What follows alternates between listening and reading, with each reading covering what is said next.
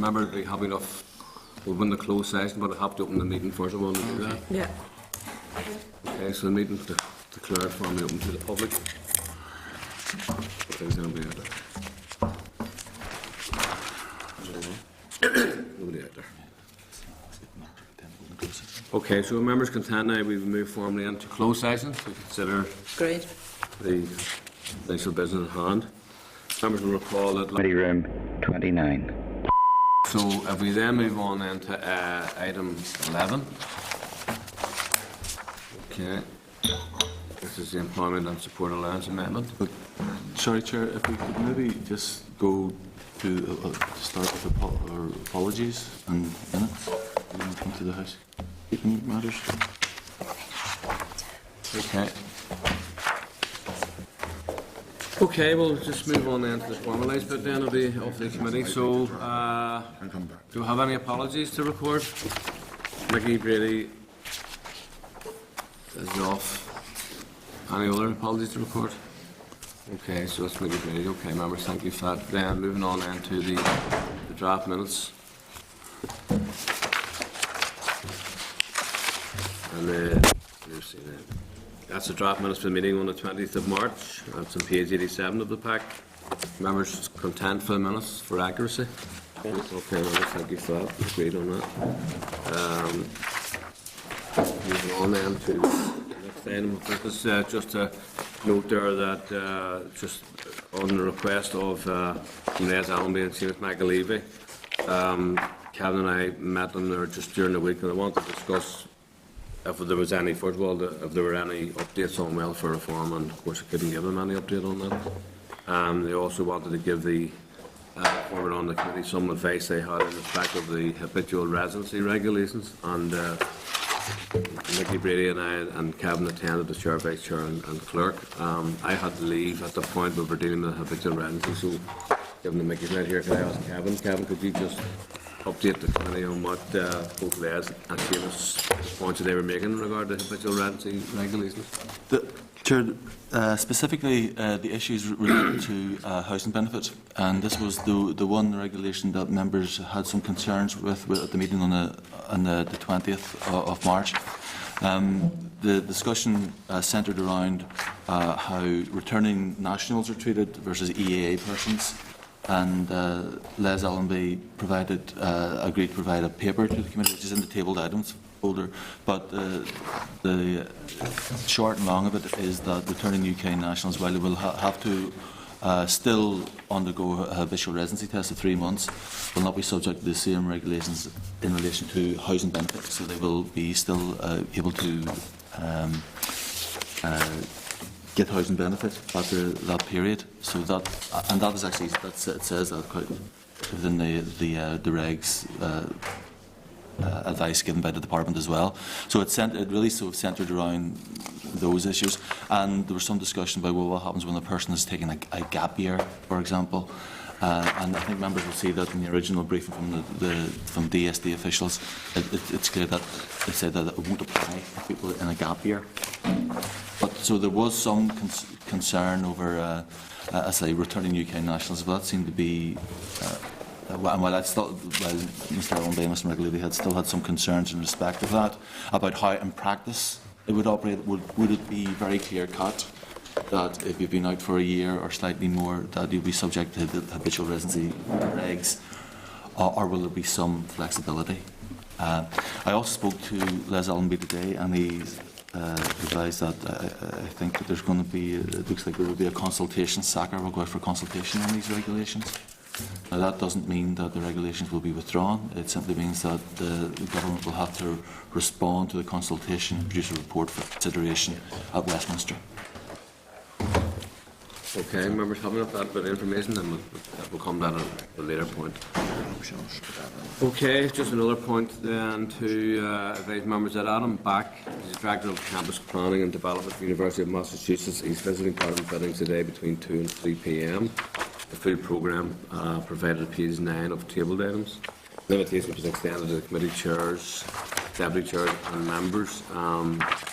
It's just to note that apologies have already been sent on behalf of myself on, particularly in regard to today's meeting going on, may clash. Other members may want to attend this, but if they are, they can show their interest as early as they possibly can do, just to advise the organisers. I know it's very short notice, but it's in your pack. People are available just to show in for a few minutes. I believe Kevin advised me it could be an important enough session. Moving on then to matters arising, there are none to be recorded this morning.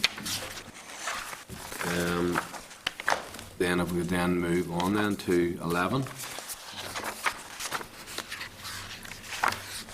Okay. This is important support. I'll find the page.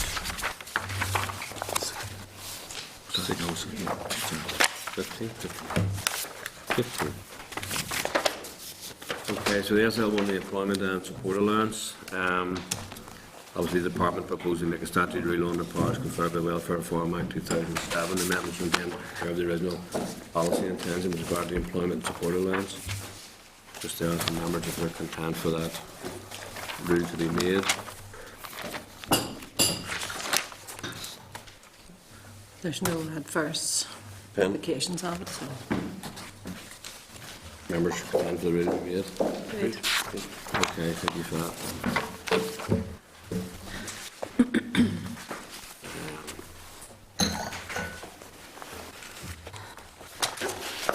On then to the Job Seekers Allowance scheme for assisting persons to obtain employment. Again, this is you'll have this in page 151 of your pack. Department proposed to make a statutory rule on the powers conferred by the Social Security contribution benefits. This is in relation to switching from steps to success to steps to work from the 2nd of June. Just to ask the committee if they're content for this rule to be made. I mean, as I understand this, as my understanding, may be wrong. I would like more information on this actually, if possible. So I thought this was to do with more sanctions or perhaps a more strict regime. I'm not 100% sure, but I've a recollection that that's maybe what's implicated in this. It may well be appropriate, it may well not be, but I mean, I personally would like a bit more information on that. Members can tend to be seeking a bit more information on that, so we're clear what we're doing. Okay, thank you, members.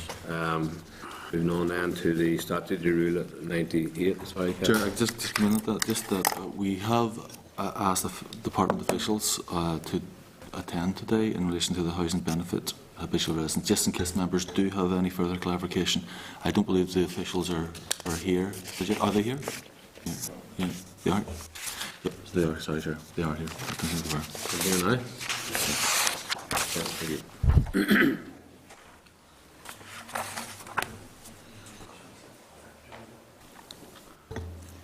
And this is the statutory rule that Les Allenby and Seamus McAlevey spoke about now, right? That's correct.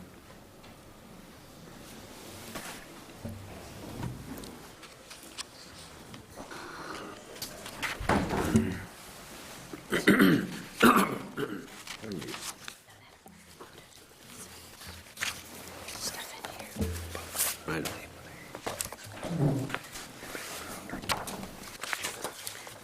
Michael Pollard, isn't it? Is it? It is, yes.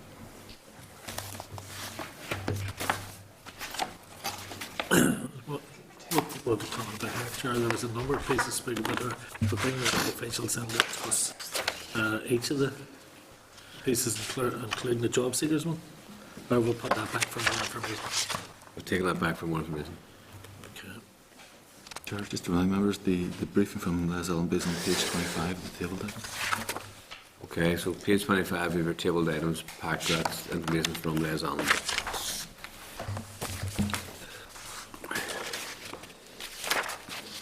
Is Megan coming in now?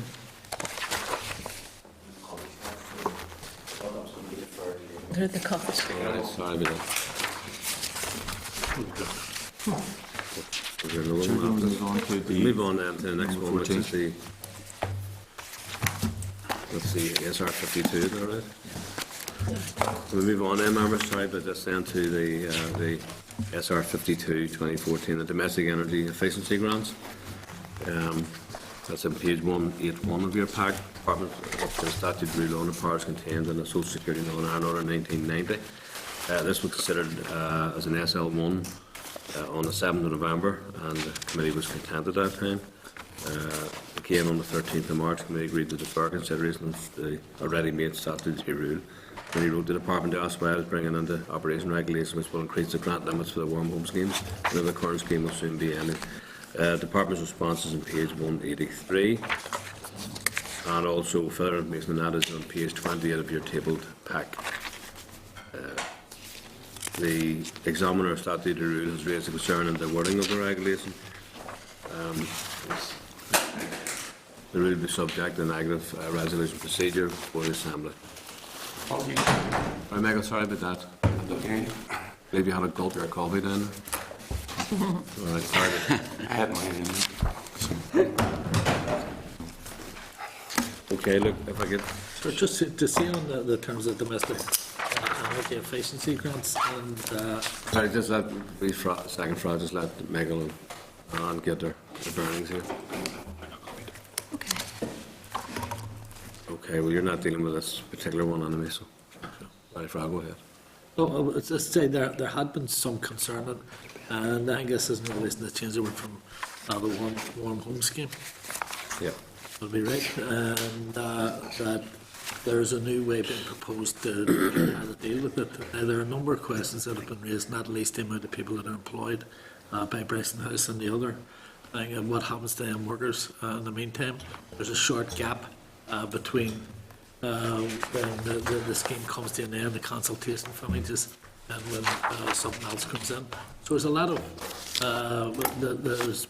a lot of ifs and buts about how the thing comes into operation. There was talk about the thing being the applications being administered by Queen's University. Aspects of it, the effect or impact of 11 councils taking over and 11 different criteria being maybe put into operation once they get the data. So it's a very important scheme that has helped thousands and thousands of people, and would just be a bit concerned that we're jumping into something that may allow you or may set an impact. Okay. Sure, do we have to make, I mean, what's the import of us making a decision today or not? I mean, if it's only to give legislative cover in the boiler replacement scheme, but if it fundamentally switches and almost front loads the change from the warm home scheme to the achieving affordable warmth, and it's something that we should be concerned about, given that that's only out currently for consultation, I think, in May. That's Stuart. Chair, I would have similar concerns. This regulation means that in Regulation 2, after the definition, the Department can insert the words affordable warmth survey, means the survey of homes identified by the University of Ulster at most risk of fuel poverty in the census output area. This is a complete and fundamental change in the process. I am not prepared to support this. We'll defer then. We'll ask the Department to come and speak to the committee members. Happy enough for that? Mm-hmm. Okay, can we then go back to the SR 98, the Housing Benefit Habitual Residence Amendment? And thank you for stepping in. So obviously there are some concerns, a number of concerns been raised about this particular set of regulations. So I'm not sure if you have had the questions put to you before, but could you just outline to people what the net effect of these regulations will actually be?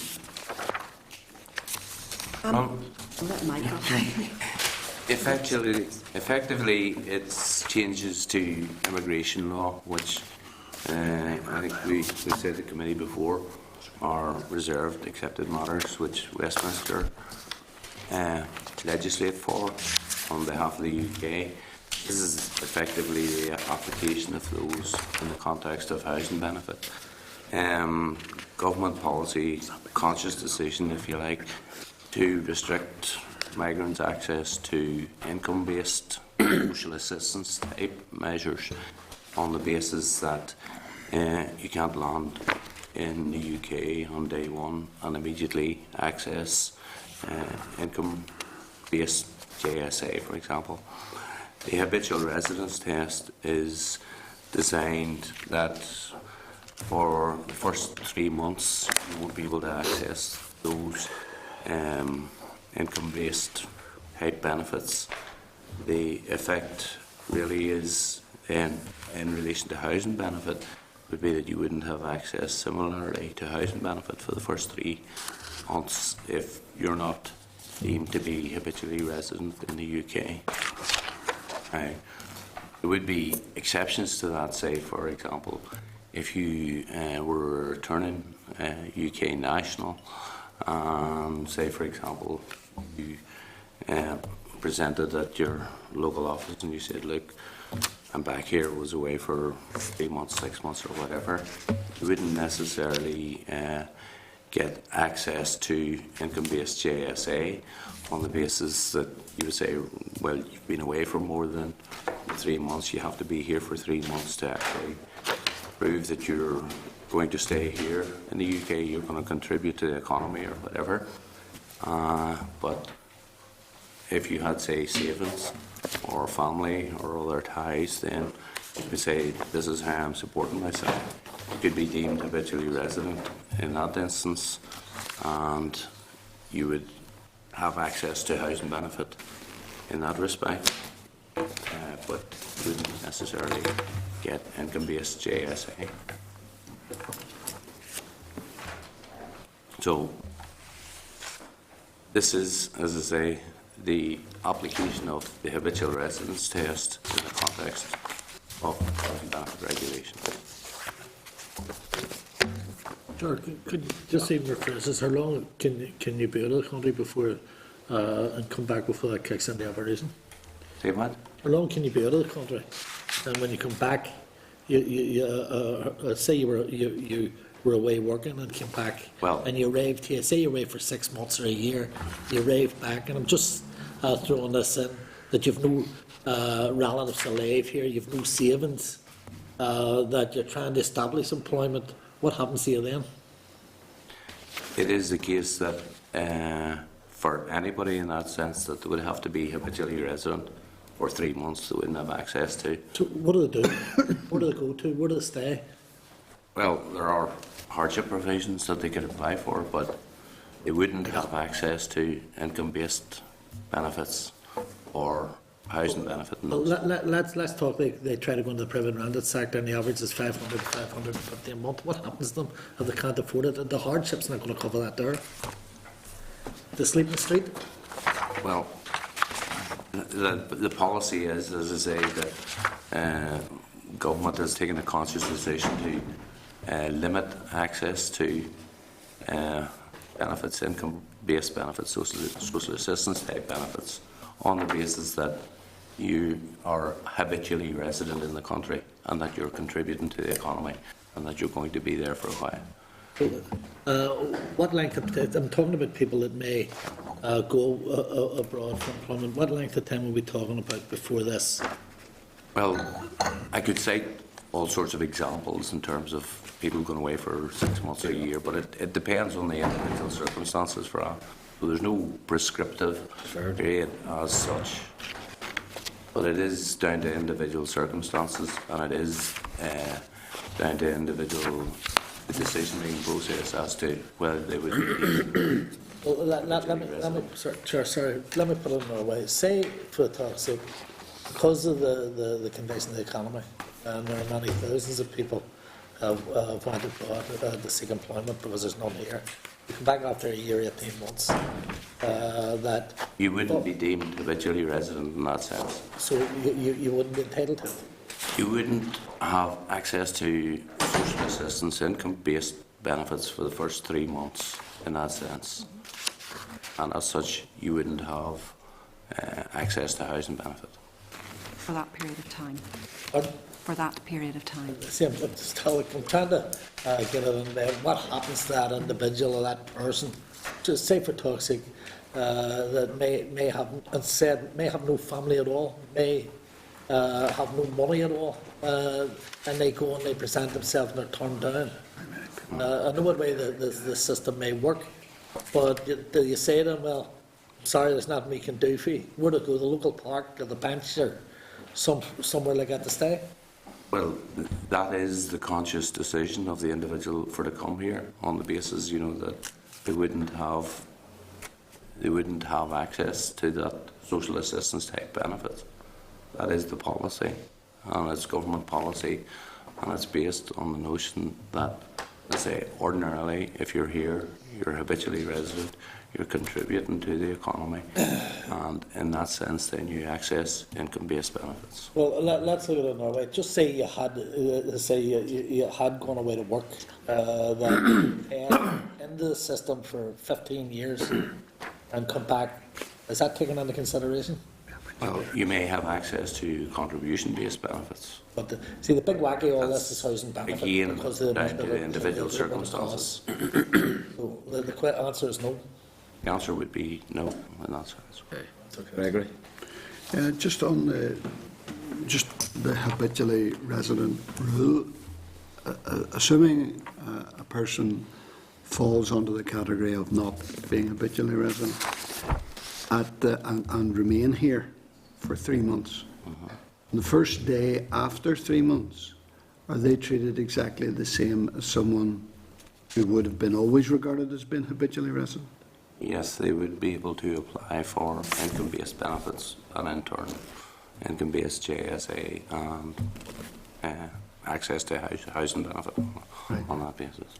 But on no differential basis to someone who's always been regarded as habitually resident and meets the criteria? No differential basis, except as I say, for if you're a returning UK national, say Fra's example there, somebody's been away for a year working, or a year or 18 months or whatever, they would probably have familial ties or maybe property or savings or whatever, so it is down to individual circumstances, but in that sense, they wouldn't be treated any different.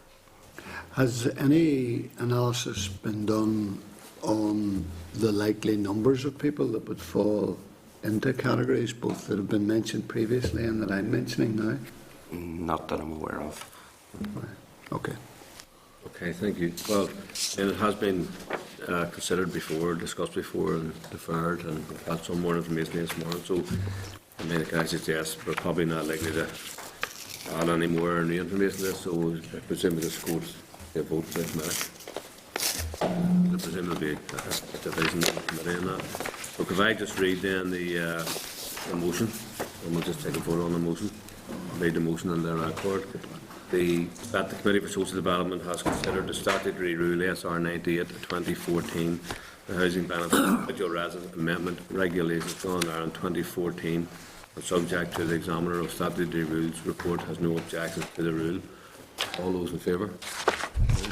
So a show of hands, please, in favour of that. 1, 2, 3, 4. And those against? 1, 2, 3, 4. That's a non-decision. Motion fails. Motion. No, doesn't stand. Chair, there's a second motion at this point. Okay. And that Sorry, Chair, just before going on, what does the decision not standing actually mean?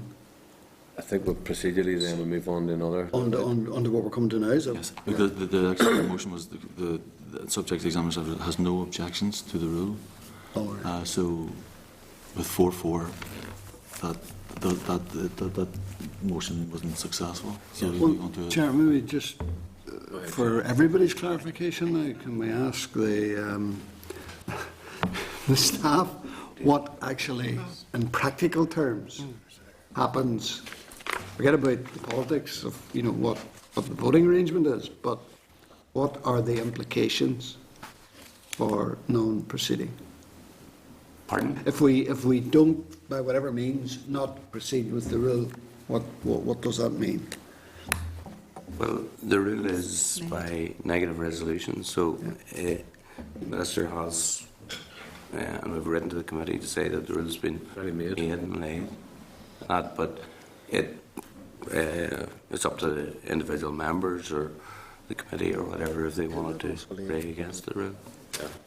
Yeah, but The rule's already made, you see. oh, I understand that. So this but would have no effect, really. yes, I understand it, the vote. Yeah. Because the rule's made. Unless there's a prayer against it. yes, If you know what I mean, Gregory, so. yes. I'm just so that everybody is clear I that appreciate that is that. the case. Yeah. Yeah. Well, I mean, I could have said, I would say the rule has been made by the Minister and the Department. So I have to say, it's just the back of what Gregory said. You know, the thing may be a fait accompli, but this is the only option that we'll get our members who are opposed to the thing. And we'll get to be able to, the opinion at this committee or through the vote. Well, I mean, people had the opportunity to make their opinions known here. You, for example, and Gregory and others have done that. So, and I was discussing with it in the earlier meeting, so people have had the opportunity to make their opinions known. We'll cast a vote on it. If people want to ask the committee to pray against it, then oppose it. But, or any individual member can bring forward to the Assembly, you know, a motion to seek the prayer of annulment. So. Okay, so I mean, remember, no proposals of any further action, so we're content then we've dealt with it this morning. Maybe not everybody content with the outworking of it, but that's the nature of the beast. All right. Okay, so right, thank yourself, Michael, and Ann, for that. Okay, thank you. Then can we then defer this section of the inquiry, because it's now after 10 o'clock and I think witnesses are here, so we move then back to the schedule of the meeting, inquiry.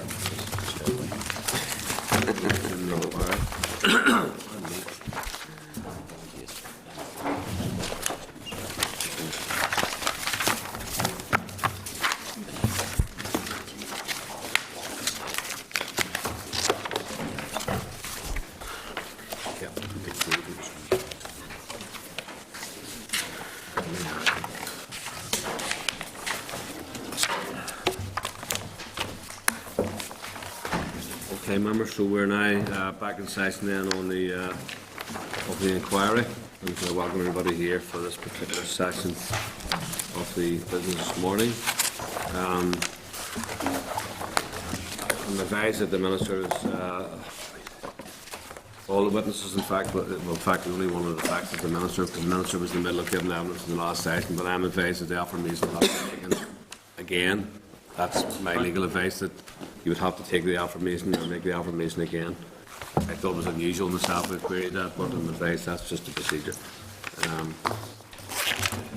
I just presume that watching TV that the affirmation or the oath would have been extant, but there you go, I'm advised to the contrary. Gavin, you're happy enough for that advice? Yes. Yeah, because that's what I've been told. I queried that myself. I thought just be automatically resume the meeting. So, Kevin, could you bring the...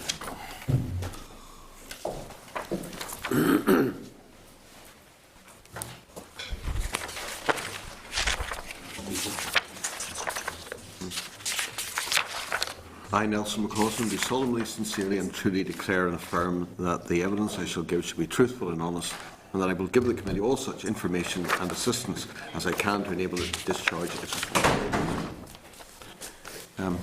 Chairman, if I could just point out at the start, when I attended the committee meeting on the 13th of March, the meeting was adjourned before I could properly conclude my evidence. Before the meeting was adjourned, Chairman, you had been asking me about a meeting I held with my officials on the 28th of June 2013, and your letter to me on the 20th of March, the one that invites me here again today, indicates that you would like to discuss that meeting with me again.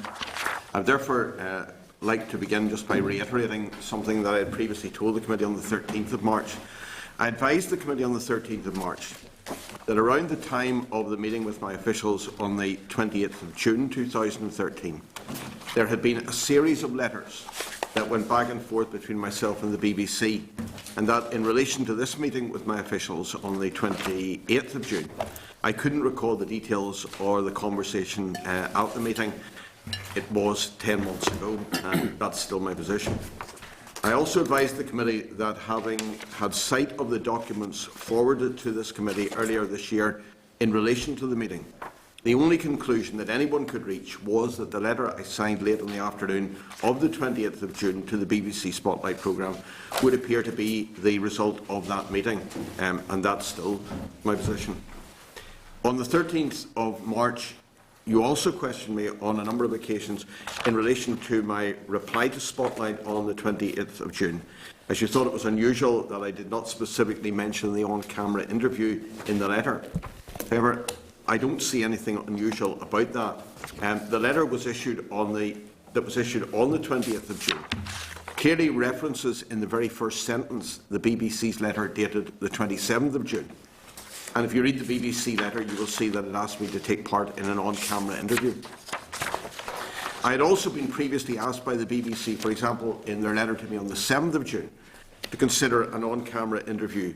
And you will note from my reply to that letter on the 26th of June, I did not specifically refer to the request for an on-camera interview. There was no need to, as I wasn't prepared to do an on-camera interview. I have therefore nothing further really to add in relation to the meeting with my officials on the 20th of June last year. Chairman, also in your letter to me on the 20th of March, you indicate that I have been asked to take an affirmation today in light of the apparent contradiction in the evidence provided by my former private secretary on the 9th of January 2014 and my evidence previously to this committee on the 12th of December last year. This relates to the revisions to the note of the meeting on the 16th of April 2012. In my briefing to the committee on the 12th of December, I said that, quote, I did not see the note until much later. I had no input into it. I do not know anything about whatever changes were made. In my former private secretary's briefing to the committee on the 9th of January, she said, well, I'm assuming that the instruction came from either the Minister or Special Advisor, since they were under the impression that the meeting was with the Glass and Glazing Federation. I advised the committee on the 13th of March that in relation to Ms McConaughey's statement, she had said that she was, quote, assuming, and that she also had repeated on a number of occasions in her evidence on the 9th of January that she could not recall this incident at all. I have, therefore, nothing further to add to my briefing to this committee on the 12th of December last year, when I advised the committee that I only became aware of the various drafts and the fact, indeed, that there were actually drafts in the few weeks before I came to the committee in December. I'd never seen those earlier drafts. I wasn't aware they even existed, and I had no input into the drafts of the note of the meeting on the 16th of April 2012. Thank you, Chairman. Thank you. At the last session, when we concluded the last session, Tim Hollister had the floor, so I'll just resume to Tim Hollister. Okay. Yeah, Minister, just to pick up, on the last occasion, we'd established that Ms McConaughey, who'd been your private secretary for many years, very successfully, had a good recall for detail, and then I was putting to you that that was the source of the difficulty that the committee had to try and disentangle, that she told us that nonetheless she couldn't remember precisely who told her to change the minute, though she was very clear she didn't do it of her own volition. And she said that she mentioned three possibilities, and of her own evidence essentially dismissed one of them, and said that she assumed that the instruction came from either yourself or from the special advisor. And I was at the point of asking you, given that that evidence had been given to the committee, had you in any intervening time had a discussion, for example, with your special advisor to see if together you could cast any light on that as to whether it was one or the other of you that had given that instruction? Have you had any such discussions? Well, Mr. Chairman, the Special Advisor has given his evidence to the committee. I have given my evidence to the committee. The members are well aware of what the Special Advisor said. They're also very much aware of what I have said, that I have no recollection of changes to the aid memoir, and I've really nothing to add to that. Yes, but Mr. my question is not about that. My question is, in an effort to get to the bottom of this, have you had any discussions with your special advisor to see if collectively, putting your recollections together, you could shed any light on this? Well, there are no recollections to put. I've stated quite clearly I have no recollection. Well, have you had any discussion with your special advisor to see if collectively you could shed any light on it? I would direct members to what the Special Advisor said to the committee, and I'm quite happy to allow him to speak for himself. Do I take that as a no, that you haven't had any discussions of that nature? He simply reiterated to me what he said to the committee, and that is his recollection as best he can of matters. And I've said my position very clearly to the committee. So there's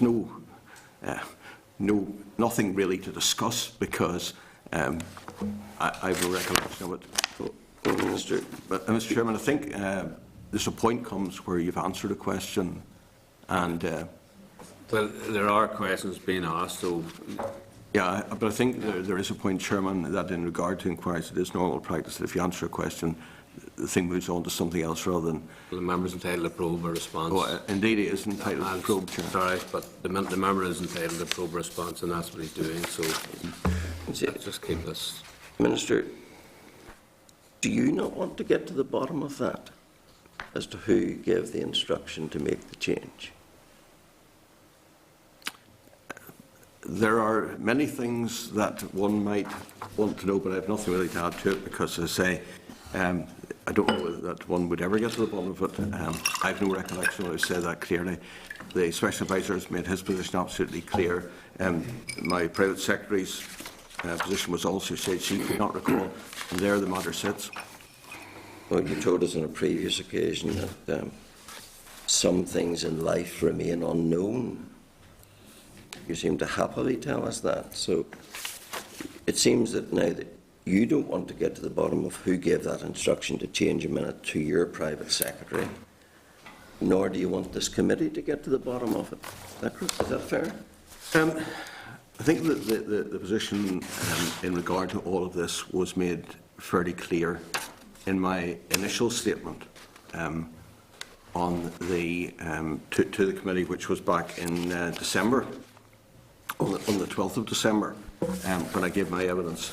And again, I've really nothing to add to that. I think the position there was set out very clearly in the evidence to the committee on the 12th of December. Minister, is it can't help or won't help?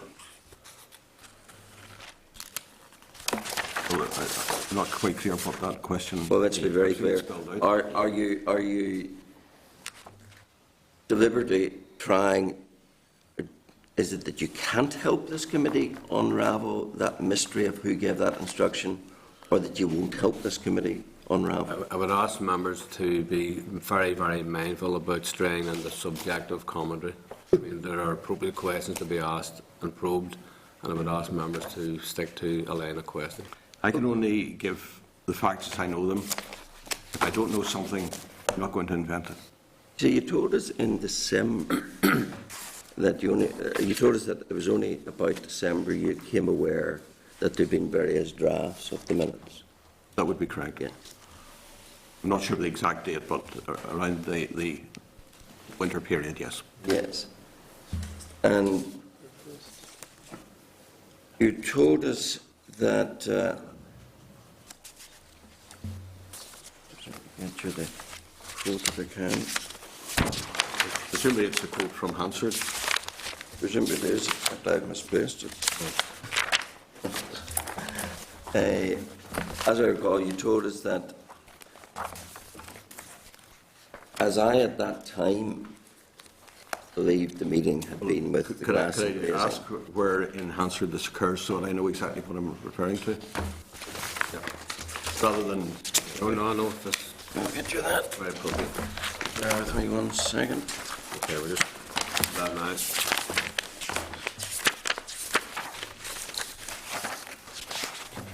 You will have the Hansard folder on your desk. Do we need a short adjournment, Chairman? No. Find it.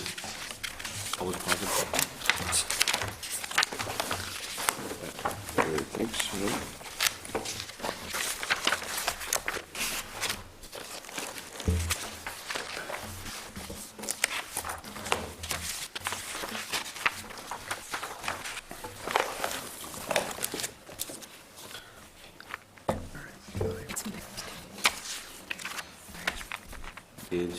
Paying for this advice, Page 2 of Hansard. Is it? Double check. No, I do, sir. Add this to it. And Just a second, man.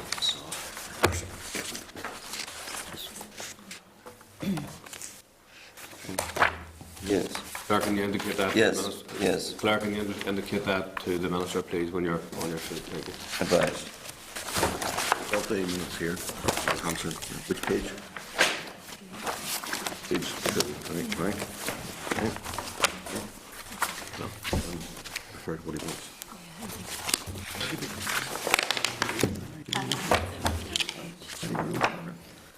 Got that? Do you remember telling the committee, the committee has been provided with a copy of the note of the meeting. This was an internal note that my private secretary prepared in order to keep some degree of an internal private office record of the meeting. As is the usual process, the note was drafted and was then amended to more accurately reflect the discussion. As I at that time believed that the attendees were representing the Glass and Glazing Federation, the note was finalised to reflect that position. I think we now know, if I recall correctly, that happened in the month of May, that the note was finalised. Now, when you said, as I at that time believed the attendees were representing the Glass and Glazing Federation, the note was finalised to reflect that position, how would your private secretary have known to alter the note to reflect your belief that the meeting was with the Glass and Glazing Federation? I've been very clear with the committee and with the Assembly, and I made that position very clear in my evidence on the 12th of December that at the time I mistakenly believed that the meeting was with the Glass and Glazing Federation. Subsequent to the evidence presented by Mr. Young and Mr. McCaig, I realised that that was incorrect. I accept that I was wrong in my assumption, my belief that it was the Glass and Glazing Federation. However, at the time, that was my belief. As to how that note was finalised to reflect that position, all we know is that it was finalised to reflect that position. As to how that happened, I have no knowledge and couldn't comment because, as was stated earlier, I am under affirmation. I will be very precise in what I say, and I'm not going to speculate. But would you agree that if the note was changed to reflect your position, that would strongly suggest that you had a hand in the changing of it? No, that is not an assumption that one should draw from that. Well, And I know the member, just pause until I actually get answering without being interrupted. Okay. The position was that as the Minister in the department, and therefore responsibility at the top of the department, I was under the impression that it was the Glass and Glazing Federation. That then obviously became what I would describe as the accepted narrative, and the note was finalised to reflect that. As to how that happened, I have stated, Chairman, on a number of occasions that I do not know how that happened. There's no point in members quizzing me about something when I can quite clearly say I have no knowledge of how that happened, and likewise the private secretary could not recall how it happened. So the committee could go around for a long time in circles. I've apologised to the committee. I've made it clear that I was wrong. I accept that I was wrong. It was a mistake. It was a genuinely inadvertent mistake, and there the matter rests. But we know that departmental officials didn't think the meeting was with the Glass and Glazing Federation. We know that two people did think it was, namely yourself and your special advisor. So if the minute is changed to reflect your position that it was with the Glass and Glazing Federation, is that not very strongly suggestive that the instigator of that change had to be yourself or the special advisor, the two people who held that view? Mr. Chairman, the word in the question there that strikes me is the word suggest. I am not going to speculate, and I've repeated that on a number of occasions, about something of which I have no clear knowledge and recollection. And that's fair enough. I mean, obviously you're entitled to give the response that you deem to be accurate and appropriate, and that's as one would expect. the issue here that we are dealing with main members will, and there are other questions, main members are entitled to identify dates or times or evidence which might lend disparity of evidence, if you understand. So, I mean, these are relevant questions, and you will answer, obviously, as you feel appropriate to yourself, and that's the only way we can conduct the business. But you do see my point, Minister, do you not? That if there's only two people, it seems, who think the meeting was with the Glass and Glazing Federation, and the minute is altered to reflect that view, has to be almost inevitable, does it not, that the instruction to make that change came from one or the other of the people who held that view. Mr. Chairman, I've already given my answer. Okay. You can't remember. Well, it's quite clear that the member's memory is somewhat limited as well, because he can't recall the fact that I've already stated that on a number of occasions. So I can well recall that. I also am very well aware that can't remember is the frequent refuge for the December. I'm aware of that okay, as well. so we're dealing with, sorry, Mr. Chairman. I'm sorry, Mr. McCausland. I'm just going to make a ruling here on this. Right. We appear to have exhausted that line of questioning. Okay. So, Can I move on? yeah. You told the committee that no one had come forward earlier with information to the contrary, earlier than when you realised you'd made a mistake. No one had come forward earlier with information to the contrary that the meeting, in fact, wasn't with the Glass and Glazing Federation. Do you recall that? I would ask again if you could remember, could direct me to the quotation. Yes. Page 21. Yep. Page 21. Page 21 of the Hansard of the 12th of December. Do you see that? I do indeed, yes. No one came forward to me earlier with any information to suggest anything to the contrary. But in fact, you'd had 4 letters, I think it was, from the BBC suggesting to the contrary. You'd had the programme itself. 2012.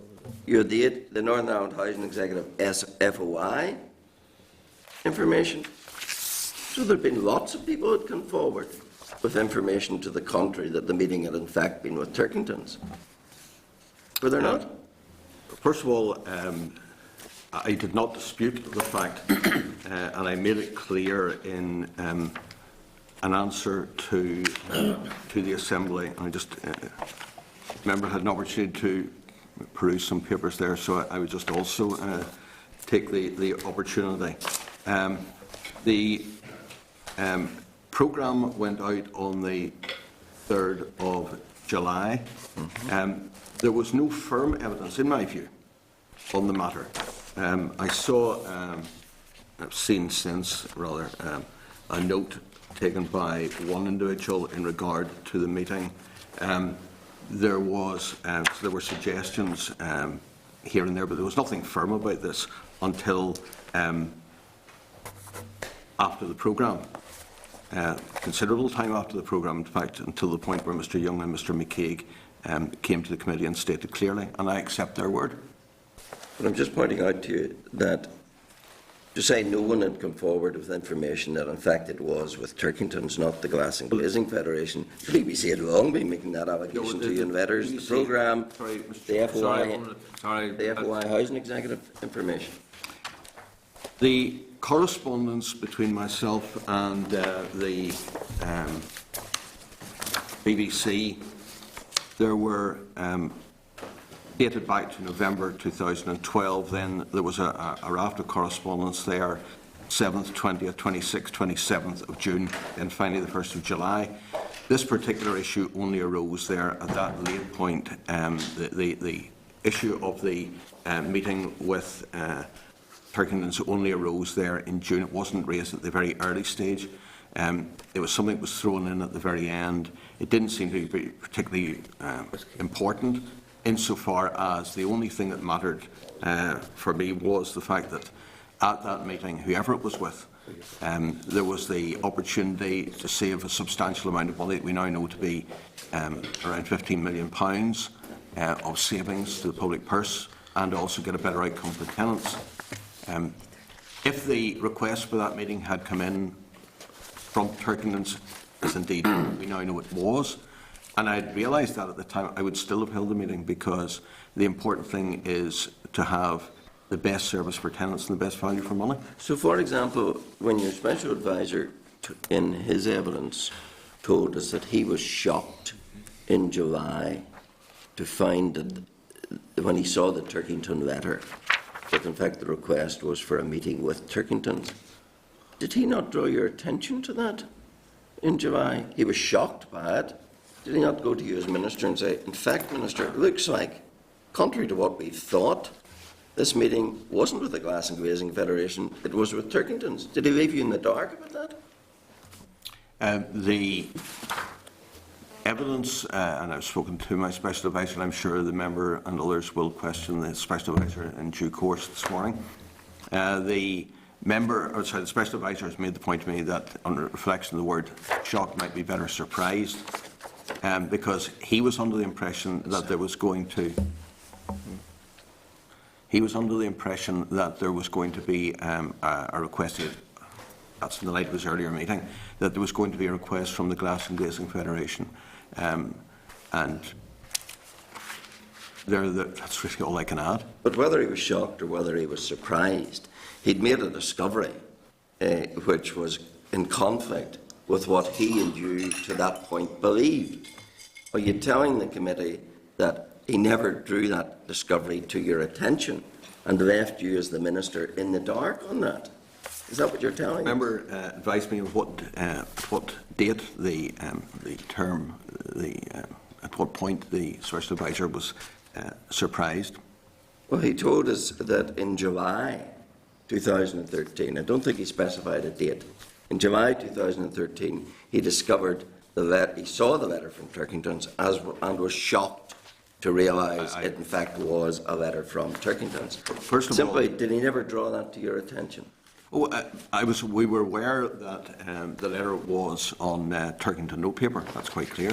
I've never sought to deny that. Wouldn't attempt to. It's quite obvious that that's the case. But when you read the letter at the time, I believed that it was indeed from people who were representing the Glass and Glazing Federation. That was my assumption. Well, Chairman, we're not going down that road, but just it was sufficient shock to the special advisor to discover something that you apparently already knew. Right. It caused him to be greatly surprised, and he didn't discuss that with you, and drew nothing to your attention in terms of how he interpreted it. The member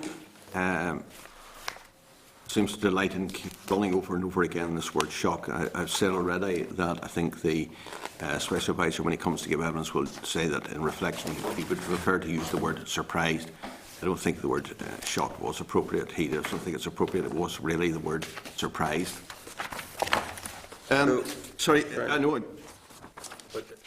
Sorry, Mr. McCall, I mean, the key point here is that your special advisor discovered that he had been mistaken, or his understanding was that He was surprised that the. But I'm sorry, let me finish, because the key point here, the salient point is here: did the special advisor at any time express that new understanding to yourself? That's the key. Well, that's the question. Whether we term it shock or surprise, so that it's a direct answer to yourself. I mean, the special advisor will answer himself, but you're being asked, if I'm correct, Jim Alistair, just a simple question: did the special advisor, on his becoming aware that his understanding... All I can say is that we were under the impression still, until that late point where Mr McKaig and Mr Young gave their statement to the committee, we were under the impression that it was with the Glass and Glazing Federation.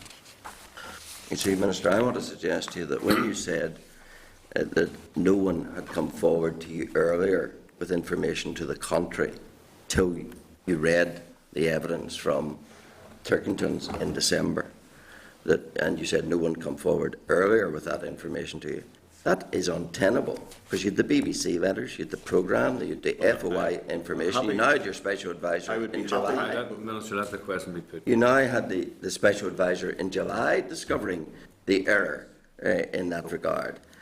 So how can you say that no one had come forward to you earlier with information to the contrary, that the meeting wasn't with the Glass and Glazing Federation? The letter was on paper from Turkington's and was, I now know, from Turkington's. But it made a number of references to the Glass and Glazing Federation, and the nature of the conversation at the meeting led me to that belief. As regards evidence that I was mistaken, the only clear evidence, the only firm evidence, is the evidence that came from the lips of Mr. Young and Mr. McCaig. I don't necessarily believe everything that I hear from the BBC. I'm sure the member doesn't either. So you told us that your mistake was inadvertent, unintentional. Does this saga of knowledge and means of knowledge, of changing answers to delete Turkington's and insert Glass and Glazing Federation, does that not all suggest that your mistake was anything but inadvertent and unintentional, but you simply had run out of road come December, when the people who you claimed you'd met as Glass and Glazing Federation had told this committee no such thing, we met them as Turkingtons? You'd run out of road, Minister, and then you take refuge in things like inadvertent and unintentional. But you were a minister very determined throughout those months to create the impression the meeting was with Glass and Glazing Federation, to the very point of having draft answers changed in the Assembly to say that. The member can make all the assumptions and assertions and suggestions that he wishes. All I can do is stick to the facts. Yeah. And again, I'm going to counsel members against straying from asking questions. People may want to make assumptions or draw conclusions. They can do it at a later stage. I'd prefer, and I will ensure that people ask correct questions, clear questions, and will also require that those questions be answered. So again, I want to just sort of advise people not to be straying on the subjectivity. May well be a bit difficult, and there has to be a certain amount of latitude, but I think we all know that there are lines over which we're not going to cross. Okay, can I move on? Bring you next. You told us that if other companies... Is there a limit on the number of questions? It's just there seems to be a prolongation of this questioning, assertions. There's no limit on the number of questions, but what I will do, I'm mindful of wanting to make sure other members get in. So it's just I didn't get in the last meeting, Chairman, and I made it very clear. I'm happy to wait till later. I have a couple of other questions. Not difficulty. I mean, if members are probing a particular line, I think it's fair enough that we allow that member to ask a number of questions. I've finished that line. No, fair enough. And I thank you for that. I'm just going to make just a general observation here in terms of the conduct. If someone is following a particular line, then there may be a number of questions attached to that, and that's fair enough. But then what I am very mindful that other members will want to come in, and so no member, and Jim has willingly accepted this before he even make the reading on it, but no member will just have the whole meeting to themselves. This inquiry will take as long as it takes, and I will want to make sure that every member gets in as often as needs be. Again, it will allow a certain latitude if people are probing a particular line, but then I will want to move on to other members, and that will not stop me, obviously, coming back to members when they want to get back in again with a particular, maybe different line of questions, or even if they want to follow on some of that at a later stage. So, if Jim, you've finished that particular line, then I want to move on to the next member, which is Gregory. Yeah. So just, I want to bring everybody back to the issue of requests for meetings with ministers, and a number of members, but certainly not all, would have had previous ministerial experience and would know the number of requests. But can you give the committee a rough idea? I know there's no such thing as an average day, but in a week, how many requests would there be for meetings on average, if there is such a thing as an average week? I think it's helpful for members, because with the exception of 2 on this committee, the rest have not held ministerial office, but I think it's helpful just to give a sense of the scale of the workload. And in that context, taking that particular month of June 2013, I had in the course of that month 69 different meetings and events. There were 98 assembly questions that were dealt with. There were 271 submissions, invitations, correspondence. And I think that gives some sense of the scale of the work within the department in the course of a single month. And some of those submissions would be very, very lengthy documents as well. And members will appreciate that in addition to a ministerial responsibility, we all have a constituency responsibility. They will know the amount of work that they do in their own constituency, and they will appreciate, therefore, that on top of what I've listed there, I was also carrying out my own constituency work. But in the course of the month there, I had hours of meetings and events 69. Just if we stick with that month, and obviously there were a period of months between the actual meeting that's being referred to and then you being asked to recall with whom it was and what was your understanding. That, for example, that 69, would there be pre-briefs involved in all of those or most of them? For most meetings, yes, there would be. If you're meeting an outside group, there would normally be a briefing, and normally too, even if you're just meeting officials in the department, there would be a briefing as well. So would it be the case then that if we just take 60 or 70 for that month and then multiply it by the number of months, if you have pre-briefs for most of those events and then the meetings themselves, but in my view, anyway, it would stretch credulity to expect people to remember each and every event, what was said at the pre-brief as well as was said at the meeting. Do you have a clear recollection of every meeting and every pre-brief? Unless you were omniscient, you wouldn't have that. No, I thought that. The issue, I mean, and this keeps coming up, I'm not sure you have answered as clear as you can, but the issue of Turkingtons being members of the Glass and Glazing Federation, at the time of the meeting, between that meeting and the programme going out, had there been any approach to you by anyone wanting to know, was there a meeting with the Glass and Glazing Federation?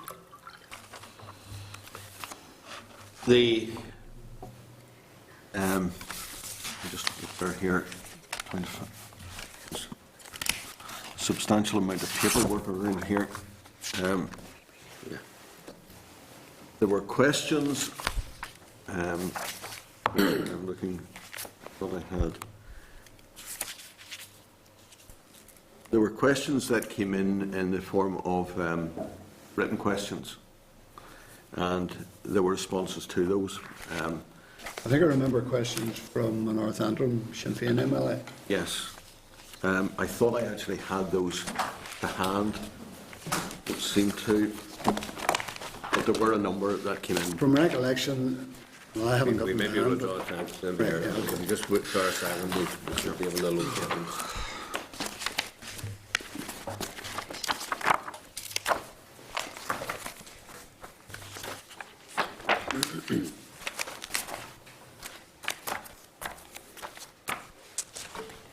No, we're struggling. Okay, well, I vaguely remember, I know they were quite general in nature from what my recollection is. So did that, I mean, was there any sort of approach following that? Sometimes whenever questions are posed and then the answer is given, remember, I know I do, you then see information which you weren't aware of and you then follow that up. Was there any sort of rigorous pursuit following those public questions, public responses in the public domain? No, the answers were given out, and they made clear that we were of course, we put them out saying that we were meeting members of Turkeyans who were there, as we believed, representing the Classic Racing Federation, but there was nothing came back subsequent to that other than the questions being asked and answered. Okay. Another question, Minister. I mean, obviously there's a completely different context now compared to at the time because of the intervening programme. But can I ask you what? I mean, what is your view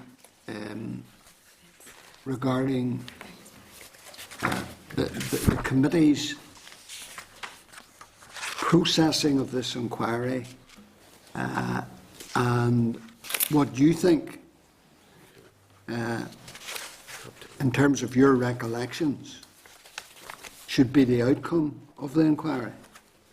In terms of what you've said, the intensity of the meetings, you can't recall the precise nature of the meetings being specifically referred to, and the duration of the inquiry, as it obviously goes on, now into its 9th month, I think. Mm-hmm. Well, in the period between all of those events and then the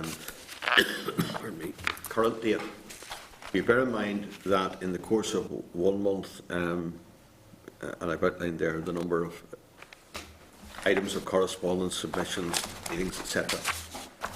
As the months go by, the amount of activity that has happened in the interim increases very considerably month on month. I can only say that for me, tremendous amount of scrutiny is being given to something which, a meeting which really was extremely beneficial. And about the details of it and the precise nature of everything that was said at that meeting and subsequently, I've already set out what I can remember and what I can't. And it's not surprising in view of the amount of time that has passed and the number of events that one would attend during that period. You tend to remember the key things that are going to be beneficial, and that was where the savings came in. Just final question. I would just draw your attention, just for your information for the record, in your revised timeline of known events, it's in tab 2 of your pack, there is a reference from the 10th of May 2012, the question from Dahi Mackay to ask the Minister. So yeah, I thought that was it. Yeah, okay. Just in terms of the concentration of time in relation to the inquiry, Minister, obviously your former secretary in the private office was asked to give evidence. You have now returned again. Your special advisor was asked and has returned again, the permanent secretary likewise. Can you give us an indication of the length of time that is taken to prepare for each of these sessions that you come before the committee? Yeah.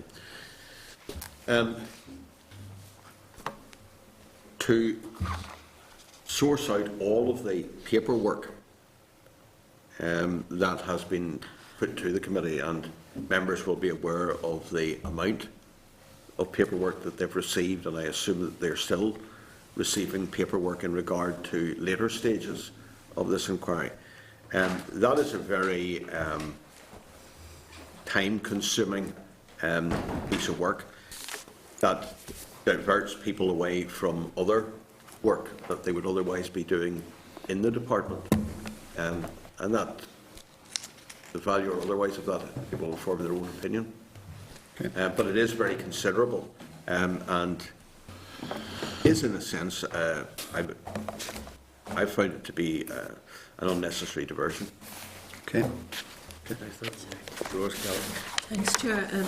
Minister, it's just, I think I'm right in saying that Mr Brimstone's evidence, he said he was shocked in July 2013 that the meeting was with the Glass and Grazing Federation and not Turkington's. So how does that explain all of those amendments from May 2012 on the back of requests? I mean, I find it quite surprising that nobody lifted the phone to Turkington and said, could we just clarify here before we go into all of these amendments to minutes, memoirs, AQs, letters to the committee chair, just for the point of clarity, who that is with? I mean, it's just surprising that no one did that. The member may be surprised. I'm not, because it was my firm belief that it was the Glass and Glazing Federation. And yet the headed note paper, as you said yourself, was from Turkington's. All the pre-meeting in the Radisson Blu Hotel with Mr Brimstone was with 2 representatives of Turkington's, and yet questions suggested they were all around. Everybody else believed they were Turkington's. The only person that appears to have been kept in the dark was yourself and your special advisor. Well, I would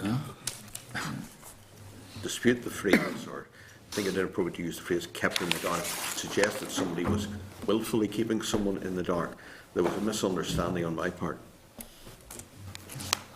And just on your part, so did you have a conversation then with Mr Brimstone, as Mr Allister asked subsequent or in preparation for the inquiry, in relation to how this misunderstanding came about?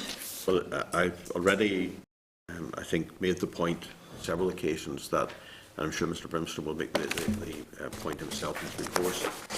On reflection, he said that, because we were looking at the matter there and talking about it more recent days, that he would suggest the word surprised was probably a more appropriate word, rather than the word shocked.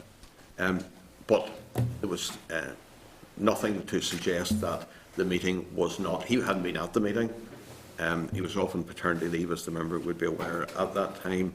I was at the meeting. I left the meeting with a particular conclusion.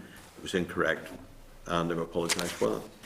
But see, the problem is, in earlier statements you've said that it was December 2013 before any clarity was sought, and yet throughout the latter part of 2012, right through 2013, there were numerous opportunities to seek clarification, but no one did that. Given the significance of this, and the fact, Minister, that other MLAs, on behalf of companies within their constituencies, Ms Sovereign's letter, for example, the people whom she sought to represent stated that the proposals, if I'm correct, put forward in relation to the hinges and the cost savings were not accurate, and they had major concerns about them. So are those other companies then not also members of the Glass Glazing Federation? I'm just wondering how do 3 firms writing to you and contradicting the evidence presented to you by Turkington's or the Glass, as you believe to be the Glass Glazing Federation, and saying that those savings actually weren't cost effective, that there was no, there just appeared to be no. There are 2 points there that I'll pick up on. First is that I don't know whether particular companies are or are not members of the Glass and Glazing Federation, because it was made clear by the people who are staff of Turkington's that their company was most definitely a member of the Glass and Glazing Federation. I couldn't comment on the others. I don't know. They're not in our membership. The second thing is that if someone comes and says to me, I think you can save £15 million or whatever figure it be in terms of millions of pounds by following Glass and Glazing Federation guidelines, I'll have a meeting about that, because I think, to me, that is something that it would be totally inappropriate for me not to have a meeting about. If I passed away an opportunity to save money, the members of this committee and others would be very much, I would say, fairly irate about the fact that I hadn't taken that up. So it's right and proper that I should take that up. There was, and it's worth just reiterating again, at that meeting, the housing executive were represented.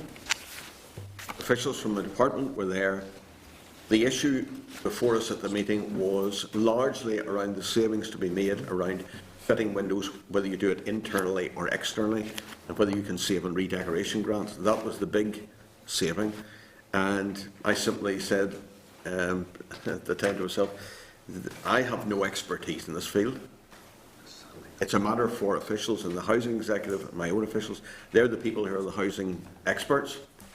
You go away and look at it, and so they did. And in fact, if the members recall, at the meeting, the housing executive, and I think it's in their evidence to this committee, at the meeting they made clear that it was something that they were already looking at, because Turkington's had already approached them prior to that meeting. So it was not something new. I wasn't saying you must do this. I don't have any role in awarding contracts or anything like that.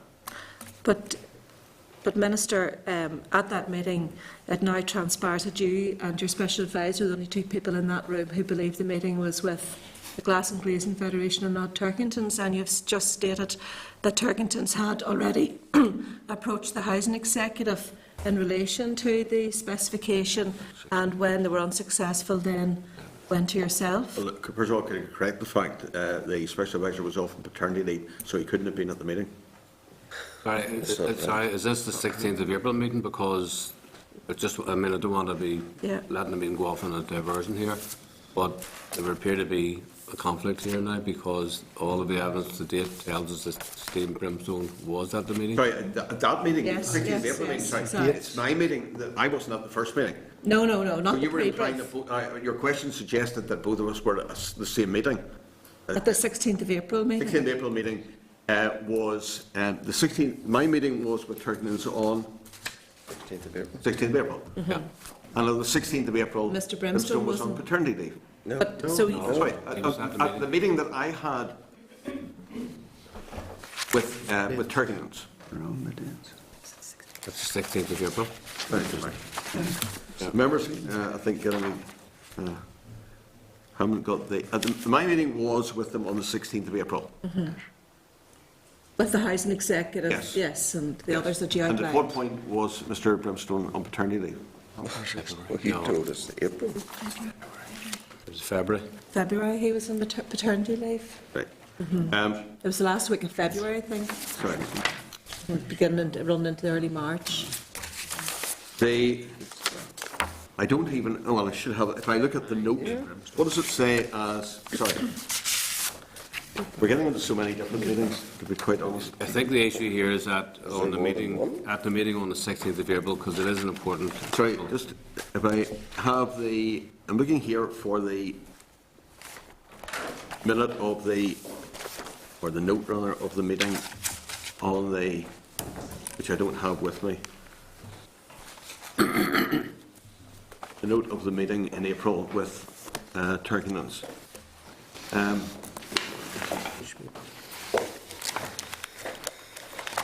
Sorry, if the member just go back with the question again, the actual question. Well, it really, Minister, it transpires now that the aid memoir or the minute of the meeting of the 16th of April was changed up to 6 times, and I think some of those were fairly elementary changes. However, subsequent to that, the minute was changed to reflect who actually was in attendance, with handwritten amendments by your special advisor and a direction to Mr Sands and others to change the minutes.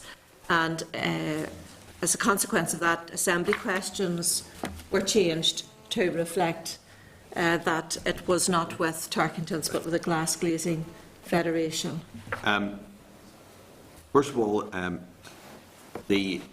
think it was the 16th of April. Can I just draw your attention, Dolores Kelly, that the previous references to the letter being changed by Stephen Brimstone, I think, in his earlier evidence, Yes. back then later on, not the minute or stroke aid memoir.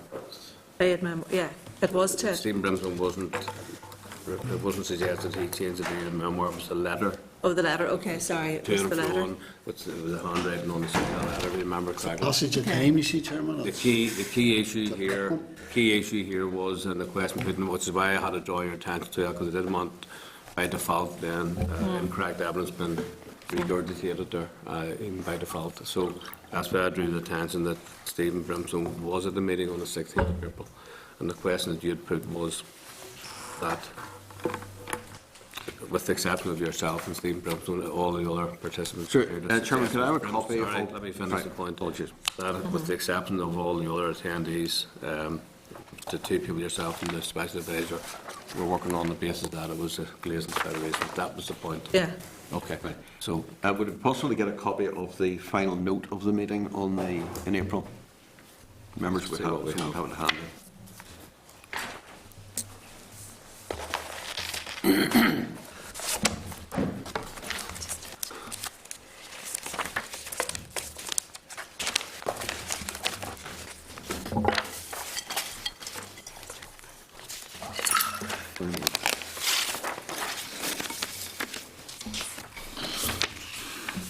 there we are.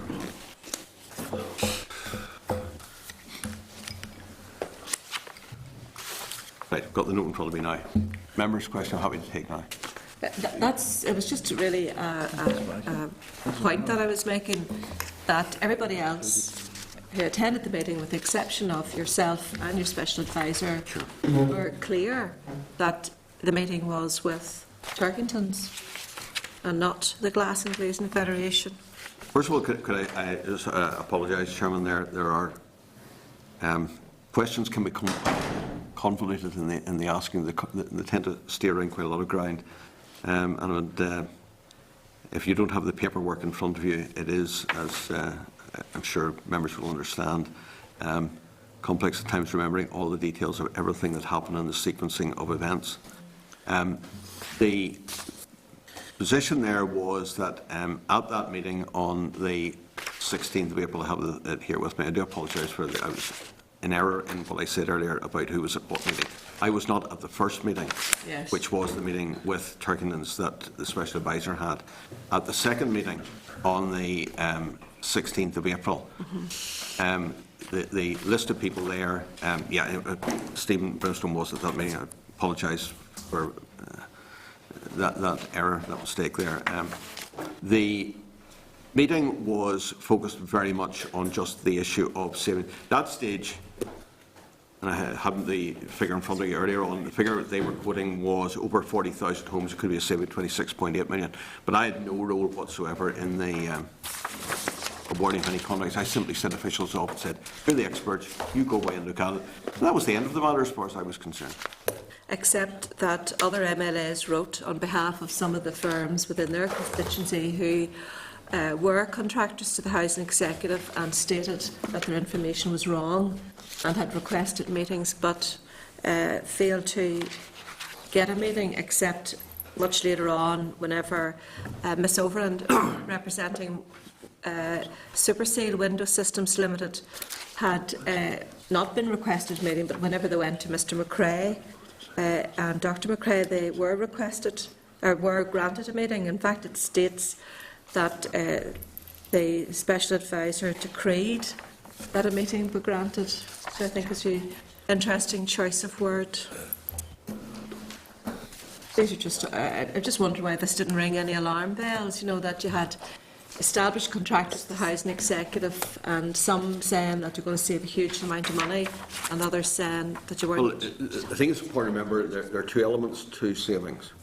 One is around the method of fixing the windows or installing the windows. The other was around hinges. And I think this is something that I touched on at some length in the initial evidence I gave. The large saving was purely in terms of how the windows were installed internally or externally, and the saving in redecoration glass. That was why, when the meeting was requested with Turkingtons, it was clear to me that if there is a way of installing the windows that's better than the current method, as a better outcome, well, let's hear about it. When you come to those other requests, they were about a very specific thing. And in fact, if the members bear with me for a moment, I should have here the correspondence in that regard. But, oh yeah, there it is. In reply to Assembly question about this matter, I did say, in June 2012, Mrs Sandra Overend requested a meeting on behalf of Superseal Window Systems Limited to discuss the situation regarding the company's double glazing contracts. However, as I had previously written to Mrs Overend on the 31st of May, conferring that the 6 double glazing contracts with Superseal Windows could proceed, and that was the purpose of which he was saying meeting. I decided a meeting would not be required. There's no point in having a meeting about something that had already been resolved as far as being made clear to the company that their work would proceed. I subsequently then received a request to meet with Superseal from Dr McCrae. I agreed to this, as this was to discuss not the other matter of whether the 6 contracts would proceed or not, but the review of the specifications and savings relating to the alternative type of hinges and casement windows which were being proposed. So that was put on record way back there in, that was on 21st of January 2014. Yeah. Okay, thank you. Okay, thank you. Sammy? So far, the session seems to have been centred on this fixation about who was the meeting was with. What relevance that is, I'm not quite sure. I think it would be better, maybe for the record, if we could have some discussion or some information from you, Minister, as to what was the meeting actually about?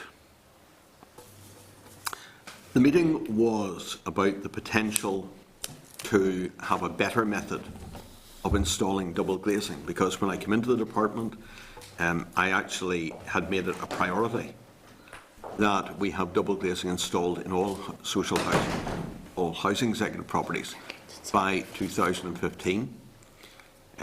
The housing executive had said that they couldn't complete that work until 2021. I said I wanted it done by 2015, and that will be achieved. The issue then arose about the cost, and they said that there would be a very, very high cost. And when I heard, therefore, that there was a way of doing it more cheaply and more easily, I was impressed by that possibility, particularly as I had seen a number of examples of windows being installed in housing executive properties in a way that was not particularly good. It was very disruptive to tenants, particularly if the work was being done in cold winter weather, and the impact on them if you could do this work in a better way and avoid the need for all sorts of plaster work and so on, redecoration grants. If all of that could be done, then you were in a situation where you were a better outcome for tenants, better value for money, and that was the sum and substance of the discussion. At that point, I said, well, look, I'm not, I would say on all of these occasions, I am not a housing or building expert. The officials are there in my department, the officials are there in the housing executive. Go away and look at this and see what you make of this. And it was a matter that was left then to the housing executive. Would it have had any more significance if that meeting had been requested by Turkingtons as an individual firm, or people from Turkingtons as representatives of Glass and Glaziers Federation? It wouldn't have mattered who came and brought the information at all. It would have had no impact whatsoever, made of no difference at all, because the key thing was the information, that there was a general guidance issued by the Federation, which seems to be the general practice within the trade.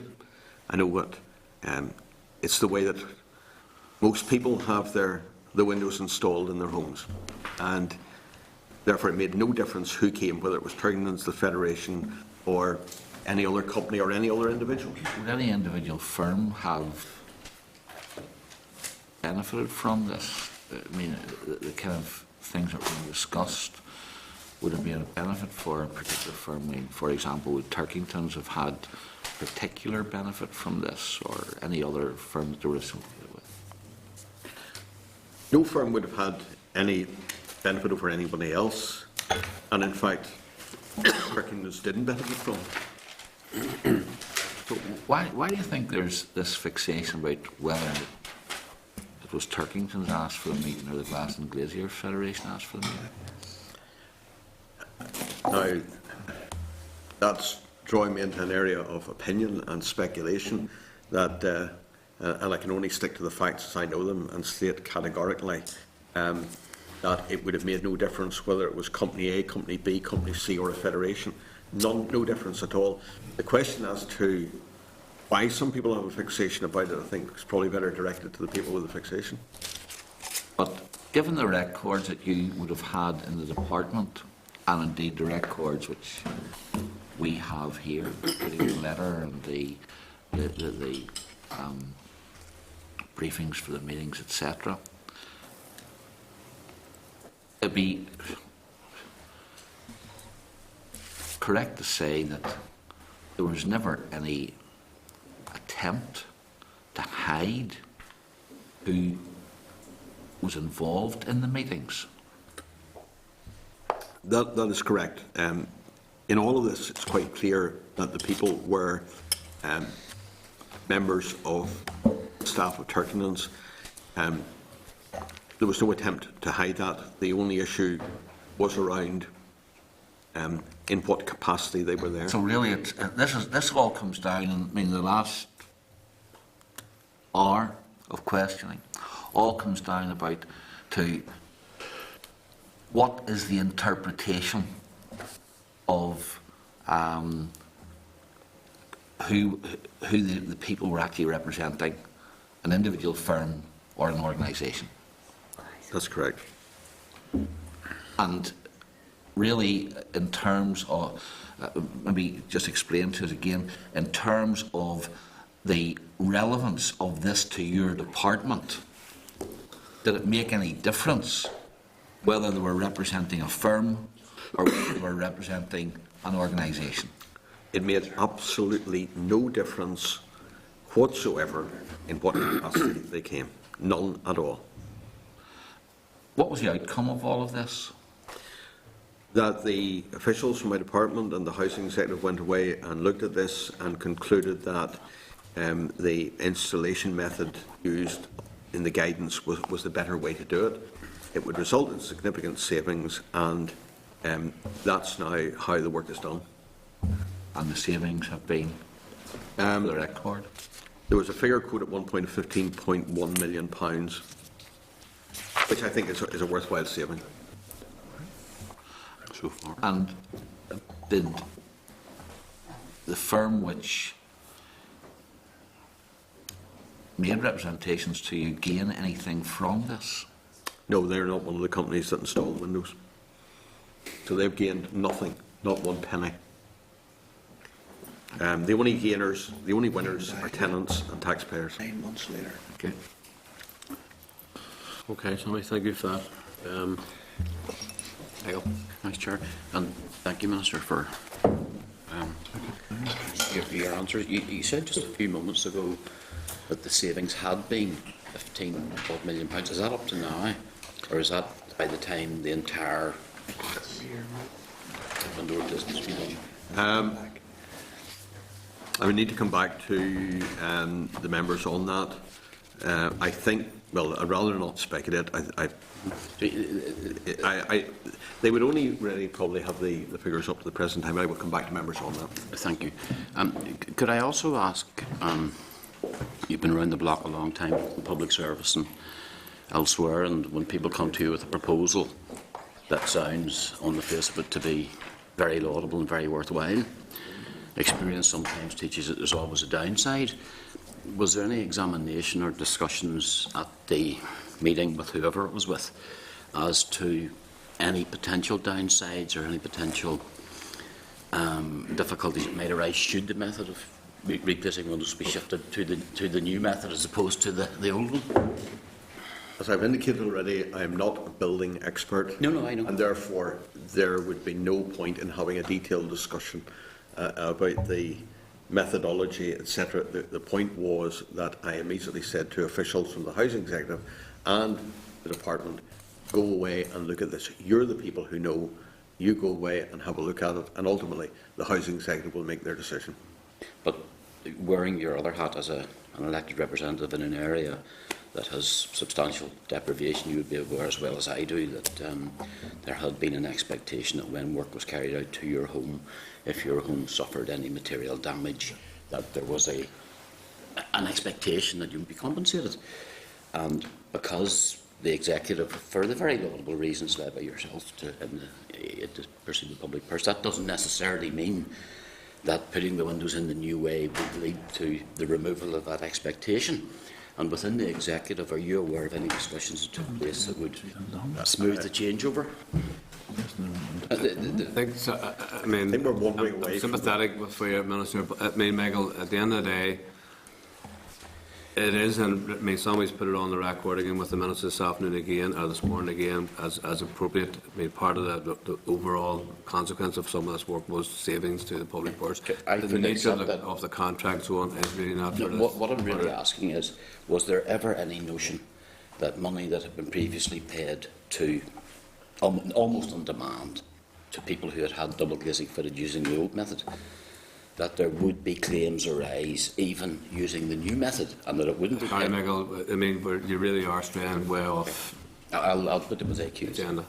So the Minister make that clear. The Minister has given a full response in terms of as best he could do, and in fact he said he would give further information in regard to savings as get them up to date, so I appreciate that. Fra. Sure. And again, some of the questions that I was going to ask have been answered. But and I know the Minister has said that I think it was 15.1 million savings, and again, it'd be interesting to find out if that's over the lifetime of the contract. But most of the savings was due to the denial of redecoration grants to people that normally would have been, as Michael said, able to apply for the thing. I think I'd probably run into multi-millions and made up the bulk of the savings. So, That's already been covered for us. I have to say, Sammy had opened the door by coming in and asking what the savings were for. When I'm trying to say is that how the savings took place, and there's still, I know they're saying that it's that, but there are some that still get paid, but the bulk of it. And in terms of the meeting with Turkins again, Sammy had also said, I think the reason we're sitting here is on the back of the BBC Spotlight programme. I think in the Spotlight programme, I think... Sorry for that. To move the questions, I mean, we are here because it's a statutory inquiry. We have terms of reference. We're given a certain amount of latitude with respect to everybody, as best we possibly can do. So, we know why we're here, so we'll try and direct the questions to Mr. McCall. Why are we so convinced that the people from Turkingtons were members, meeting as members of the Glass and Glazing Federation, given that they're a well-known company that provide that type of work? And secondly, from what is now transpired, that they were also subscribers and supporters of the UP? Dealt with that final point at the previous or the initial session back in December. There are certain things I would have no knowledge of in terms of that. As regards the fact that they are members of a trade body, the Glass and Glazing Federation, a trade body by its very nature is made up of people from companies. So the fact that people are from a company would not raise any questions in my mind. If I was meeting the Quarry Products Association, there would be people there from companies A or company B or whatever. So that would not occur to me at all as unusual. It would be expected, in fact it would be natural, that people are from companies.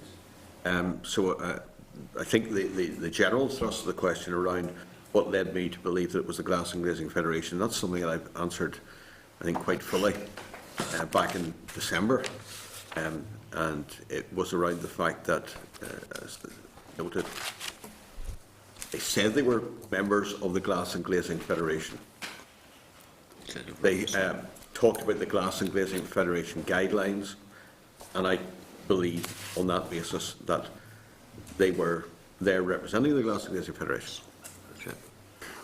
So they said they were also members, and there were some questions raised about that at the time. But to move it on, in your letter the 28th of June at the BBC, you accused them of telling lies, and I think also in the letter on the 26th of June, you said that you would, unless they withdrew their allegations, that you would initiate legal proceedings against the BBC, and especially given the level of allegations that had been made in the programme. Did you take legal action? There was no need to take legal action. I think if you look carefully at the, remember, it always has the correspondence in front of them. I'm just looking for it here now. 6th November, 26th of June, 26th. In my letter, in their letter to me, the letter on the 20th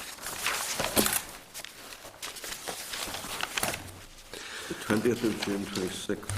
28th. Trying to find, there were, I think it's, there were letters on the 20th, 26th, 27th from me, and then letters from them on the 26th. 2 letters on the 26th. Sorry, we received letters from them on the 7th, the 20th, the 26th, and the 27th. And now, just go back to your point again. Which letter are you referring to? On the 26th and on the 28th. Well, wait just a you moment. threatened to take Remember, legal action sorry, just against the to BBC. find the particular letters. Let's get it clear which one we're referring to.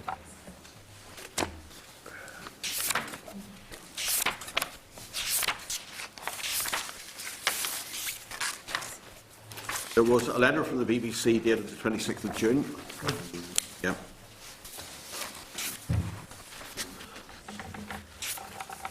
No? And There was 2 letters with you advising the BBC, unless they withdrew the allegations, that you were going to take legal action against them. there was just, I conclude that there was no need to take any legal action. Why was that? I don't think that's in any relevance to this particular committee. That's a But if personal they're making decision. strong allegations, one have to say that you would think that after you make a threat of legal action, to get them to refute the allegations, that you would follow through with it. If I felt that there was need to do something, I would decide to do it. If I don't, I decide otherwise. That's a personal matter. It's not within the remit of this committee. Well, could, I mean, that, but could just, I would have thought that, given the allegations that have been given the programme, and the fact that you said that to them that they were all lies in the correspondence, that would be the logical course. But if you've said that, I just can't understand why you didn't follow through given the level of allegations. he's given the answer has been given, so. But the other thing, and it goes back to the meeting with Turkington's Blazing Federation, and that you. Sorry. I'm just going to make the point. It's worth noting that in the actual programme, the presenter did say it's possible Mr McCausland thought that the men from Turkington were there as representatives of the Federation. So the programme itself actually acknowledged that that was a distinct possibility. Anything's possible. Sure. Okay. But to see in terms of the savings that Turkington's or the Glass and Glazing Federation brought, in terms of the type of hinges, the fitting of hinges, anything, were they asked what type of guarantees would be given on the hinges over their lifespan? Because I think one of the other things, Chairman, We're straying into something which has nothing to do with this inquiry. But Chair, I have to say that the Minister has said here that it led to £15 million were the savings. There were other companies, and another member had raised this, that had wanted to come to refute that those savings could be made, and that they were saying that they were fitting superior hinges with guarantees, and those meetings were denied. And yet there was 2 meetings that took place, one with a company that had subscribed to the DUP, and other at the request of a DUP member when other companies refused or that same request.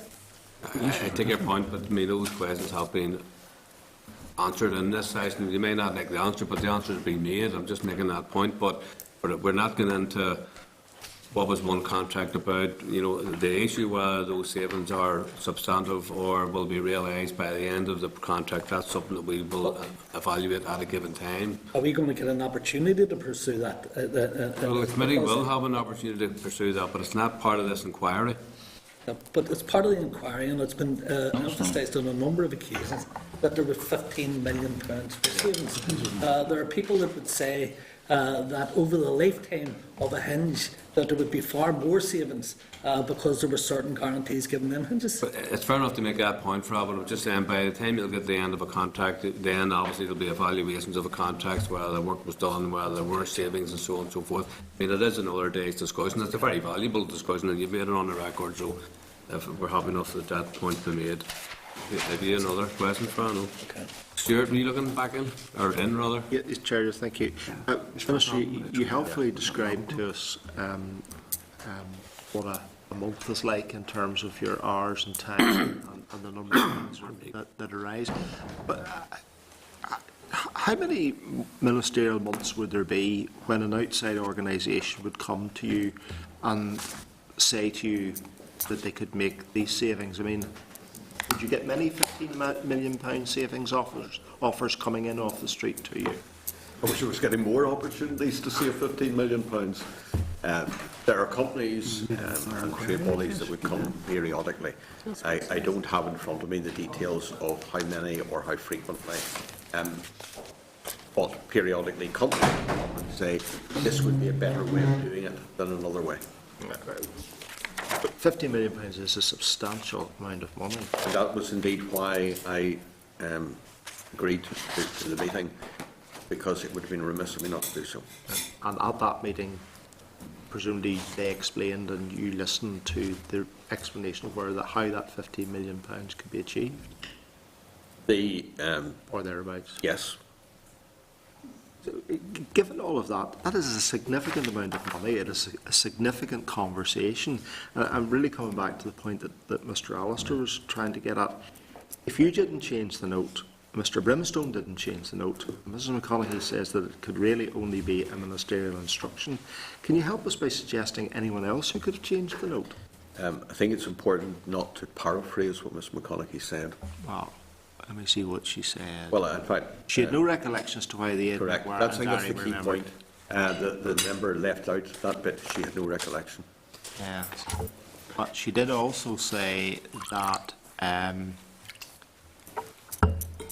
merely make the point. It's important to. She would not have changed any of these documents on her own volition, and that she assumed the instruction came from either the Minister or the Special Advisor. If it wasn't you and it wasn't the Special Advisor, can you perhaps tell us who it was? You still left them? I don't know how frequently I've had to repeat it, but I will repeat it again, answer the question. I cannot recall. I've said that very clearly, made that point many, many times, and Chair, it is... The question has been asked and answered many times this morning. So indeed, more than several, I think. Okay.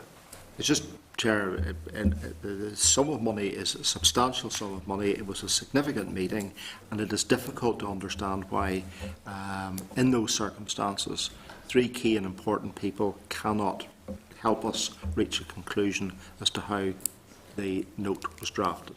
Well, I just draw your attention to the Could I respond, Chair, to that? Well, actually, you don't need to respond insofar as the questions. I mean, obviously, a number of questions have been put to yourself, some repeatedly. Let me finish to make the point in the ruling. You've answered the questions.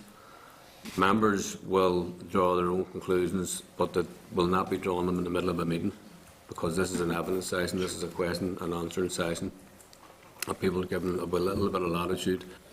You have rightly said you have answered those questions on a number of occasions this morning under affirmation, and intend to leave it at that point, because, as I say, the questions have been answered. Anybody who wants to draw inferences or conclusions, they'll have to do it at a later stage in a considered manner with the rest of the members. Could I just make a factual point, Chair, which would be helpful? The member said it's an important issue, an important meeting. When you have a department whose remit covers the entire welfare system, the Social Security Agency, also covers all of the work of the housing executive, social housing and other matters related to housing, and urban regeneration, and dealing with neighbourhood renewal and deprivation, and social policy. There are many, many important meetings. This was important. It was only one of many important meetings. That's a fair point. And Chair, all I was attempting to get at was how many of those meetings would an outside body approach the Minister with a very important issue, which would save the Department £15 million. And I'm trying to differentiate between, I wholly accept the absolute importance of all your ministerial remit, but I'm just trying to get an understanding of how many occasions when you would have a meeting of this nature, when an organisation or an individual or someone from outside the department would approach you with a scenario where a substantial sum of money could be saved. I mean, the question's already been answered, Stuart, so. Okay, so, Jim Molliser? Yeah, just a couple of points I wanted to pick up on. 3 or 4 times this morning, Minister, you asserted that the meeting you had with Turkingtons, your special advisor, wasn't at it. Mr. Chairman, I corrected that. It was the question I was asked by Mrs. Kelly with respect, I'm not in any way being disrespectful, was quite convoluted, and in answering it, and I corrected that. I don't think it was at all convoluted. I might have been, but... Okay, sorry, Jim. Sorry. Can I ask you this? Sorry, Jim, just a second. Everybody, just to hold on a second. We're doing well here this morning, so just remind people, no subjectivity, just put the question to the Minister. Had you any meeting with Turkingtons at any time that your special advisor wasn't present? I have stated in a previous session, the member is well aware, but that I only ever, in this regard, has had this one meeting with Turkingtons when I came. There was a meeting to which I referred. I don't have the details of it in front of me at the moment, along with a number of other ministers in regard to a totally different matter.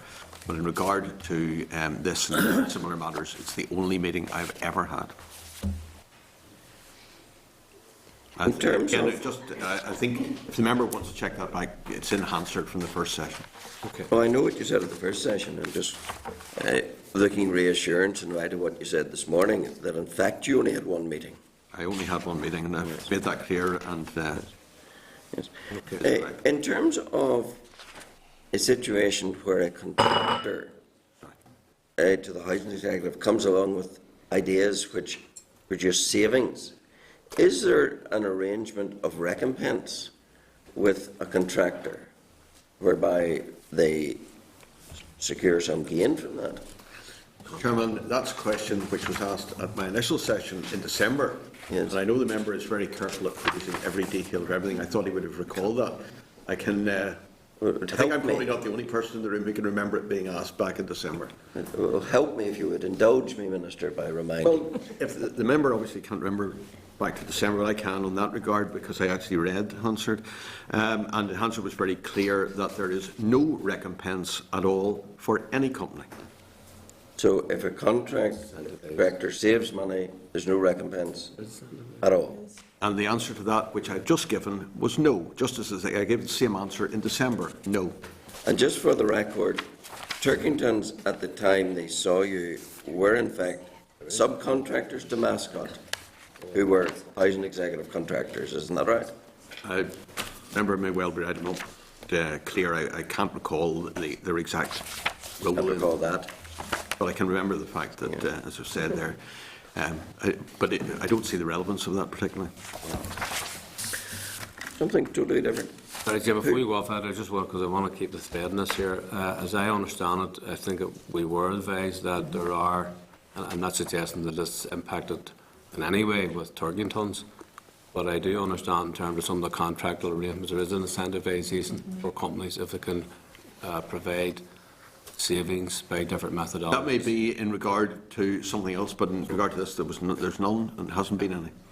Okay. I was informed by the housing sector that there weren't. By my officials that there weren't. Well, we'll establish that later on again, but it was introduced into the evidence prior to this, but it's no problem. So just to be clear on that, there can be an incentivisation arrangement, but you're saying it didn't apply at this time to, say, Mascots? Well, they didn't come to see me, it was actually Turkey. Yes, their subcontractor came to see you. Was there an incentivisation arrangement with Mascots at the material time from which they would benefit if, through their subcontractor, there was a saving of X million pounds? No. Absolutely not. I simply told officials, and I repeat this again, I simply told officials to go away and to look at the method by which windows were fitted, and I left it there to get back a report in due course from those who are the experts in the field. So we're quite clear, no incentivisation reward to mascots on whatever contracts they had at this material time. I was informed by officials that there was nothing paid to either Turkingtons or Mascot in regard to this matter at all. Or to be paid. Or to be paid. Okay. That's my understanding.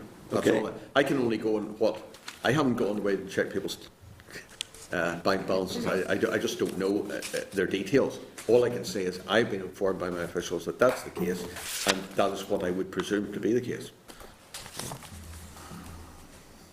But you are aware of and have heard of incentivisation schemes? The first I heard of that particularly was in regard to what the clerk raised this morning. Just now? I see. Okay. Okay. Can you tell us, who drafted the replies to the BBC? Well, replies are normally drafted by a number of people who would have input into them, and then it comes to me and I put my signature at the bottom, therefore it's my reply. Yes. Would the permanent secretary have been involved in the drafting of the replies to the BBC? A number of people would be involved in drafting replies. I don't know, and I couldn't comment on who was involved in drafting individual replies. You don't know that? Well, I've just said that.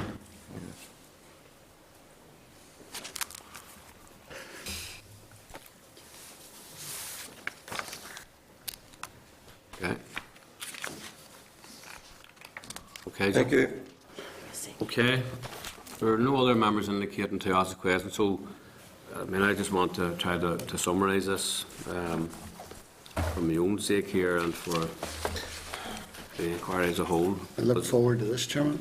There's a number of, I'm entitled to ask questions myself as Well, I well. understand We're doing that. well. It's a summary. We're doing well. It's actually questions because it's like everybody else, I will not make my mind up until we conclude all of this. But what I'm trying to work out,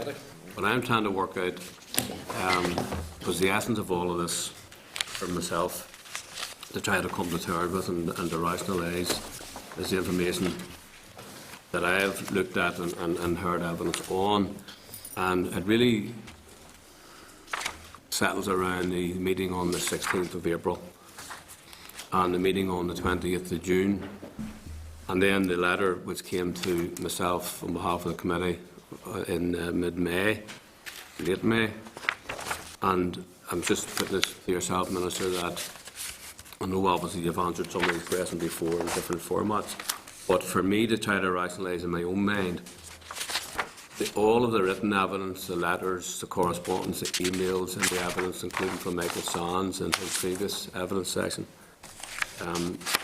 it's clear that the meeting was in respect of and with Turkingtons,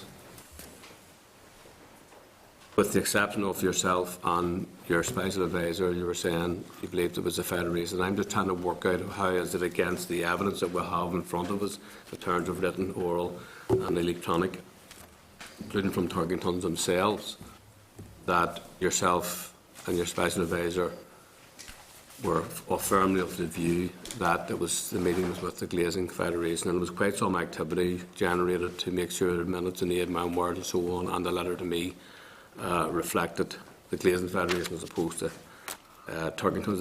That's further compounded in my mind the difficulty around this when Stephen Brimstone, his own evidence, said that he was surprised. He made a discovery, let's put it that way, that his information or his understanding was wrong. And I'm trying to work out, with the exception of Michael Sands, who in his evidence said that he had tried to point out that the meeting was with Turkingtons, not the Glazing Federation. That was in respect of the letter. I'm asking yourself, did nobody else, including your special advisor, nobody, any official, any other person, advise you at any time post the 16th of April, the 20th of June, putting a letter together for the 20th of May? Did no one advise you at any time until when you came to this committee recently and said that you inadvertently had made a mistake.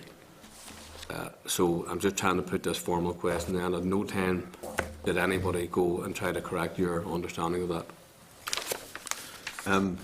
Perhaps it would be helpful, Chair, if I just made a couple of closing remarks, then address that on one other point. Well, I mean, no. Well, I would like you to give the response to the question. Okay. No, that was the position. I believed it was the Glass and Glazing Federation.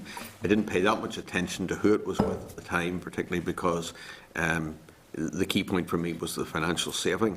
But I was of the view that it was the Glass and Glazing Federation, whilst I did not attempt to conceal the fact anyway that the people were members of the staff of Turkingtons. My belief was they were there representing the Federation. I was wrong in that assumption. Yeah, but the question is, did nobody else tell you that you were wrong on that? Somebody come to me in evidence saying that there's clear evidence you're wrong there. But Michael Sands did in his correspondence. Well, Mr. Sands at the moment is in hospital. I haven't been talking to him about that. So, well, just but I'm making the point that in his doing a throwing around the letter, I need to go back and look at exactly what he said. Well, he did make it clear. I'm just saying it's on the record. He did make it clear that he had pointed out that the meeting was with Turkingtons and not the Glazing Federation. Well, he made that clear in his evidence. Okay. No, I'm just asking the question. Sure. You're saying no one else has told you. That's fair enough. I'm sorry. If we are concluding, if we could just pick up on a couple of things that I think are important. My special advisor told me that he had the meeting earlier with Turkingtons about the Glass and Glazing Federation guidelines. The point of that was that there appeared to be a more efficient and economic way of fitting double glazing that could provide significant savings and a better service to tenants. He told me that he understood that the Glass and Glazing Federation were going to write a request to meet me. At that point, as we said earlier, he was then off on paternity leave. The meeting was arranged. A departmental official and the Housing Executive's Chief Executive and the Housing Executive's Head of Procurement attended. At the meeting, we discussed the Glass and Glazing Federation guidelines, and after the meeting, my technical officials were asked to look at these, and the Housing Executive were asked to review their specification. In the following months, I answered correspondence and assembly questions and advised that the meeting had been with the Glass and Glazing Federation. So that was my clear understanding at that time. I never sought to hide that Turkington representatives were at the meeting. Indeed, I advised of this in an assembly question in September 2012. However, on foot of this inquiry and the evidence provided by the Turkington representatives in November, I realised I was wrong in my assumption that they were representing the Glass and Glazing Federation. I came to this committee in December and told the members of the committee that I acknowledged that I was wrong. I then took action to correct all the assembly questions that I had previously answered in relation to the meeting on the 16th of April 2012. Mr. Chairman, I don't believe there's anything more that I can do in relation to this matter. And I'm not clear why, after having given evidence back in December, some 4 months later, the inquiry is still considering the matter. Indeed, I think even if the committee reflects on the Spotlight programme that was the genesis for this inquiry, the lead reporter in that programme commented in relation to this matter. It is possible Mr McCausland thought that the men from Turkingtons were there as representatives of the Federation. I have to say that's probably one of the few elements of accurate analysis in that programme, and it was absolutely right. It was possible. That's what I believed at the time. I acknowledge that it was incorrect, but the matter has now been clarified and corrected. Thank you, Mr. Chairman. Okay, thank you. I just want to draw attention to, since we're in the public session, that just while you're here, Mr McCausland doesn't drag the fact to you, but it's just to make everybody aware that we had a letter in from the department posing a number of questions about the procedures and so on around this inquiry. We also had a letter in from Turkingtons as well. The committee considered those matters in closed session, and we agreed a response, but in that response we agreed to continue on with the evidence session. So just letting people aware that in the public session, that was the basis of the conversation the members had this morning. So can I thank yourself, Mr. McCausland, for your advocacy this morning, your advocacy this morning. Thank you for that. Could I suggest a 5-minute adjournment just for comfort sake before we move into the next advocacy segment? Assembly, Committee Room 29. This is the Northern Ireland Assembly, Committee Room 29.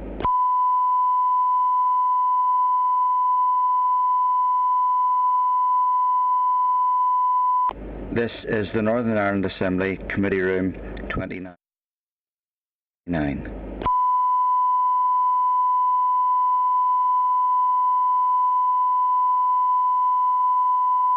This is the Northern Ireland Assembly, Committee Room 29.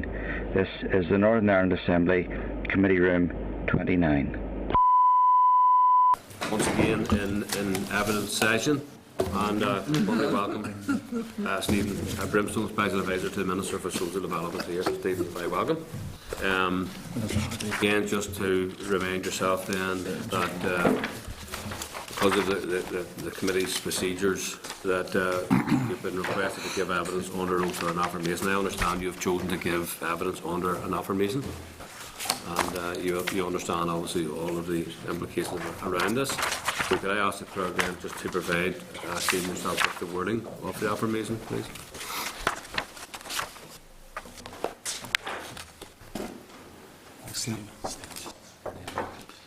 Okay. I, Stephen Brimstone, do solemnly, sincerely and truly declare and affirm that the evidence I shall give shall be truthful and honest, and that I will give the committee all such information and assistance as I can to enable it to discharge its responsibilities. Okay, Stephen, thank you for that. Are there any remarks that you want to present to the committee before you start? Before we open up to members? Thank you, Chairman, for the opportunity to make some opening remarks. I previously attended the committee inquiry session on the 9th of January earlier this year, and in the letter dated 28th of March requesting me to attend today, there are a number of issues listed in which the committee believes the additional evidence, written and oral evidence received by the committee may contradict the evidence I previously gave. I would like to cover these issues in my opening remarks. Firstly, in my evidence to the committee on the 9th of January 2014, I stated that I had no role in changing that note, referring to the changes to the note of the meeting on the 16th of April 2012. In her evidence to the committee on the 9th of January, the Minister's former private secretary stated, "Well, I'm assuming that the instruction came from either the Minister or Special Advisor, since they were under the impression that the meeting was with the Glass and Blazing Federation." In relation to the amendments to the note of the meeting held on 16th of April 2012, I have nothing further to add to my evidence on the 9th of January, when I advised the committee I had no sight of any of the drafts and I had no recollection of having made or requested any changes to the private office meeting notes. Secondly, the committee's letter to me on the 20th of April states that in my evidence to the committee on the 9th of January, in relation to the request to the Minister for meetings from Sean McLaughlin, Sandra Overend and Daithí Mackay, that I did not see any of the requests for meetings with the Minister which were subsequently turned down. As I said on the 9th of January, that none of that came through me. However, evidence subsequently received by the committee indicated that all the responses to the requests for meetings were sent directly to me for approval. When I said in my evidence on the 9th of January that none of that came through me, the context of my statement was that in relation to the meeting with the Minister on the 16th of April 2012, I was approached in the first instance by Representative Turton Holdens, who asked to meet me. I met with him in January 2012, and the outcome of that meeting was that I agreed it would be appropriate that a meeting with the Minister should be requested. However, in relation to the meetings requested by Sean McLaughlin, Sandra Overend and Daithí Mackay, they did not contact me in the first instance in the same way Turkingtons did. Their requests for a meeting were sent to the Minister in the first instance. It is also not correct to say that all the responses to the requests for meetings with the Minister were sent directly to me for approval. That is not the case. These were sent to the Minister to consider and approve. Departmental procedures are that requests for meetings with the Minister are forwarded to officials for advice. Departmental officials' advice is then forwarded to the Minister through me, in line with my role as Special Advisor, which includes reviewing papers going to the Minister and providing advice on any aspect of departmental business. The Minister then makes his decision. Evidence of this has already been provided to the committee, including submissions from officials to the Minister, which are headed 1, Stephen Brimstone, and then 2, Nelson McCausland, as well as the private office performance, where I record my advice to the Minister The Minister records his response. In your letter on the 28th of March, the committee has also raised that in my evidence to the committee on the 9th of January 2014, I stated that I had no powers to give instruction to the department. Yet evidence received from the department in respect of the proposed meeting between Dr McRae Superstyle and the Minister stated that the Special Advisor has decreed, or had decreed, that the meeting with William McRae goes ahead. I have already detailed to you today the process in relation to requests to the Minister for meetings and my role as Special Advisor. My advice to the Minister in relation to this request is recorded in the Private Office pro forma, which was copied to the committee on the 4th of March. It was the Minister's decision that this meeting should be arranged. I did not decree that the meeting should go ahead, and I am not responsible for the choice of words used in the email referred to. Finally, I understand that the committee also wishes to discuss today that on the 9th of January 2014, I confirmed to the Chair that at no point had I sought to change any references to Turkingtons to refer to the Glass and Glazing Federation, and that further evidence received suggested that on the 24th of May 2012, I did request that in the draft response to Mr Daphne Mackay's Assembly question that the reference to Turkington Holdings be removed and replaced with representatives from the Glass and Glazing Federation. That is correct. I did request that this change was made in line with my role in reviewing documents before they go to the Minister for approval. This change was made to reflect the Minister's stated position at that time, which was that the meeting was with the representatives of the Glass and Glazing Federation. I'm content to take committee's questions, Chair. Okay, Mr. Murphy, thank you for that opening remarks. And I suppose for me, just a single question really, and it's against the backdrop of, as I said earlier on to the Minister in previous session, but in respect of yourself, I mean, in all of the correspondence that we had received, I mean, starting off your contact by request from Turkingtons who phoned you to do a meeting in, if I remember correctly, January in the Radisson's Hotel. So the meeting was requested by Turkingtons to yourself, with yourself, but that was held. So from that, if you like, opening gambit and all of this to the very end, with the exception, however, of your saying that you became aware in July 2013, and you described your responses to be shocked by it, but nevertheless, however that's characterised, you were aware then in July 2013 that the meeting was in fact with Turkingtons. And given that the central allegation, or the central argument around all of this, the central allegation is that the committee was misled around who the meeting was with and so on and so forth, and perhaps what people have to draw conclusions on that themselves. The direct question I have for yourself, Stephen, is that in your own words you're saying in July 2013 you became aware formally that it was Turkingtons. I cannot understand. I'm trying to work out why at no time was the Minister then advised that his interpretation of the meeting was incorrect, given all of the controversy and in fact the allegation that the committee had been misled has actually led to this inquiry.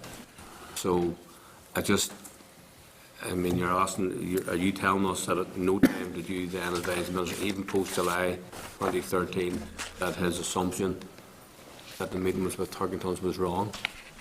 That's the evidence, that's the nub of the evidence that we're hearing and we'll have heard from yourself. So given that we're here now, the second phase of questions, is that your position? Is that still your position? We'll just come back to the letter, and probably as the Minister indicated earlier on, the word surprise should have been used as opposed to shock. And I think I made reference to the logo on the letter as opposed to the content of the letter. That was what surprised me, as I was expecting to see a letter coming from the Glass and Glazing Federation with their logo on it, as opposed to a letter with the Turkingtons logo on it. The content of the letter didn't change my view that the meeting was actually with the representative of the Glass and Glazing Federation. But the key thing for me to try to understand, and obviously what the committee has to try to get at, part off, is that whatever about the logo, I mean, you're saying that you became aware on the 13th, or in July 2013 that the meeting was actually Turkingtons. Didn't? No. But in your evidence, you said it was a shock to me when I first saw the letter from Ian Young in July 2013, and the logo at the top of that letter was Turkingtons as opposed to Glass and Glazing Federation. That was your written evidence. So I'm just trying to work out, because again, I'm just trying to understand how, given the fact that you were at all of the meetings, you were discussing allegations which the Minister described as scurrilous and threatened legal action, spotlight programme, letters to this committee, assembly debates, a lot of controversy. I'm just trying to work out how the Minister would not have been advised by someone in his key position as yourself as Special Advisor that you did not then follow the conclusion that you had reached that there was a meeting with Turkingtons. You're now saying you don't think it was Turkingtons? No, I didn't reach that conclusion probably until mid-December of 2013. But the meeting was with Turkington, and that was after their evidence, when they clearly stated, as Minister did, well, they clearly stated that they weren't under any illusion that the meeting was with the Glass and Glazing Federation. They felt that they were at the meeting in their own regard as Turkingtons. In your evidence, you said, I'm just quoting your own evidence, you said if you had seen it at the point in April when the meeting was held, flags would have been raised in my mind.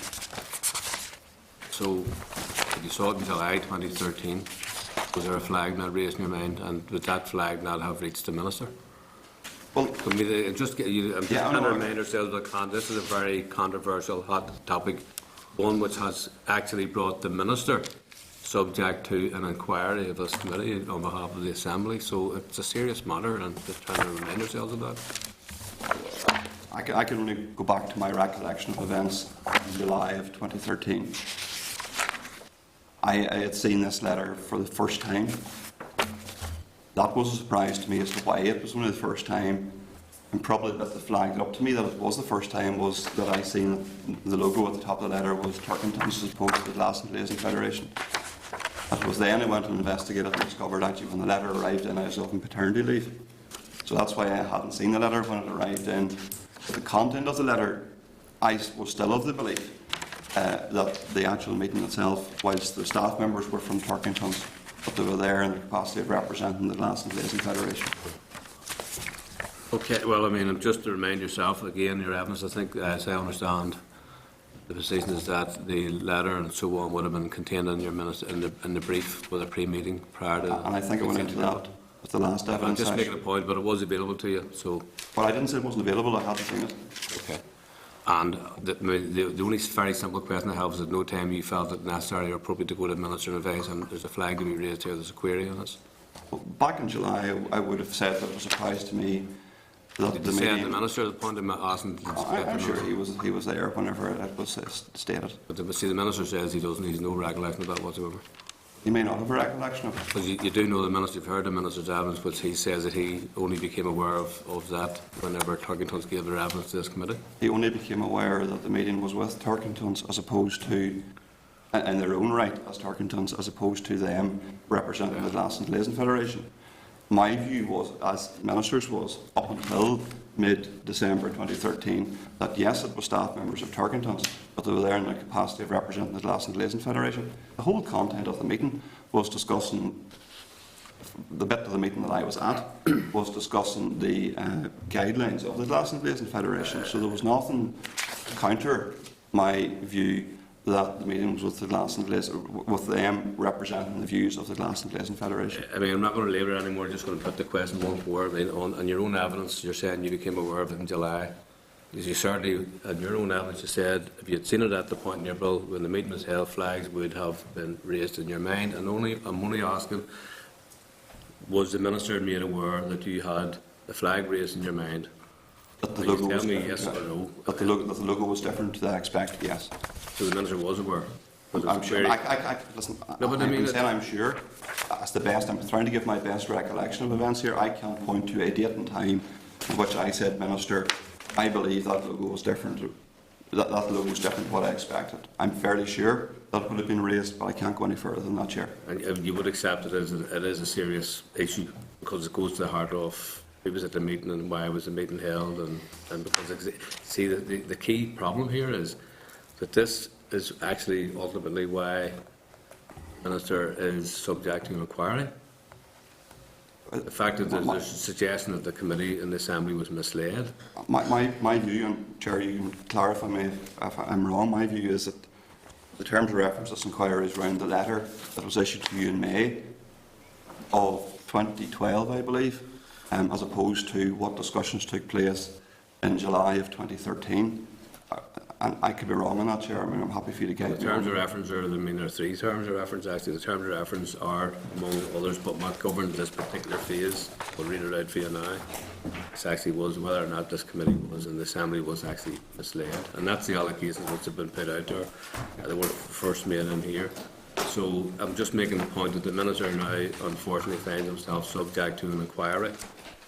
And the phase 1 just remind that phase 1 of the inquiry will address this is a specific point which we agree with all the members. Allegations that the committee was misled by the Minister for Social Development over his decision to seek a review of the specification for the supply and fitting of double glazing. Now, the only key point I'm trying to make here, and it's a simple point, I'm just trying to remind ourselves of the seriousness of it, because we have an inquiry which has taken this committee off all other very, very important work. The Minister has found himself subject to an inquiry.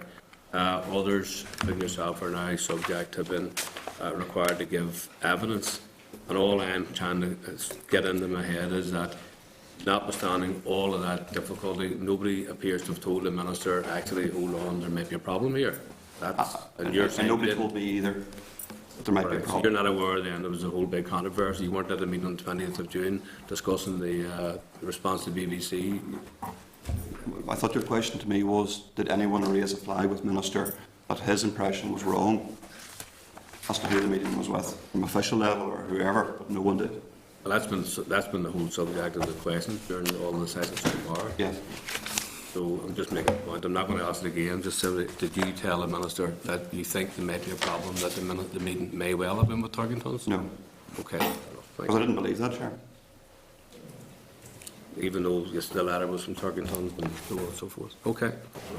Michael, Copeland. Thanks, Chair. Thanks, Mr. Brimstone. When did you go on maternity leave? 27th of February 2012. Is that your last day or the first day? That was a Monday. My son was born on the 26th. Congratulations. Would you normally see communications, even would they be backed up in your system when you return after paternity leave, or? If you started to go back through that, you'd have backlog. I wonder who does what you do when you're on paternity leave. I believe number 1 went to the Permanent Secretary in that instance. Which instance on this? Yeah, this is that we were referring to the letter that arrived with Minister requesting a meeting. No, I'm referring to a letter from Susan McCarthy, the Housing Director's Office, dated 27th of February 2012. And I was curious because attends our knowledge and attends aren't necessarily the same thing, but this went to the Permanent Secretary, to the Minister, to Will Hare, Heather Cousins, and a whole plethora of others. And in that letter, it details the issue, and it explains the issue at that stage. As Ian Young, General Manager of Turkington Holdings Limited, wrote to you, I presume that's the Minister, on the 2nd of February 2012, regarding the draft programme and target of installing double glazing in all housing executive properties by 2015. He would like to meet you, and I presume that's the Minister, to discuss how his company, I presume that's Turkington's, could help with this. There are then some other routine matters, and in the detail it specifies Ian Young, General Manager, Turkington Holdings Limited, wrote to you, would like to meet you to discuss how he could help with this company. Ian Young advises in the letter that Turkington Holdings have been involved in the glazing sector for over 30 years as manufacturers and installers in large replacement contracts. They are also active members of the Glass and Glazing Federation. Is there anything in that would indicate that this was an approach by anything else other than Turkington's? If I can just separate that out just for clarity here, you asked a separate question at the start, and then you moved on to that question. Are you happy enough with the response I gave to the first part of your question? Again, I can accept that looking at a letter, the first thing you look at to see who it's from, on some occasions that would be the logo Turkington's. But then read what the letter says. Generally, you're trying to find who it's from, and on this occasion, as you quite rightly say, Turkington Holdings, it's addressed to the Minister, and it's from Ian Young, but there's a capacity there as General Manager. Now, the only thing that Ian Young could be General Manager of is Turkington's, and if you read the body, and I suppose I'm being kind, but some of it could be open to misinterpretation, but it's a very small amount in my case. It begins by detailing it's to install double glazing in all housing executive homes 2015, a programme for government commitment. It thanks the Minister for taking time to read the letter, which he feels will be of benefit to all concerned. It then says, I am writing in connection... That's top 14, sorry Michael, that's Sorry. top 14 for people who need to refer that, sorry, but top 14. Big pack.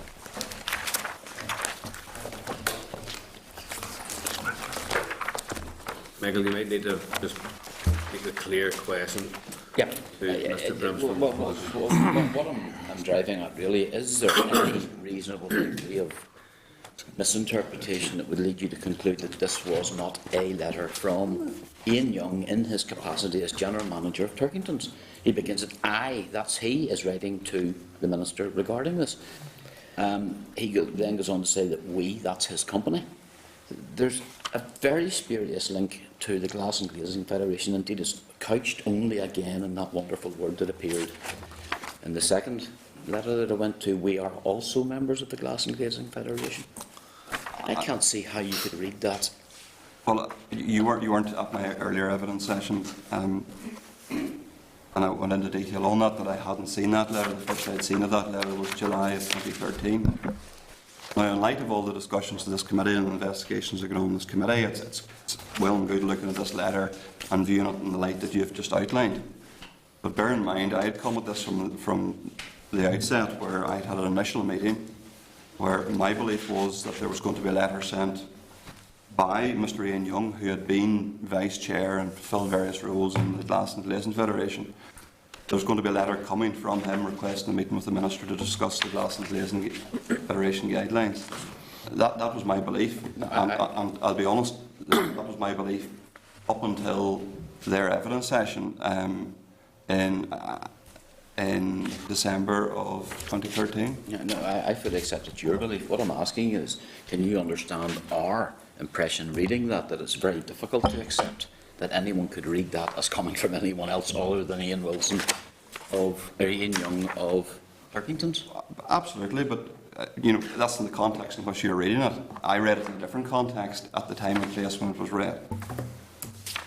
Thank you, Chair. Thank you. Jim and Dolores. Yeah. You say you didn't see this letter that's been drawn to your attention, Turkingtons, until July. How did you come to see it then?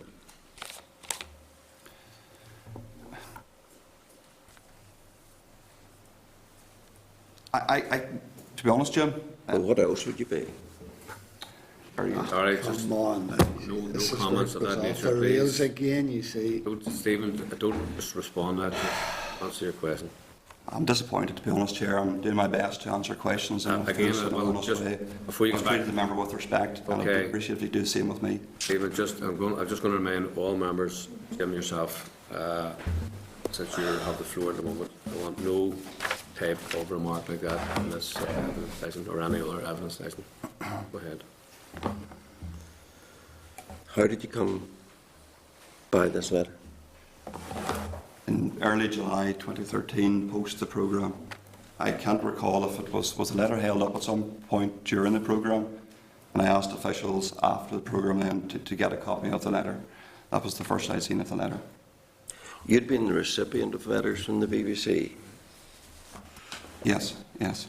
And the Minister had been recipient of such letters? You'd seen those?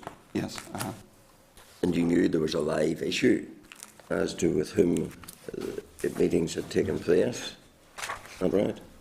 They made reference to having a meeting with Turkingtons, yes. Yes. So, did you never think at that time to search out this letter? That you hadn't, since you'd been off on maternity leave when it came in? Well, to be honest, I didn't even think of the fact that I was off on paternity leave when it did come in. That wasn't the point of what I was getting at. So what was it that caused you to go looking for it then? Well, the letter was held up, and I seen a letter that had clearly the Turkington logo. My expectation would have been that there would have been a letter coming with the Glass and Glazing Federation logo at the top of it. That was what took my attention first of all. Then I was Normally I can recall things fairly well, but I couldn't recall ever having seen that. So I went and looked, and I discovered then the reason I hadn't seen it was because I was off maternity leave. And if you look, my initials weren't on the subheader to Minister, and that initially caught my attention. I thought, why is my initials not on this going to the Minister? And then we looked, and it was whenever I was off on maternity leave. Now, I'm not going to go into the stuff that Michael Copeland put to you, but just want to suggest to you, you obviously read the letter when you saw it, you just didn't see the heading. Yes, that's correct, in July 2013, yes. And as Michael took you through it, so it's very, very clear who the letter's from and who's looking for the meeting, isn't it? On the face of the letter. Yes, yes. There's not much room for doubt on the content of the letter that it's Turkington's asking for the meeting. You agree with that? In light of the discussion which we're at today, yes. Yes, and when you read it in July, you couldn't but have reached that conclusion. Well, I clearly did. So you read that letter, you ask us to believe that you read that letter in July and did not conclude that this is a letter conveying that Turkingtons, as Turkingtons, are asking for a meeting with the Minister. Remember, I am at this committee here today to give my best recollection of events as they happened at that time. I'm not asking you to believe anything. I'm asking you to listen to what I'm saying. That is my best recollection of events in July 2013, is that did not ring any great alarm bells to cause me to go and investigate this further. What did you mean then when you told the committee the last day you were here that if you'd seen the letter earlier, it would have raised flags in your mind? Before the meeting was held with the Minister in April of 2012. Yes, but whether it was before or after, you said if you'd seen the letter earlier than you did see it, it would have raised flags in your mind. That could have only come from the content of the letter, those flags. Yes, but in the intervening period of time, there had been a number of questions, discussions, all of the rest. Officials weren't querying Minister's stance on who the meeting was with at all. There was no, Minister, you're wrong. There's nothing like that can back up. And I continued on the belief genuinely, and you can accept it or not, but I continued on the belief up until December of 2013 that the meeting was with representatives of the Glasgow Glazing Federation. Yes, staff members of Turkingtons, but in their capacity as representatives of the Glasgow Glazing Federation. What would have been the flags that would have been raised in your mind if you'd seen that letter sooner? Jack.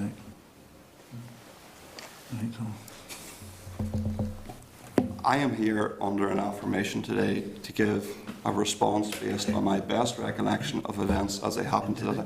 I can't go into the subjecture like that. No, well, you're the man who told us. If I'd seen that sooner, flags would have been raised in your mind. I'm simply asking you, what are those flags? What is it would have bothered you? Well, it's what capacity they were coming to meet with the Minister. Right. So, if you'd seen it sooner, the question of what capacity they were coming in would have been a bother and would have raised itself in your mind. But having seen it in July, you tell us that didn't bother you. That's what I'm telling you, yes. And that's your explanation for then not drawing it to the attention of the Minister. Drawing what to the attention of the Minister? The fact, we may have got this wrong. This seems to have been a meeting with Turkingtons, not with the Glass and Glazing Federation. The very flag that would have been raised in your mind if you'd seen it sooner, that suddenly isn't raised in your mind in July. And that's why you didn't have that conversation with the Minister as to who this meeting was actually with. Because I believed at that point the meeting was with Turkington staff representing the Glass and Glazing Federation. Despite what the letter said? Despite what the letter said. And despite the fact that if you'd seen the letter some months earlier, you'd have reached a different conclusion? Some considerable months earlier, yes. Yes. On the same content, in the same letter, you'd have reached a different conclusion as to who the letter was with, who the meeting was with. Well, it would have raised questions in my mind, yes. But not now? Not at that point, no. Was that because you'd crossed the Rubicon as far as rowing back from saying it was the Glass and Glazing Sorry, Jim Federation? Oliver, I just wanted to ask the question, because again, you understand the the arguments that were put, that this has been conducted, I think, very, very well this morning for the most part, and I'm very thankful to members for conducting the inquiry the way they are doing. But just need to make sure we're not straying the subjectivity or kind of making suggestions or inferences. Need to ask the questions and accept entirely the right to probe the questions. Except you're wrong, I didn't think I was. I was simply looking for an explanation as to why that which would have alerted you at an earlier point in time to reach a certain conclusion or raise a certain concern didn't alert you or cause you to reach a certain conclusion at a later point in time. I'm trying to understand why and how that could be, and is there another reason for that? Well, if I'd seen the letter before the meeting, I probably would have sought clarification on it at the meeting. Having seen the letter, did you then conduct any other investigations to see, well, what was the minister told? You know the whole process of how letters comes in, they go through the process, etc., etc. Mr. Copeland read you out the briefing that went to the minister, as it were, about who's looking for a meeting with you. Did you go and look at those documents in and say, well, I wonder how this was interpreted? No, I didn't. You don't think that would have been a sensible thing to do? You asked me a question, and I'm giving you the honest answer as to what happened at the time. So, this is what you're telling us, that the minister then was effectively kept in the dark until December about who had asked for a meeting with him.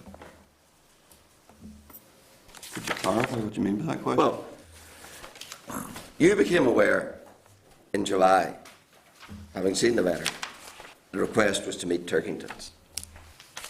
No, I didn't. I haven't said that. Well, you said you read the letter. Yes. You agreed that you couldn't read the letter without reaching that conclusion. No, I didn't. I think you did. No, I don't. Or do you suggest you could read that letter without reading that conclusion? Well, I did, and I really did. And my view was that the meeting was held with the representatives of the Glass and Glazing Federation up until mid-December of 2013. I think I just need to I just think I need to put on the record, because I do think the Hansard record will show that just a few minutes ago that you said that the flag which would have been raised in your mind would have been, on paraphrasing this, but the issue that would have been troubling you would have been the capacity in which the people, Turkingtons, attended the meeting. So I think you just need to reflect on what you really mean by your understanding of that. Yes, if I had seen the letter before the meeting in April of 2012, I probably, and I'm going to probably here on the grounds that I can't confirm, but I probably would have sought clarification as to who they were actually representing. Bearing in mind, I was the one who was at the pre-meeting, and bearing in mind, I was the one who had the expectation that a letter was going to come in from the Glass and Glazing Federation requesting a meeting with the Minister to discuss, from Mr Young from the Glass and Glazing Federation requesting a meeting with the Minister to discuss their guidelines. Yes, but Mr. Brimstone, you were still at a critical point. You were serving a minister who at this point was threatening to sue the BBC over allegations, including this allegation. So, would it have not been incumbent upon you to exhaustively have established, at that point in time, before your minister goes down the road of suing someone or dealing with this controversy, to establish through exhaustive investigation what the record showed as to who the meeting was with? You didn't do that? No, I didn't, because I had no doubt in my mind as to what the circumstances were at that time. And by failing to do that, did you then leave the minister in the dark until December about who the meeting was actually with? My readout of what you've just said to me is by implication, by keeping the minister in the dark, that I kept something back from the minister that I knew. I didn't. Well, I suppose I'm suggesting what you knew or ought to have known in expectation of the inquiries you would carry out. Officials were carrying out that on behalf of the inquiry. So nobody told the minister on the foot of those inquiries, by the way, this meeting wasn't with the Glass and Glazing Federation, It was with Turkington. That's what we're being asked to believe, that no one told the Minister. Yes. And even though you had the knowledge and the means of knowledge from having read the letter, you didn't think it necessary, even in the context of previously telling us what flags would have been raised in your mind, of doing anything about it. That's what I said, yeah.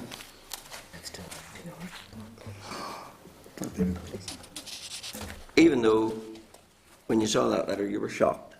If I was to use that language again, I'd probably change it to surprise. Your language? Yeah, that's what I'm saying. I never disputed the fact of my language. If I was to say it again, I'd probably use the word surprise. They're supposed to shock. Now,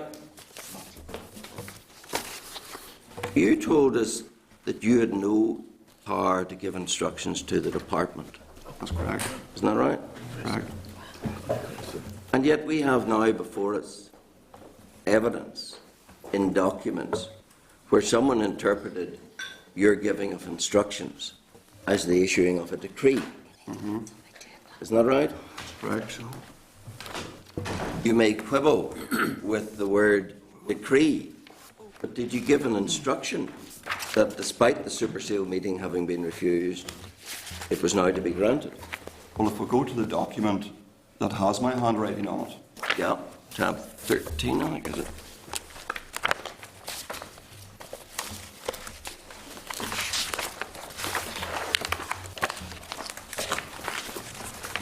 Which document are you taking us to now? Page 36. Right, thanks for that.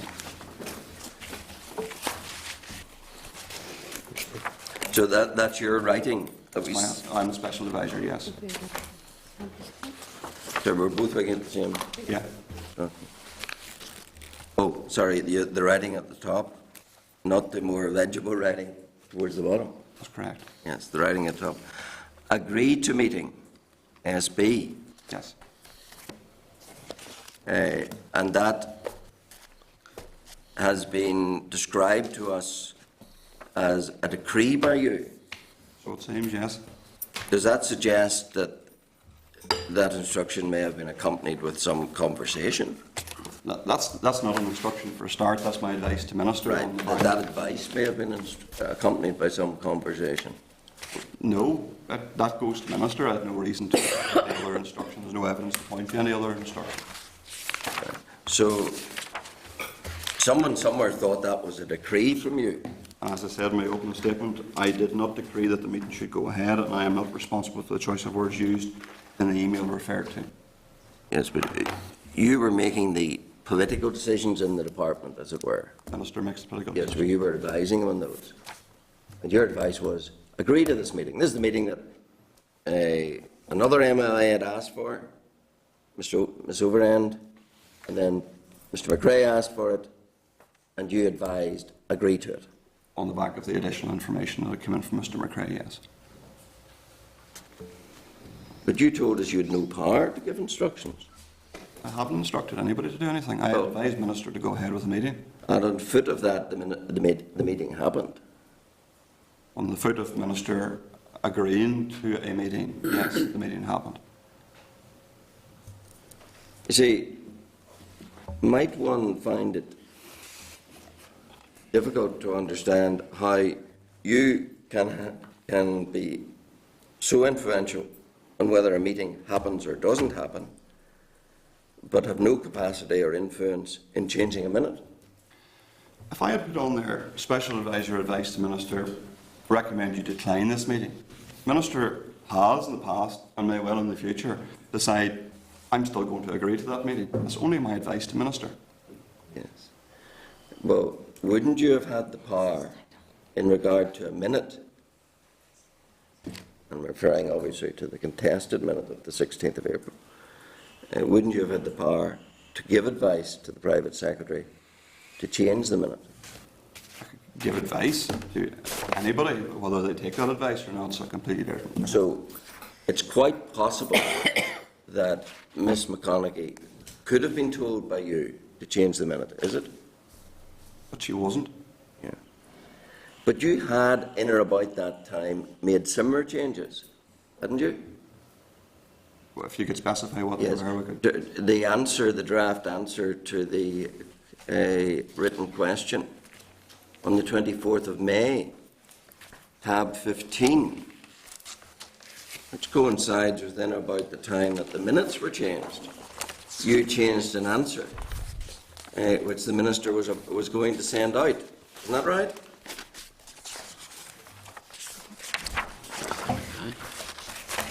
Again, in your own hand, I think. Yes, that's my handwriting, yes. Yeah.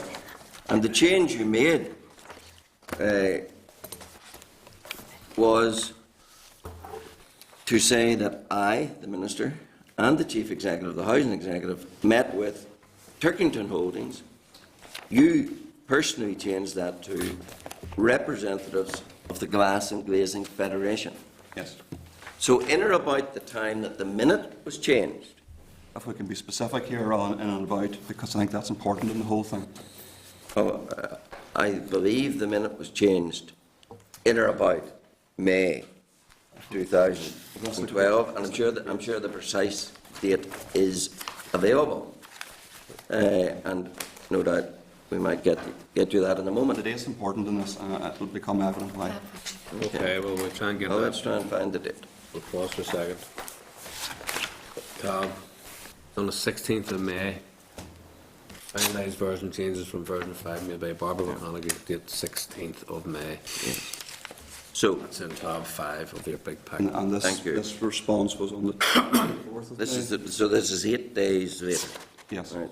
So 8 days after the minute is changed, we have irrefutable evidence that you were making a parallel change to an Assembly answer.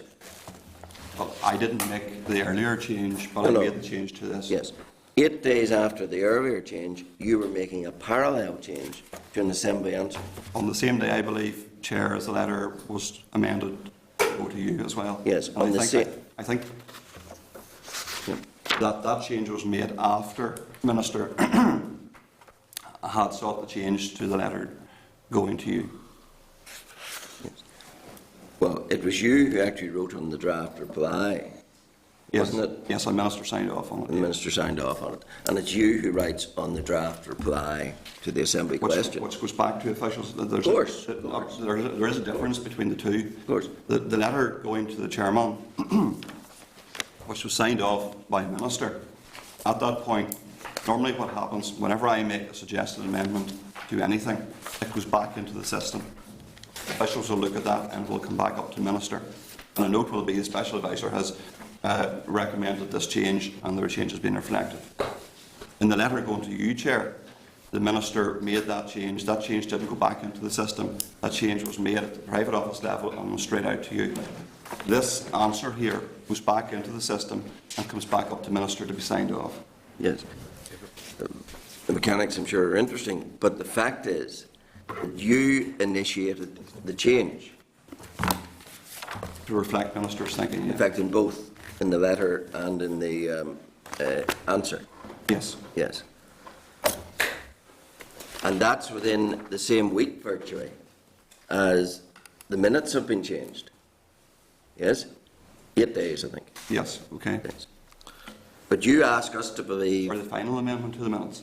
Yes. Yeah. Yes. The final one, the first time that GFF's written into the minutes and Turkington's are written out. Or I think, if you look, can we go back to the minutes, the minute of the meeting there, because I think Turkington's in the first line of that. I don't think they're written out at all. Well, in terms of Go back to it whom, just for clarification. of whom the meeting was with. Could we just go back to that? For Yes, well, let's find out. That's important. That was tab. It's tab 5. Tab 5, thank you.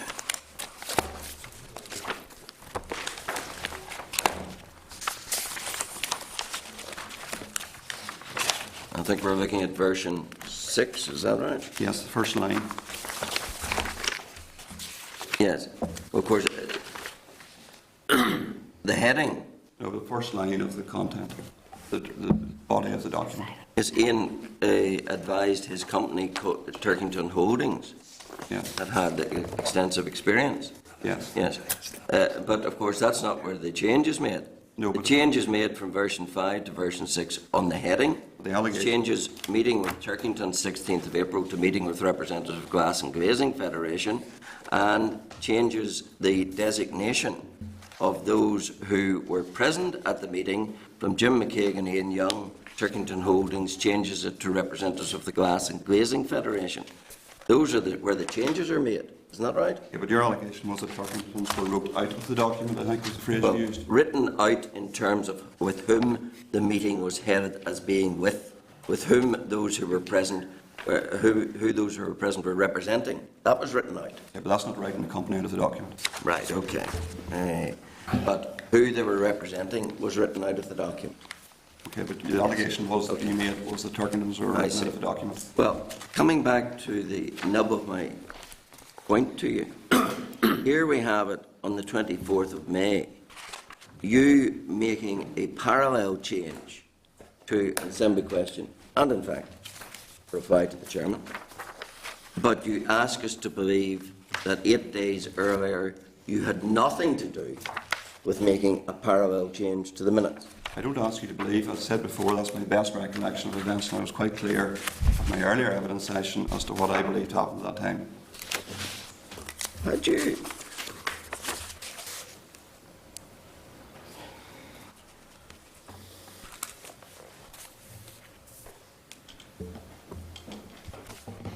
Do you remember in your evidence, and it's at page 10 of Hansard,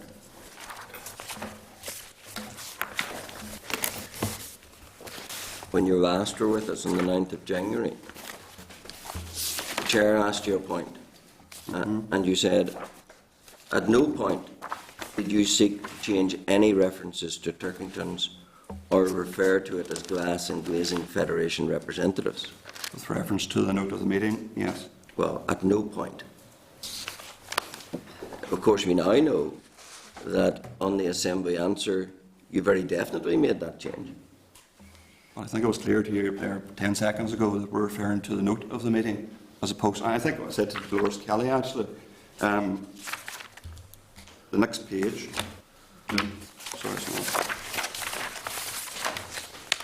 Yes, page 15 of Hansard of the same confession. In response to Dolores said, perhaps I misunderstood, but I understood that you said at the outset that you never made any amendments to letters and did not initiate those. Maybe I took you up wrong. My response was, I was talking about departmental meeting notes. I have no role in any of that at all. Day and daily I get papers that come up to me for the Minister. I put queries and suggested amendments on them. That happens on a daily basis as part of the approval process by which it goes to the Minister. But just to finish on this point, you know the conundrum that the committee has, that Ms McConaughey says she didn't make the change her own volition. She points to the most likely people being yourself and the Minister, and therefore we're left to unravel. Can you help us at all as to who could or did give that instruction? I'm here to give my best recollection of events as they happened at that time. I can only speak for myself, and I've given a clear answer with regard to my action. Are you saying, most emphatically, I did not give any such instruction, or are you saying, I don't recall giving any instruction? What's the difference? Oh, there might be. You've told us a number of things you can't remember. But are you saying, emphatically, I did not have any hand in changing the minute? Or are you saying, I don't remember doing anything that could have resulted in a change of the minute? And that's why I do not recall at any time, whether in DCAL or DSD, ever having sought meeting notes, requested changes to meeting notes, and on that basis, I'm of the belief that I did not in any way seek any changes. So are you ruling out the possibility that Stephen Brimstone caused that change to be made? Yes. Okay, I have some other points, but I'll come back. Back on that later on. I just want to bring Dolores in. Just to remind, just ask you to reflect on this, maybe for later on the, I think in your evidence a few minutes ago you said that no official had advised the Minister about any query around the status of who was at the meeting. Yes. But Michael Sands actually did and he gave that in his evidence. And in fact, there was to and fro in the drafting of a letter to me, to the committee. So I'm just asking you to reflect on it, because Michael Sands queried that. And if we go back, I mean, because we looked into this at the time as to whether there had been any mention of by officials, and it was clear there wasn't. The Minister wasn't informed by anyone that he was wrong in his assumption that the meeting was with the Glasson Glazing. But you were explaining the mechanics of the drafting process. Yes. Michael Sands, in his evidence, said he pointed out in the letter, actually it's Turkington's. And the original draft, this is the letter going to you, Chair. So he's an official, yeah, exactly. So then, Minister, what happened was Minister amended that letter, requested me to amend that letter, signed off on that letter, and there was nobody came back to say, Minister, you're wrong on that. And that's normally what would happen. Well, I'm just making the point that Michael Sands in his evidence did say that he actually made it very clear, and as far as he was concerned, the meeting was with Turkington, so an official did actually stand on their evidence. I'm just asking for people to reflect on that. Loris. Thank you, Chair, and thank you, Stephen. Stephen, one of the points that puzzles me a bit is in relation to the 8th of November 2012, when the Glass and Glazing Federation emailed Oliver McHugh and DSD seeking more information regarding the review taking place in relation to the Housing Executive Specification and whether this involves GGF members. And they also requested further information about the tendering process. You know, I mean, would that not have caused some alarm bells if Turkingtons were acting on behalf of the GGF? Then why would the GGF then write separately, raising their own specific questions, which would appear to have contradict that evidence, which are the information which Turkingtons provided to the Minister in relation to savings? Yes, but we had no sight of that. I went to Oliver McHugh, you said. Mm-hmm. So, official in the department, but there was no, that didn't come back up the line. There was no discussions in around that. Nobody from the department thought to say to the Minister, well, actually, we have a contradictory view from the actual federation as opposed to the ones that's being promoted. I'm not aware of that at all. Okay, thank you. The other point was, I mean, the choice of words actually I found to be quite interesting. You made a remark, a comment about the word decreed used, because that suggests to me sort of an autocratic type regime, you know, where there's a dictator in charge. And you did say that, I mean, obviously you have no control over how people use those words, but you did say in your last evidence session that you have no powers to give instructions in the department, and yet, as Mr Alistair pointed out to you, also you overruled the department's advice in relation to the meeting with Mr McRae and Superseel.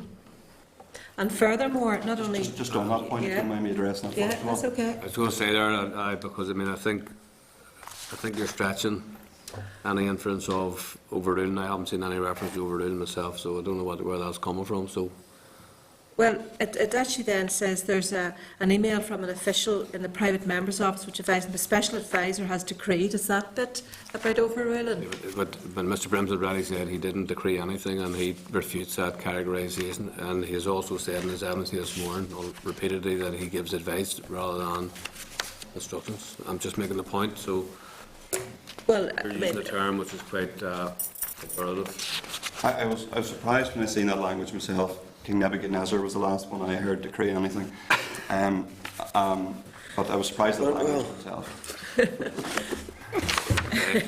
Let's stick to the programme here, folks. Well, Chair, the fact is, Mr Brimson said he didn't give instructions to the department, and yet we're fighting that there have been.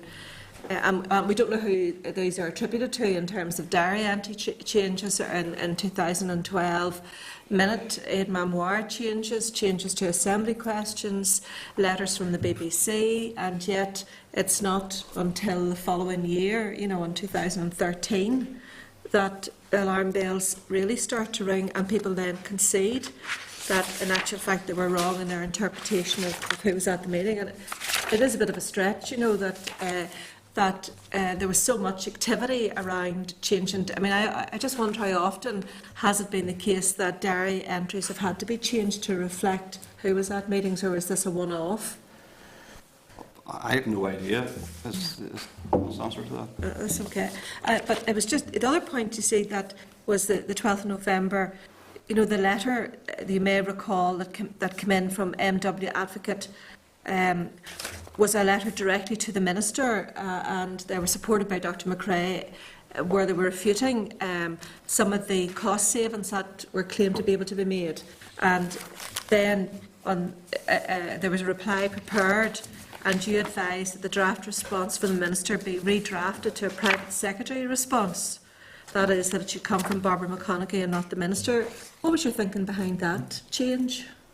Well, normally the Minister would sign off on letters going to elected representatives, whether that be council members or MPs or members of the Legislative Assembly. Normally any other letters going to individuals out there would come from the private secretary. Okay, no, I just was curious around that.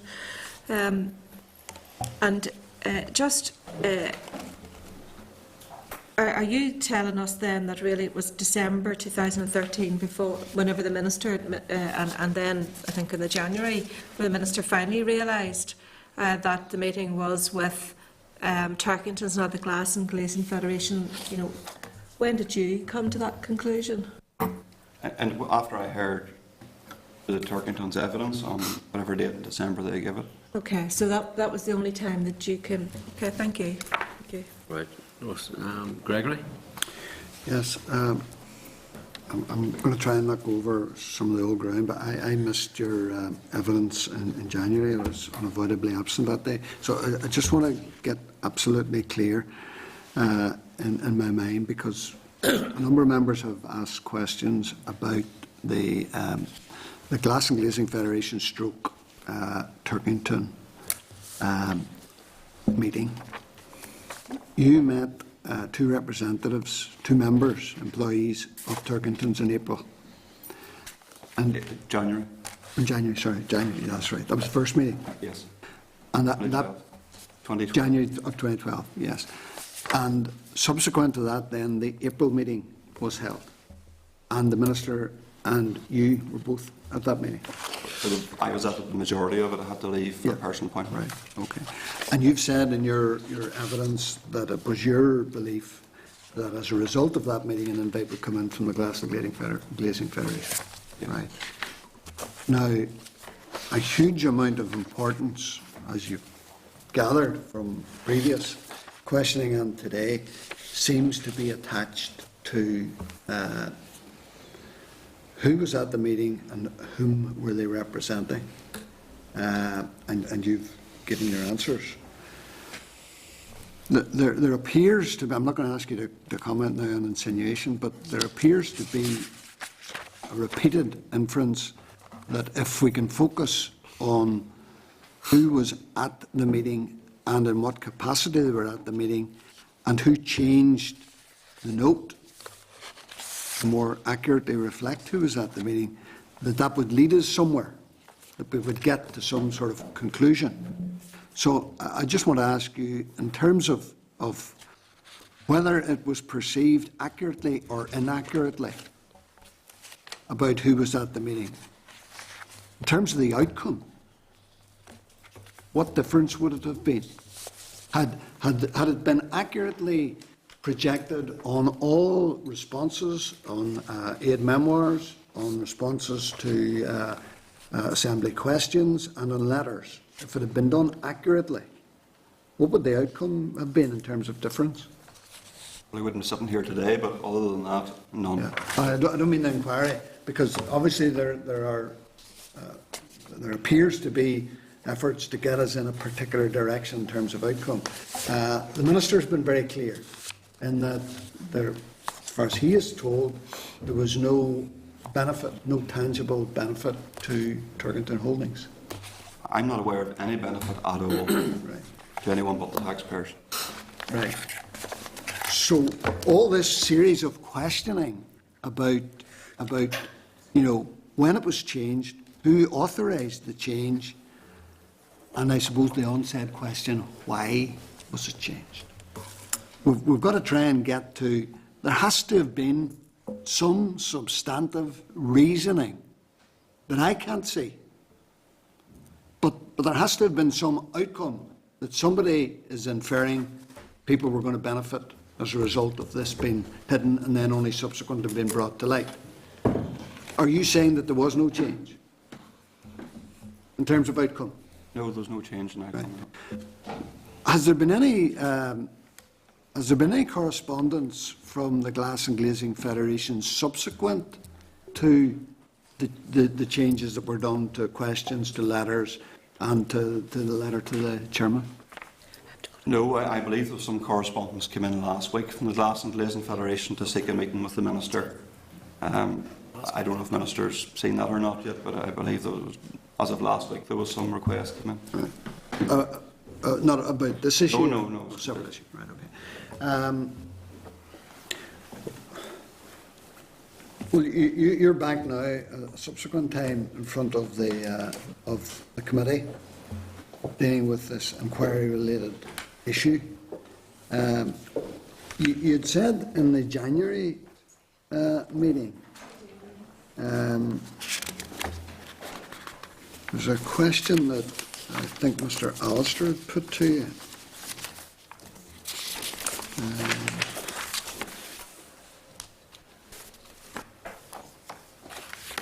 Yes, on page 7 of the Hansard report.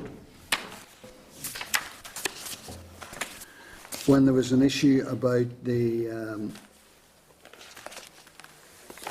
your belief that the Glass and Glazing Federation was were there, represented by the two members from Turkington, and you said that you could not recall.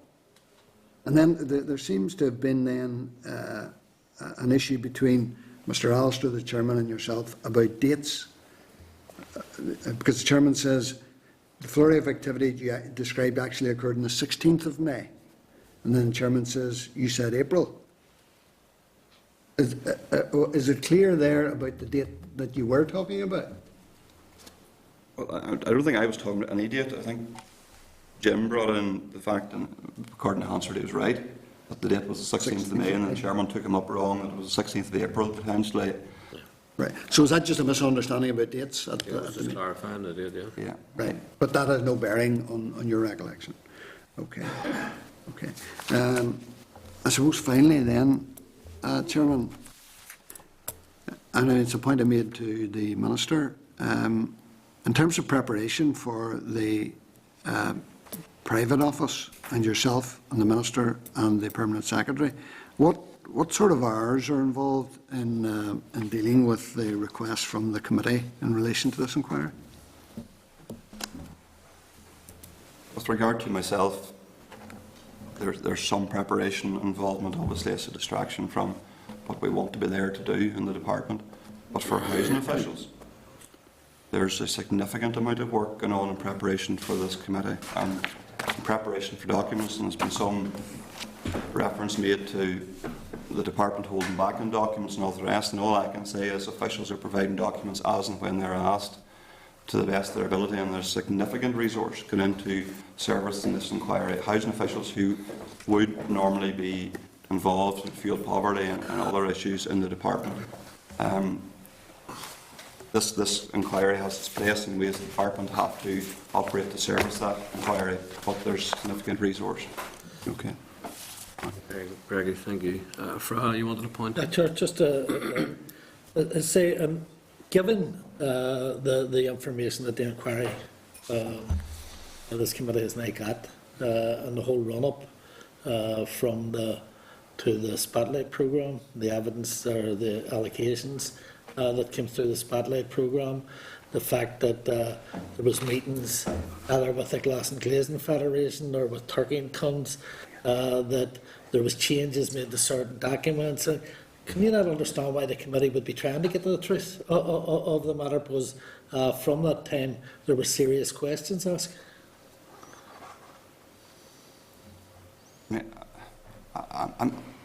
I'm not sure how I can provide a factual answer to that. Just all you can do is give your best answer, and you may not have an answer at all for it. So. But the reason I'm asking it is that the last speaker is saying that this has been a complete distraction and taking you away from your work. I'm asking, and you answered that. What I'm saying is that given the evidence that we have in front of us and the whole run-through of it, I do not understand why this committee would try to get to the bottom of the matter and try to get the truth of it. Chairman, just for accuracy, I didn't say it was a distraction. I just asked about the amount of time that was employed. No, that's fair enough. I mean, The committee has to fulfil its functions, and I accept that. I'm here, hopefully, voluntarily to help it in carrying out its functions. That's okay. And the other question is, and that has been said here, that Turkingtons had no benefit at all from the meetings that took place. Had they any indirect benefits through subcontracts with other companies who might have known? I wouldn't be in a position to answer that. Okay, that's fine. Trevor? Thanks, Chairman. Just maybe to follow on from where Fra's at, maybe I ask it a different way. I think you've been asked it probably already, but I'm going to ask it a different way maybe. Fra was trying to draw out in terms of maybe the purpose of this inquiry and, he didn't use these words, but I mean the usefulness of it or the necessity of it. But I think in an earlier question, maybe it was even asked to the Minister, if the focus, if this had been purely Turkingtons, no reference to the Glassing Glazing Federation, what difference would it have made? To me or to the outcome? To the outcome? No. No difference. Well then, and sitting on this side of the table, and last week I was accused of being a human shield for the Minister, which I refute.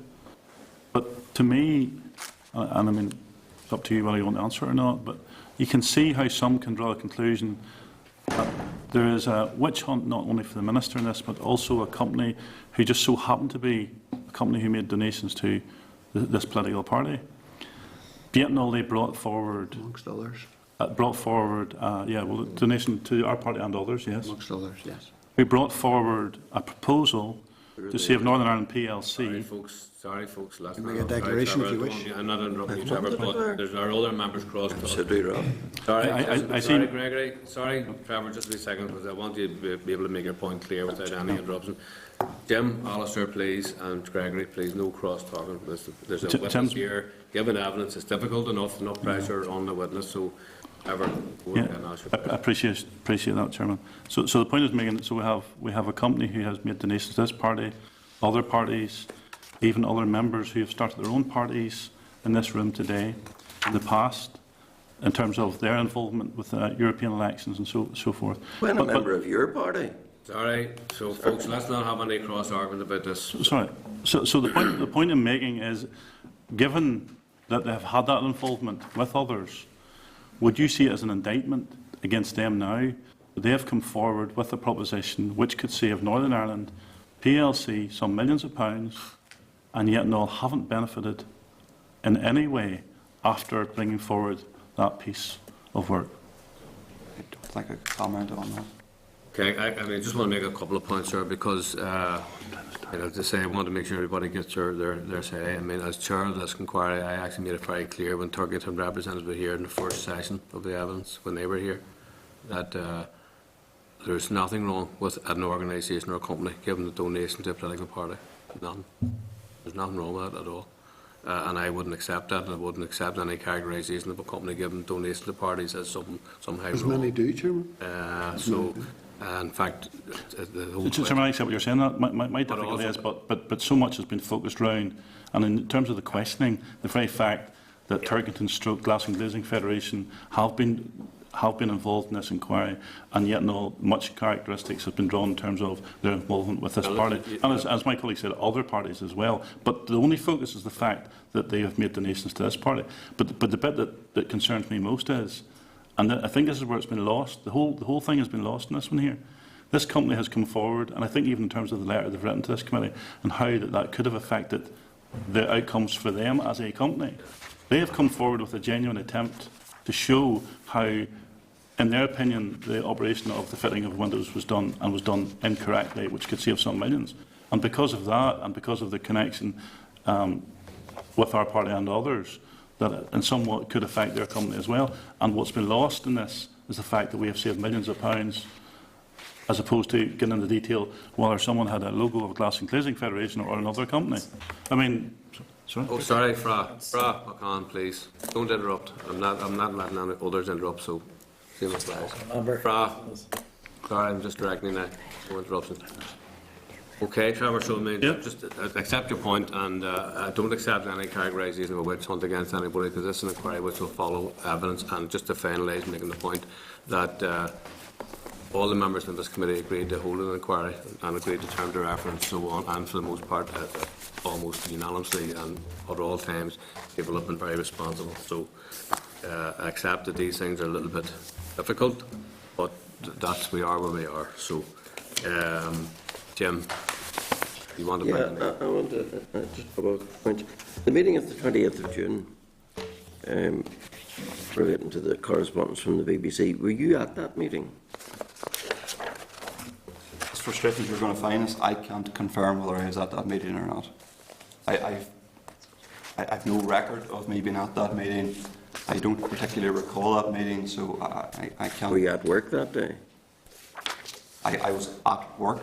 Whether I was in the department that day or not, I can't recall. Had you been at any meetings discussing correspondence from the BBC? Absolutely, yes. Because you'd received some yourself? Yes. Yes. And had you held meetings with officials in that connection? Yes, well, the Minister had a number of meetings with officials regarding the letters from BBC. So you just don't recall whether or not... We've noted you're absent. Listed attendees. Is there a list of attendees? I think there is. On the 20th of June. Sorry, I think there's a diary entry, yeah. I'm advised there's a diary entry. Is there a list of attendees? No, I don't. I can't give any clarification on that, so I'm not going to... I'm not clarificating here. If there was a list of attendees... If you don't have it, we can't deal with it, so... Right. Well, Chairman, is there a list of attendees or not? I'm not going to... Sorry, just everybody settle down. I'm not going to give a misleading answer, but... Just a misleading question, but... Sorry, a second. People just hold a second. Unless I have written confirmation in front of us here, then I'm not going to allow it to be considered, because we don't have clarification and we can't mislead ourselves. But just check it. Let's tab 17. Let's go to tab 17. Minister's diary entry with list of attendees for meeting of the 20th of June. Do we have that?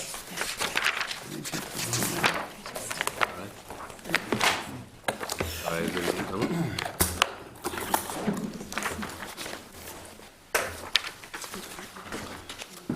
Yes. We have a diary entry there, as I said, it was just referred to, and it says meeting with officials, Lighthouse Building, Will Hurd, Jim Wilkinson, Michael Sands, Susan McCarthy.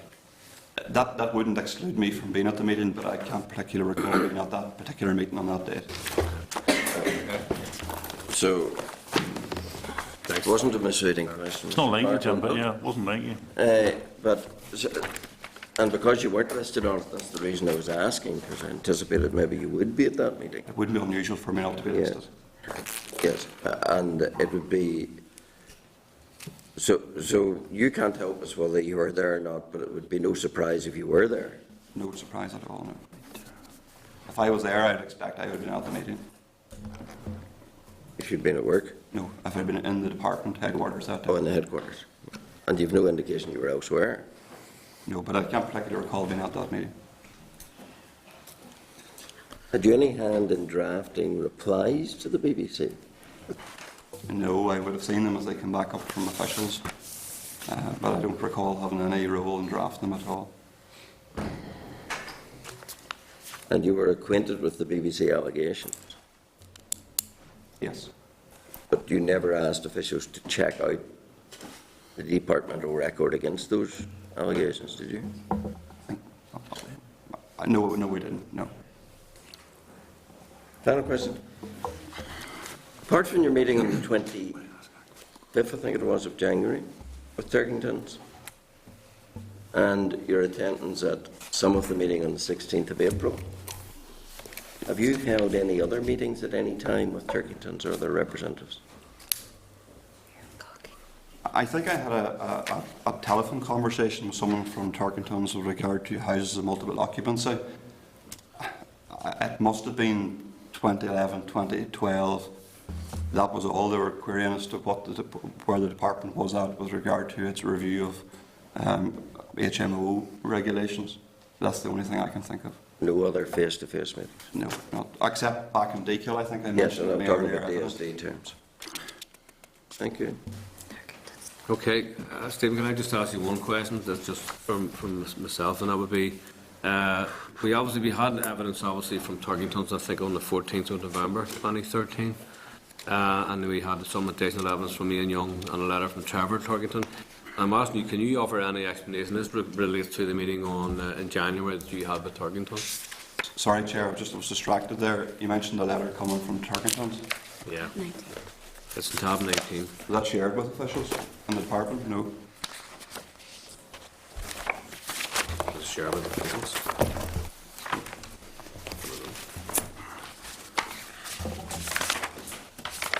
But the question actually is that Turkington's in their evidence.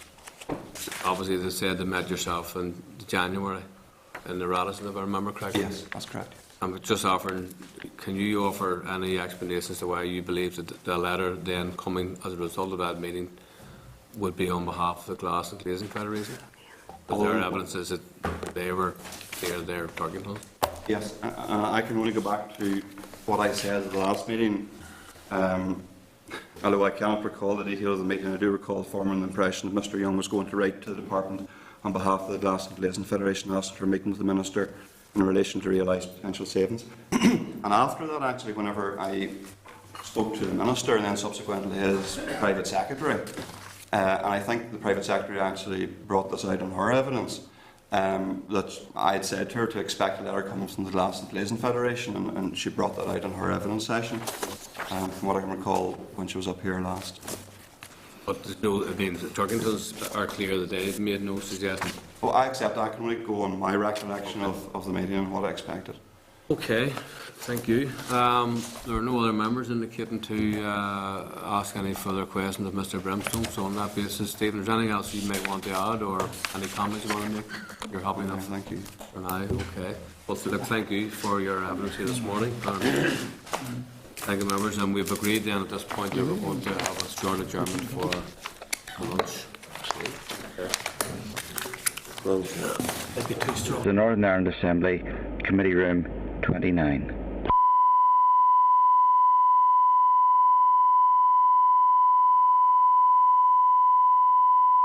This is the Northern Ireland Assembly, Committee Room 29. 29.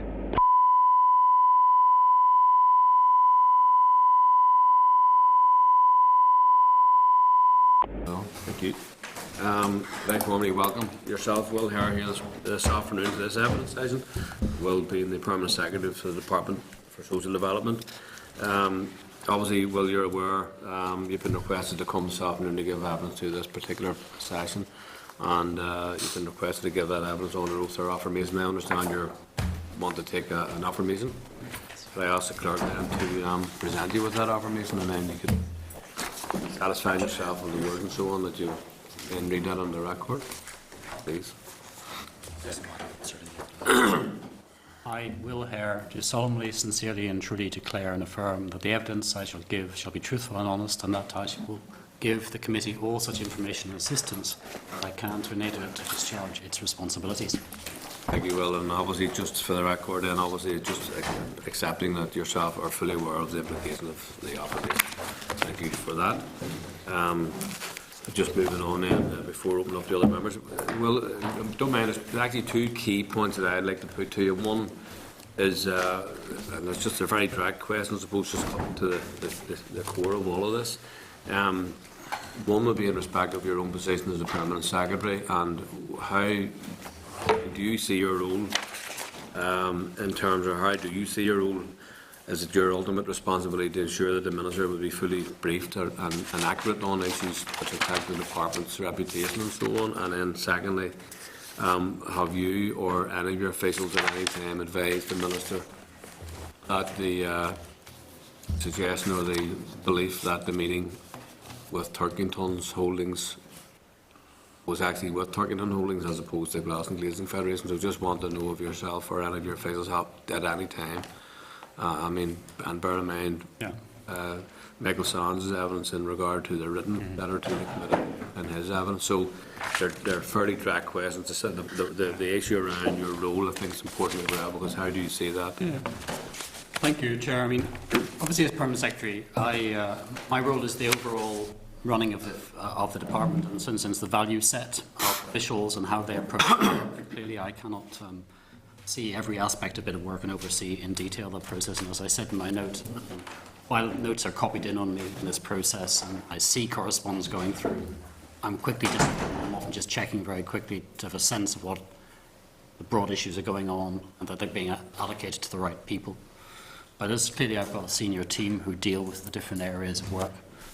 And it is in the area of this area, it's obviously Housing Division who has handled this particular issue, and the senior, while Jim Wilkinson is the director, Michael Sands has been the senior official who has been handling this particular aspect of work.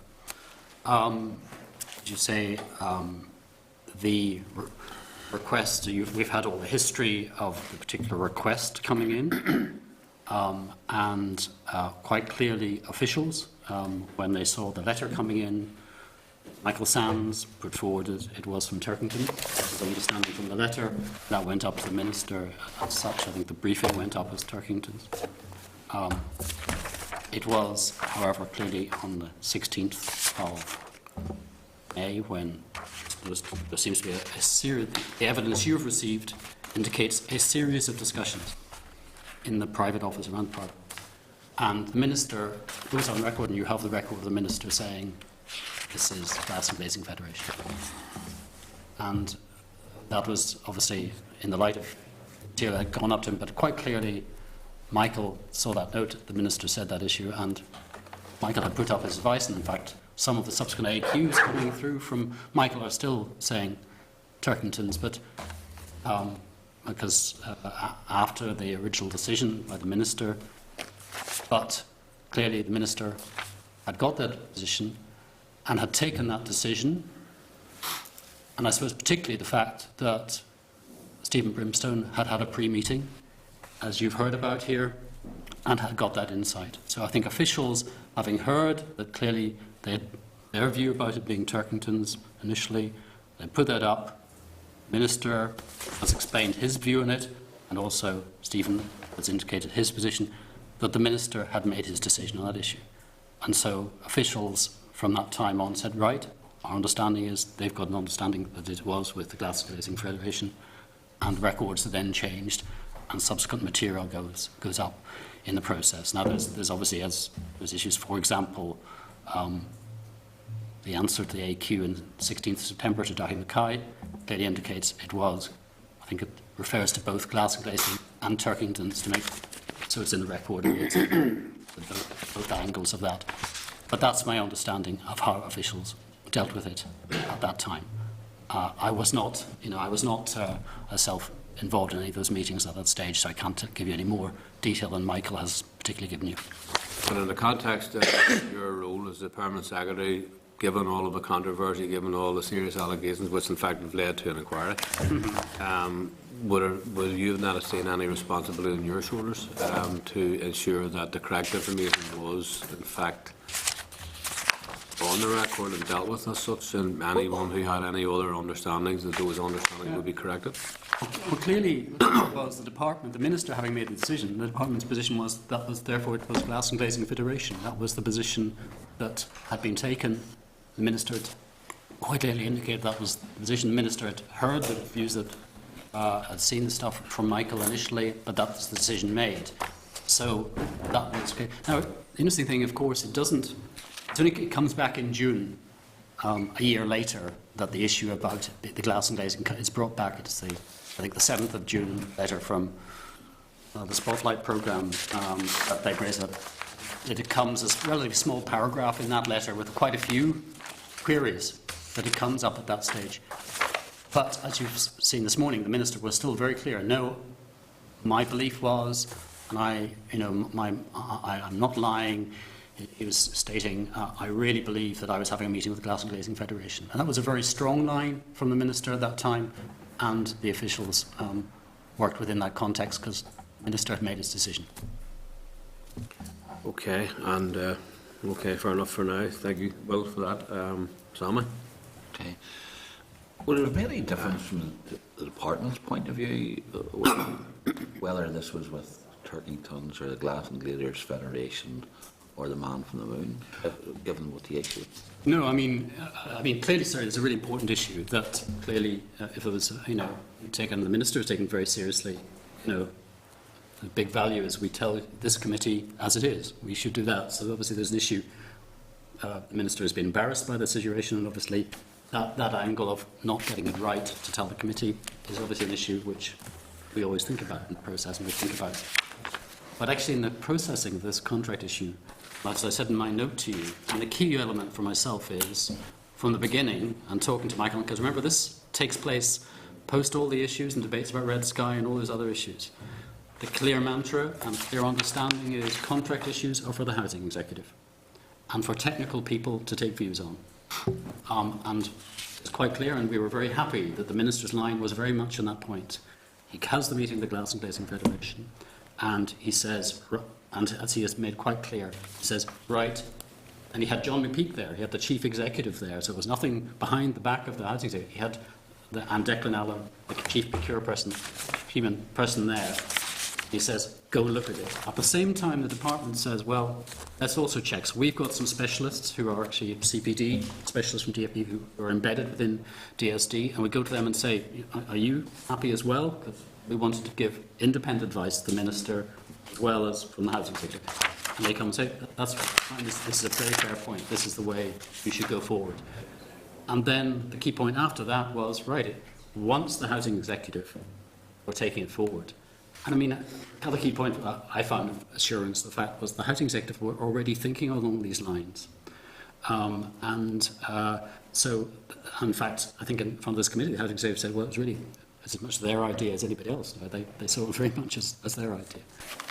They took it forward and they dealt with all the contract issues. And, I mean, we have had no involvement, I understand, as a department in that process, no issue with it. So, as accounting officer, the process issue was correct from the outset in that process, and that, was very crucial to my position and to the advice I've been giving officials about handling this sort of issue.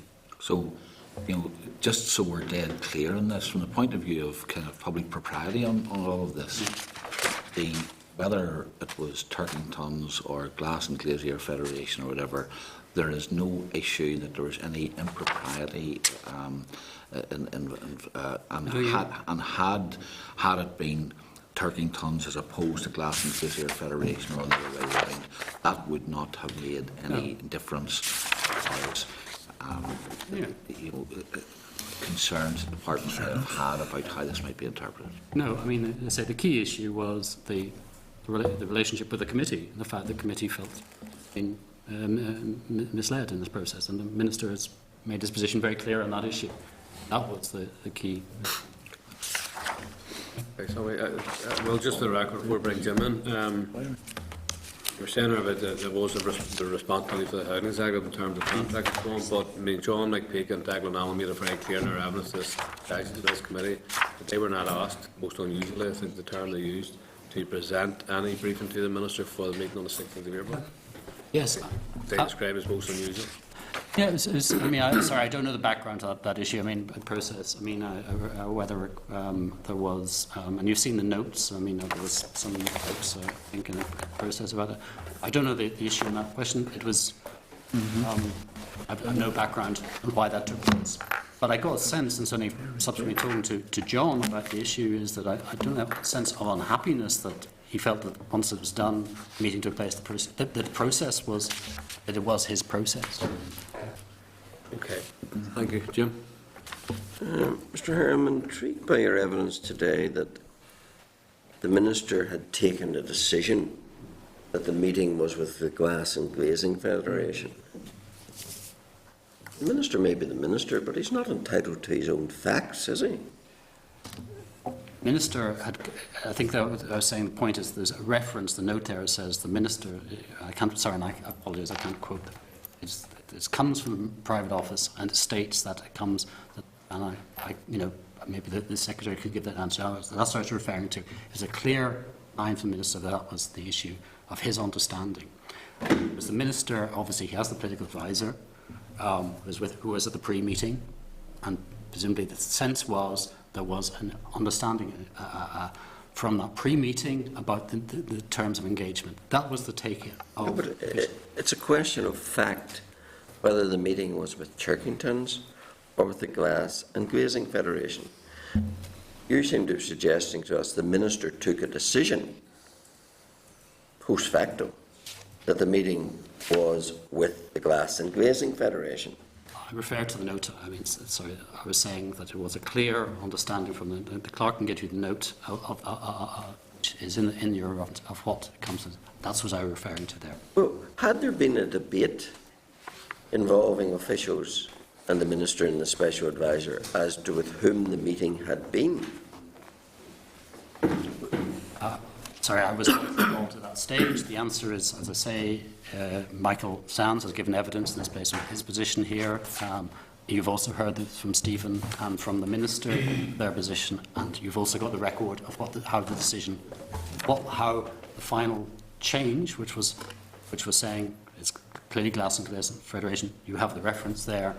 That was made. That's the evidence that you and I share in common. I'm just saying I'm referring to that. Well, Mr. Hare, the Minister having made the decision that the meeting had been with the Glass and Glazing Federation, the minutes are then changed. Is that the correct chronology? I think that is that's my understanding, that once that's communicated somehow in the system and the system. So what light can you shed for the committee on how that came about and who gave that direction? There is a record you have, which is a document which says, Claire is looking at there, which actually puts down the Minister that process. Now, I presume that we're just trying to establish what that actually is. Provides. Now, that might clearly there was, from all the evidence you have seen and we have heard, there was a decision, a conclusion, how we wish to place it, that this was how it was. And the Minister has, in front of this committee, said that he takes responsibility for that. How that was communicated within the private office, I cannot give you any. Have you made any inquiries about that? I have in preparations, I've talked to people and asked. Nobody can give any more insight than they've given in front of this committee. To whom have you talked? I've been talking clearly. I was, in preparation of this, I've asked Stephen Brimstone. I've been talking around Stephen Brimstone, and he has said about, and clear indicating these lines, this is the line that he has taken. The Minister, obviously I've been talking to the Minister in preparing for these sessions. That's the line he's taken. Barbara, I have not talked to in that process, but you've seen Barbara's evidence. And we heard Barbara tell us that, yes, the change was made, but not on her volition. But it wouldn't be. It's quite clear, the note makes it's quite clear it's the Minister's volition. I think maybe it's a good way of describing it as a decision. It's the Minister's volition. The Minister makes the decision. He's the head of the department in this decision. He makes the decision. And the system then puts that in place. Yes, but somebody has to tell whoever physically makes the change to the minutes on the trim system, somebody has to tell them to do that. But and the bit which I find, you're absolutely right, somebody has to get that message. Yes. I'm not too sure what is your concern about naming the individual, because whoever's doing it is finding the name of the individual, because it clearly is the volition of the Minister. Right? And that's, I just... Barbara McConaughey said she did the change, but she didn't do it of her own volition. Exactly. But we know the Minister's volition is there. We know that Barbara does something. Now, how the message got transmitted across, and the fact that people can't remember, I just slightly concerned. I can't, listening to your evidence, your debates, why are you concerned about that issue? Well, is that another way of saying to us that the Minister, it was on the Minister's direction that the change was made? But that's the record you have. It says that. But that's your belief. It was on the minister's direction that the change was made. Well, sorry, but the note says... The minister has not said, if I remember correctly, in fairness, the minister's evidence is that he didn't make the change. No, but he didn't. He's not saying that he told Barbara to do it. But there is, I think, a reference in your text which says that, you know, this. If I've got it right, Claire, maybe. You see, there's two separate issues, because there was a letter to the committee. Yes. Which was changed via the draft. That's the one Michael Sands was referred to in his evidence. But and that was changed on the 22nd of May. Yeah. And then the minutes of that meeting were changed on the 16th. So yeah, I mean, the minister, my recollection, the minister said he actually didn't instruct Barbara McConaughey to change. Yeah, but I mean, I'm not saying he's saying, but it's not that he necessarily himself said it. But the point is, his volition is made clear in the private office, and then the system runs and does these things. That's how departments run. But it has to be conveyed to Barbara McConaughey. Undoubtedly, it has to. And the question, it doesn't seem that anybody can give us an answer how it was conveyed. And I have not but that seems to me, I've worked in private offices for around 35 years. You've heard her evidence that doing the best she can, she says, she assumes the instruction came either from the minister or the special advisor. And presumably the special advisor passing on the minister's volition. And is that what you believe happened? I think that decisions, watching how work is done here, that everything is run past the minister and the minister decides. Okay? So do you think the chain of communication was Minister Special Advisor Barbara McConaughey? There are... you know, it's... I think we need to be, in fairness, I don't think we can expect Will Hurd to answer... Well, just unless he discovered something. Yeah. So, just to track back a little bit, the letter comes in from Turkington's. It's quite clear on the face of the letter who's asking for the meeting. No one could be in any doubt. Isn't that right? Letters from Turkington's, but what... Clearly, and that's how officials interpret it, the process. But there is then this pre-meeting. Yes. And you've heard Stephen's explanation of pre-meeting. Yes. But just deal with the question, if you would. The letter comes in, it would be hard to interpret it otherwise than a request from Turkington's from a meeting. And that's how Mr. Sands interprets it. Isn't that right? That's the way that Michael has interpreted it, yes. And we now know that having been invited to the meeting, that's how the housing executive interpreted it. Is that right?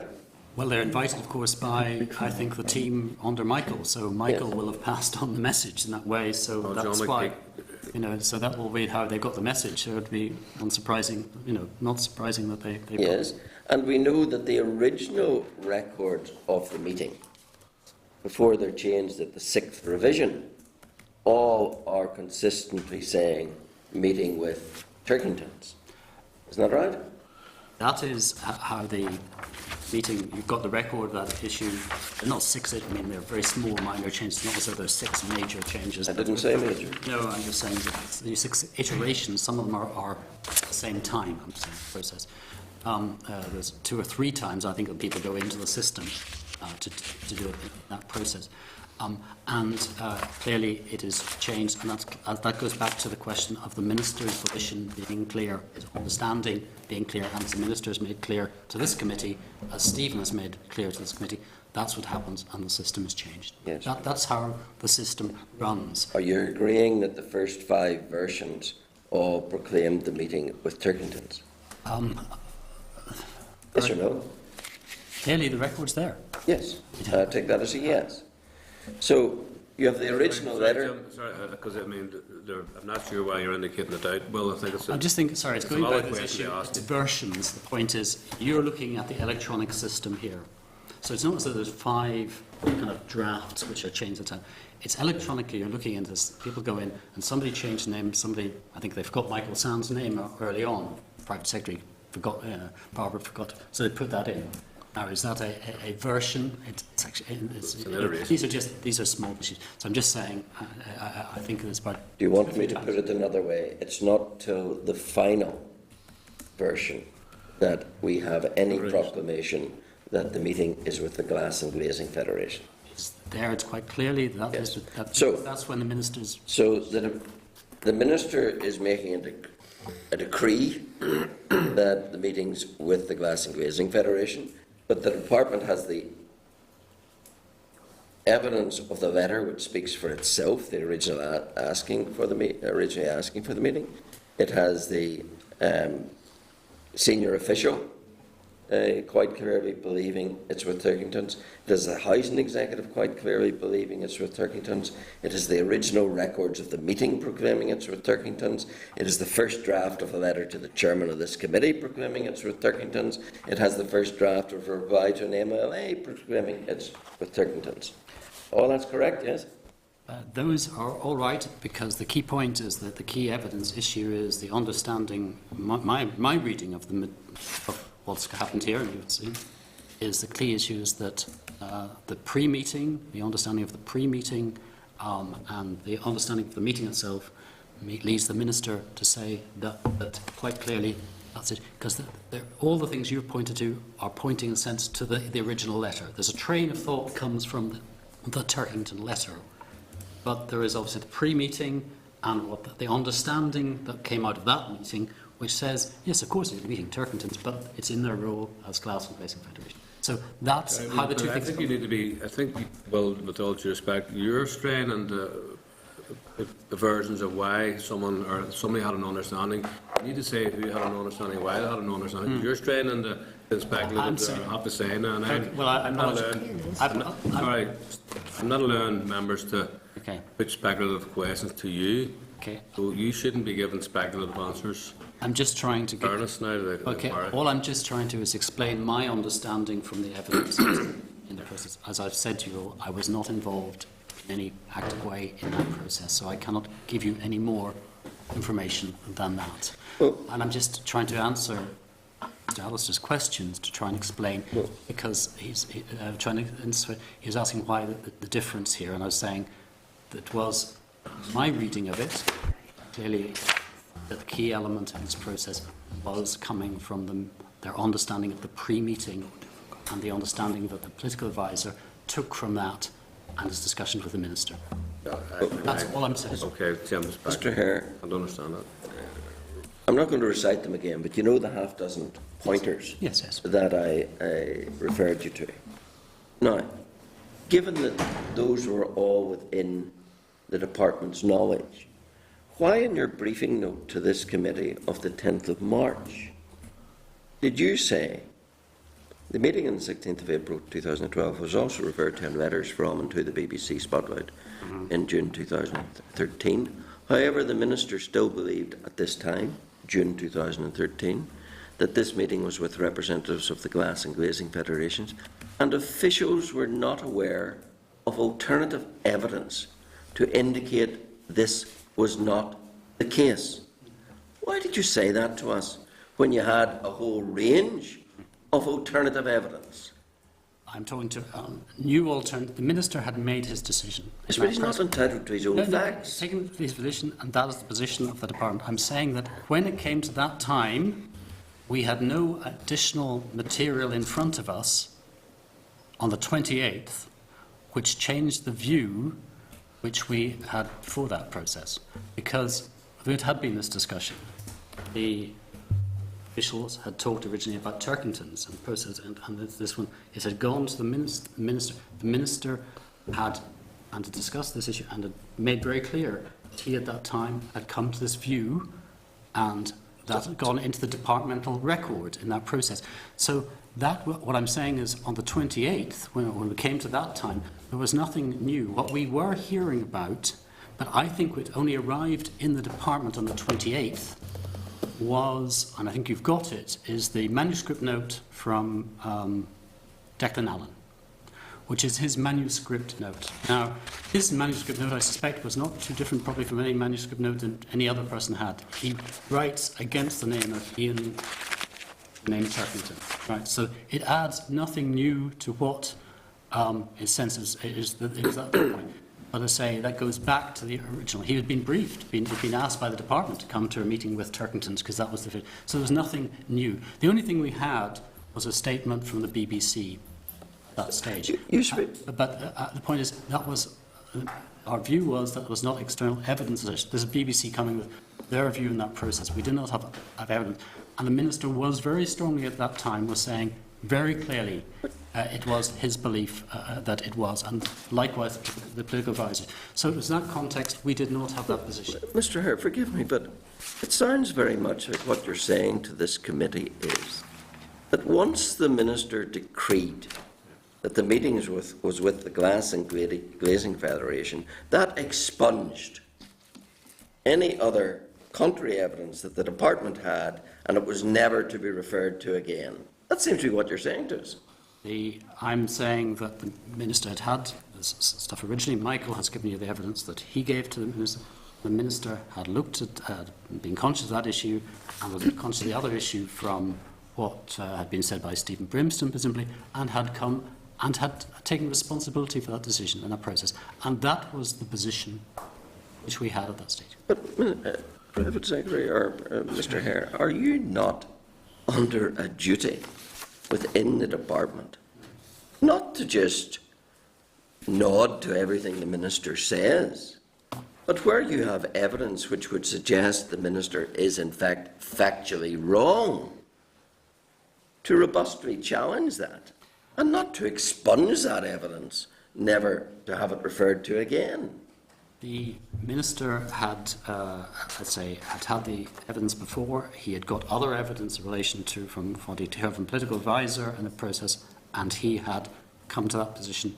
And we had made sure as a department, by September of 2012, the fact that it was both the details of that meeting, including membership of the Glass Glazing Federation and Turkington's, was in the public domain.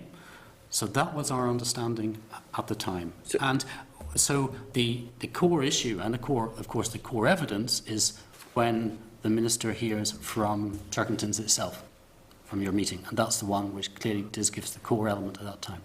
So what you're saying to us really is that the department had its own view from its senior officials, seemed to have the same view as the Housing Executive and all the other evidence that pointed to a particular conclusion about the meeting being with Turkington, that the Minister decrees, no, the meeting was with the Federation, and thereafter, that evidence that you had has got no weight whatsoever.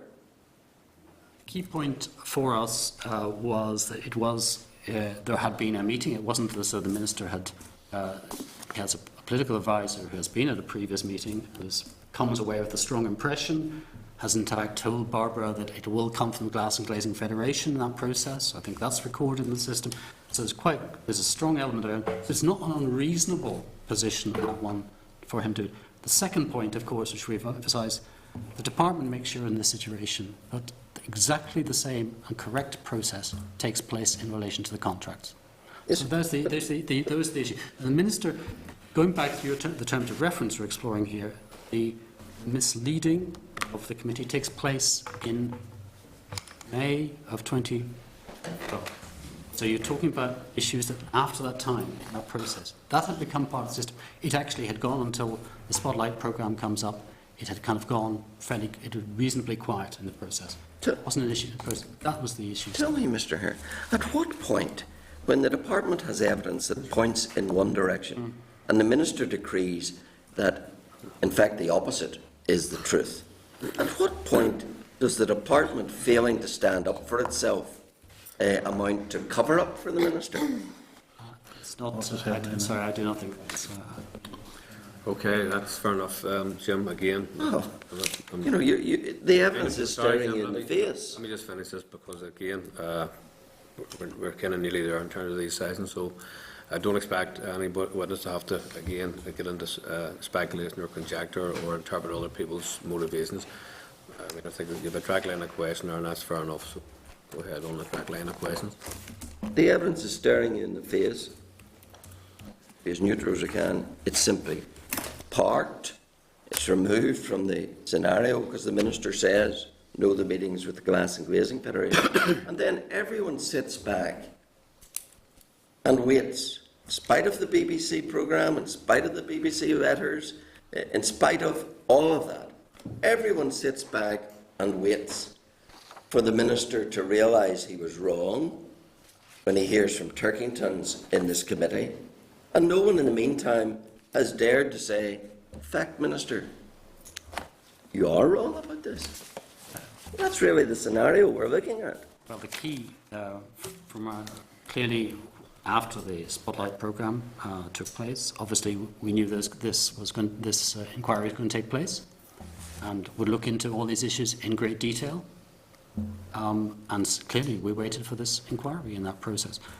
When we saw the evidence from Turkingtons, we clearly made that clear to the Minister in the situation, and that's where his decision made. Because that was, seems to me, the core evidence of the issue. It was, because you're asking us, in what guise did those individuals come? What was their understanding of coming to that meeting? The Minister never denied that the Turkingtons were there. I mean, it's on the record, it's in the minutes. The question is on what hat were they wearing at that time? And the Minister and the political advisors were very confident and expressed very confidently that it was with a particular hat on, Glass and Glazing Federation. Clearly, when it comes from various questions, clearly the Turkingtons, what they were not in that process. And that's, the Minister sees that, it's that core evidence that comes, that makes the decision. And that's the Department did wait to that time to see what the position was. Meanwhile, Mr. Hare, you had letters from the BBC and a major meeting on the 28th of June that you're at. And one of the allegations of the BBC relates to who this meeting was with. Now, particularly since the Minister was being asked to do a public interview, did no one, yourself most particularly, say to him, well, now, Minister, there is this issue of who the meeting on the 16th of April was with. You'd need to be very sure of your ground before you think of doing an interview as to who you actually met, because that is a key issue highlighted in this correspondence. Did nobody even say that? Or say, well, maybe it's time to reflect on who that meeting is with, maybe it's time to investigate a little further? Was everyone just so in awe of the fact that the Minister had decreed it was with the Federation that no one dared squeak about the fact that, in fact, there was evidence the other way? By the meeting of the 28th, clearly we had the situation in relation to Spotlight. As you know, Spotlight was talking about programmes for 6 months beforehand. You were in the process, but yet didn't do programmes. And then in June, it comes forward and starts building a number of other areas it's going to do in the process. Clearly, I'd taken advice from the Executive Information Service. I talked to Stephen Grimison. My press officer had been heavily involved. We had talked to Spotlight at the time to try and get some understanding of what the meeting was process. But clearly we were looking at that question and deciding whether it was sensible, if they were going to do a programme, how did we get the Minister's position on the record? And the meetings took place were to try and decide how to do that, whether you actually offered an interview or whether you made sure that the Minister's letters and his position was put there in letters. And that's, you see the correspondence that takes place.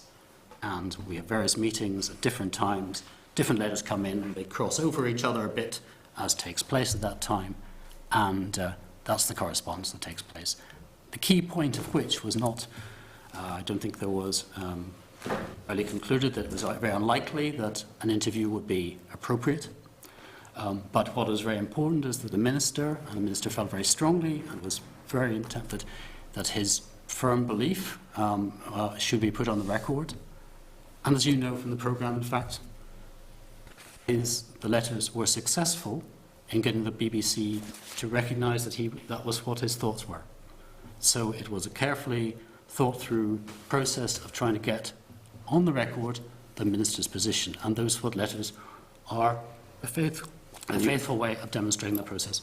And that's what we're involved. At the 20th of June meeting, no pause to reflect on whether it was sustainable to say the meeting was with the Federation back in April, given that the Housing Executive had obviously been asked by the BBC who they thought the meeting was with, and there was a great flurry, if not a panic, to find out what their FOI material contained. No reflection on the fact, well, Minister, bearing in mind the evidence we originally had, which we buried once you decreed it was with the Federation, we need to be sure of our ground here. No discussion like that whatsoever. The Minister is very clear in its position at that time, and at those meetings. What Sorry, well, I don't want, again, Jim, using language like, buried information and so on, it's not acceptable. So ignored. Well, don't use it. So, well. The Minister was very clear in his position, and that was the position we were representing on behalf of the Minister. So whatever the Minister said, you as Permanent Secretary simply accepted, because the Minister couldn't be wrong. Do I have to? I mean, well, it doesn't have what it amounts to, Mr. Hare. Well, in fairness, well, it's a question because it goes to the heart of, if you have an understanding of one set of evidence and the Minister has another understanding, do you take issue with the Minister on that, or anyone else for that matter? But I mean, you clearly have evidence. The Minister has a different understanding. Given the importance of these issues, we're asking, what is your role in that? Sorry, what's the difference you're saying between myself and the Minister there? Well, the evidence was say, because there's a list of evidence that you had at your disposal for the meeting on 20th, for example, including the letters from Barbara McConaughey forwarding on from Turkington. So everything was all pointing to Turkingtons.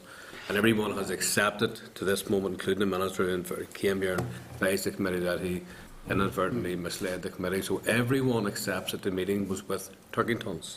All the evidence, electronic and so on and so forth, and Jim outlined some of them earlier on, points to Turkingtons. We're saying what we can't get our head into is that the Minister eventually used the term, maybe it was the Minister's volition to say it was Boston Glazing Federation, but all the evidence is to the contrary. So where's your role? I'm sorry, I don't think I'm saying is there's all the Minister. That had been discussed a year before in the process, Michael and the process, and the Minister had made clear his understanding of what it was the meeting, including in the light of the pre-meeting, and therefore that had gone into the departmental record, and that was the understanding, and that was the position of that one. That was from the May 2012 changes. That has gone into the system, right? And that was, and I say, I personally had not been involved in any other, I mean, that's when it came into my self-consciousness that that's where that was, because I wasn't close to it at this stage. So I knew that that had been debated out, and that's how it stood. And that's so when it came a year later towards the issues here, and this came up in June, that was the departmental understanding, because the Minister, that was the clear understanding from the private office what the meeting was around. That's how they understood the hats, as it were, that people walking into the room were wearing, right? And that was certainly the position which we understood. And I'm not saying, Michael Sands and other people at the meetings who were in these pre-meetings and were preparing drafts of this and other people, they were preparing the drafts of these letters in that process. That's what's coming up in the process, right? So there was not, I don't see the difference, to say, between the departmental. I'm saying by this time, that's how it got the Minister's position was clear. Well, I want to let Mr. Allister finish his line of questioning. Could I just suggest to you, the Minister got it wrong. He said that, right? He's not right. He accepts in the light of that issue that he got it wrong. He got it wrong. So you are the head of the department, which sat back once he'd made the decree that the meeting was with the Federation and did nothing to challenge, to check, to recheck, any of that, even when you get letters from the BBC making those very strong assertions. Now, do you think the department failed in simply rolling over and accepting the Minister's decree, which ultimately turns out to be false? the Minister and his political advisor had been at the special, at the pre-meeting of that, which set the nature of the engagement in that meeting. So you had somebody, you know, and the member saying that as part of the process, and they're feeding that into the system and saying process. How do other officials, you know, that's, you make a judgment that calls, that was the situation where the officials made a judgment in that process. What's the pre-meeting you're talking about? There was a pre-meeting, if I understand rightly, between, well, it's been referred to, Stephen Brimstone. You tell us. You tell us. Stephen Brimstone met the people from Turkington's in the Radisson Hotel. And so that's the meeting which Stephen comes saying this meeting is going to be the Glass and Glazing Federation. But you were sitting with a letter from Turkington saying, I, the General Manager, would like to meet you to talk to you about my company and our view and all of that. My officials saw that meeting, but they when Stephen and the Minister, they said, well, that must be an understanding. The Minister wasn't at the January meeting. Even when he looks at the letter again, says that's still The Minister wasn't at the January meeting. No, I'm not saying it, but I'm saying that the when Stephen there's clearly the understanding, and Stephen, when he even receives the meeting this time, he still believes it very much. He's adamant about the meeting still being. I'm going to ask you one last time. Do you think that, given that the Minister got it wrong, and given that the department acquiesced for, 18 months in it being wrong, do you think you served the public interest by not challenging and relying upon and raising the evidence that you had that he was wrong? I personally was not aware of the nature of this problem until much later in the process, right? That there was this debate. I knew I had trusted officials who saw this issue and made a judgment at that time. And I trust those officials made the judgment in that way. Could have you finished, Sir? I just had one last answer. Did you get a letter from the BBC? I got letters from the BBC, yes. It's referred to, there's references to, it's a different issue which came up in relation to former chair of the Housing Executive. It's referred to in the Spotlight report, and they also put my comment on that. So that was the only issue. It was a different issue. Thank you. Okay.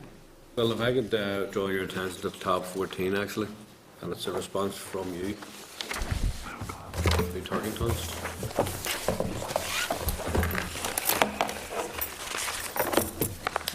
It's a response to end by.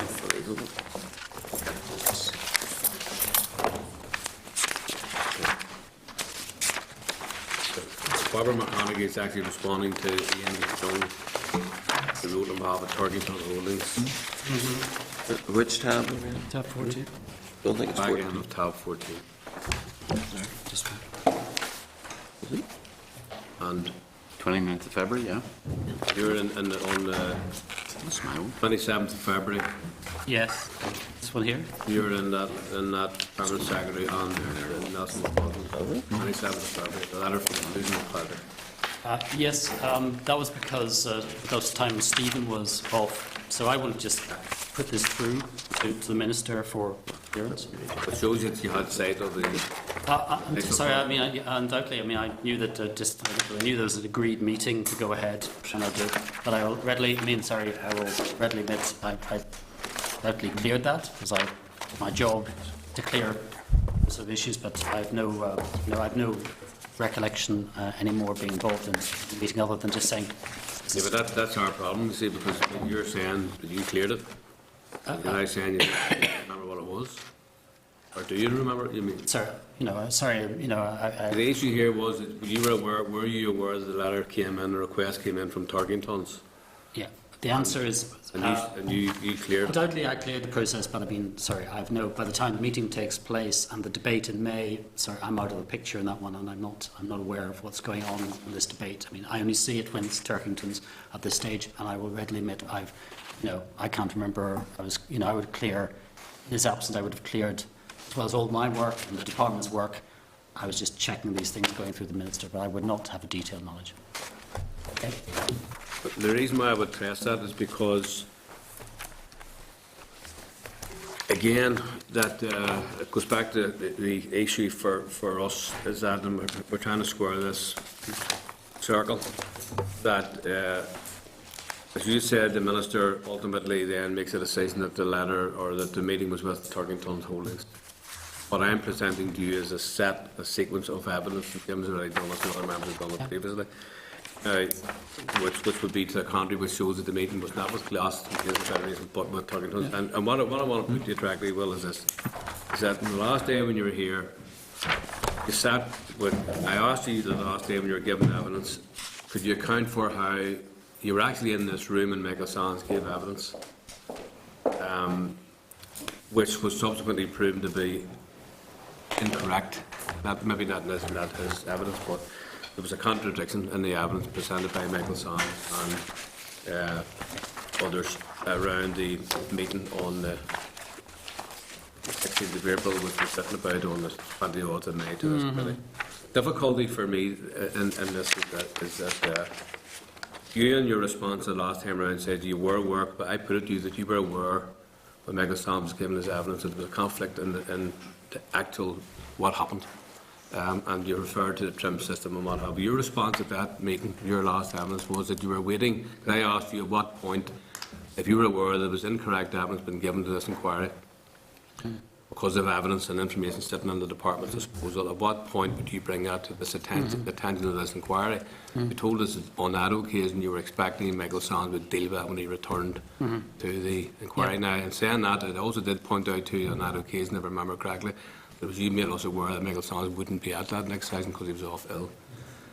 My problem here is that, notwithstanding the list of evidence that there is, which proves that the meeting was with Turkingtons, up until very, very recently, in fact, until the Minister actually says, I got it wrong, the Department was prepared to accept that, even though all of the evidence pointed to the contrary. And I'm asking, put this question to you in the opening remarks, as a Permanent Secretary, do you not see that that is an absolutely unacceptable situation?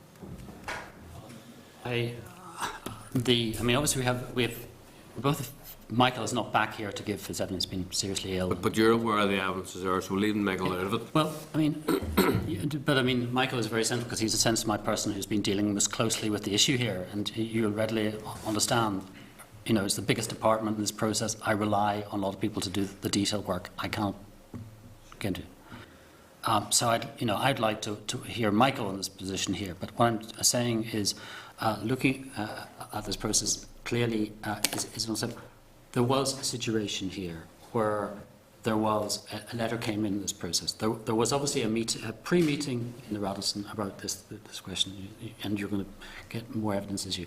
Out of that, Stephen Brimstone, as is made evident to this committee, came with a very clear impression of what the process was. The Minister, when he goes into the meeting, and I don't know the pre-discussions the two of them had, but he likewise comes and says, no, I was meeting them in that guise. And clearly, as I say, the record indicates that decision is made in that process. And Michael makes his comments about this issue in the process, but I have Michael and other people saying, well, fair enough, that's the judgment they accept in that process, that's the judgment call, and I rely on those officials, and I think they are good people who make good judgments of what's appropriate official to do. So that's all I can say. And my final point then, so if someone's making a wrong assertion, you're not going to correct that if you think ultimately they had made that decision? If I think these people are well, to judge enough, if I haven't got evidence, I have to back that Michael have made the right call at that time. Okay. Thank you. Michael? Okay, Trevor? Yeah, just finally, in terms of the meeting, and I just want to get your thoughts on this one. And I can understand to a degree in terms of the question comes once the report has got to a certain stage. But I presume you're not across the level of detail of each and every one of the meetings the ministers have? Certainly, no. I cannot be. I presume that. But in terms of, so whether it had been from the Glassing Glazing Federation or Turkingtons, but if it had been recorded as Glassing Glazing Federation and it turned out to be Glassing Glazing Federation, or if it had been Turkington's and it continued to be Turkington's, what did you see the net effect to the department? I mean, sorry, if this had been a non-issue, it had been Turkington's and nobody had raised the question around that, would be much easier for us in that process. But the answer is, in terms of process, no difference. I mean, that was the big issue for myself, as my notes indicated, was I kept on saying to people, make sure, I want to make sure, and this is because of the Red Sky issue and all those issues, make sure everybody's clear, the contracts are done by the Housing Executive, the departments, and very careful limits in the process, what they did, and this was. And if this meeting had been recorded as Turkington's and the meeting took place with Turkington's, what difference would that have made to the department? None at all. Okay. Thank you, Trevor. Thank you for that, Fran McCann. Just one point. If it made no difference whether it was Turkington's or the Glass and Glazing Federation, why are people going to so many lengths to try to say that it wasn't? Sorry, and the answer is, I can only presume is because they felt that was what it was with the Glass and Glazing Federation, because I think that, I presume it's because that's what they felt it was. And I mean, especially since publicly they're very quickly explaining the Glass and Glazing, it was Turkington's in the process. Don't enter into speculation. No, but I'm just saying, I mean, but as you say, I've been asked to speculate, I'm just saying that, but a good point, I shouldn't. Okay? Sorry, Chairman, I'm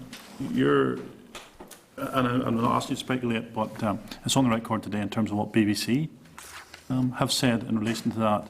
There was a summary, I think Stephen possibly read it today. I'm not sure it was Stephen or the Minister.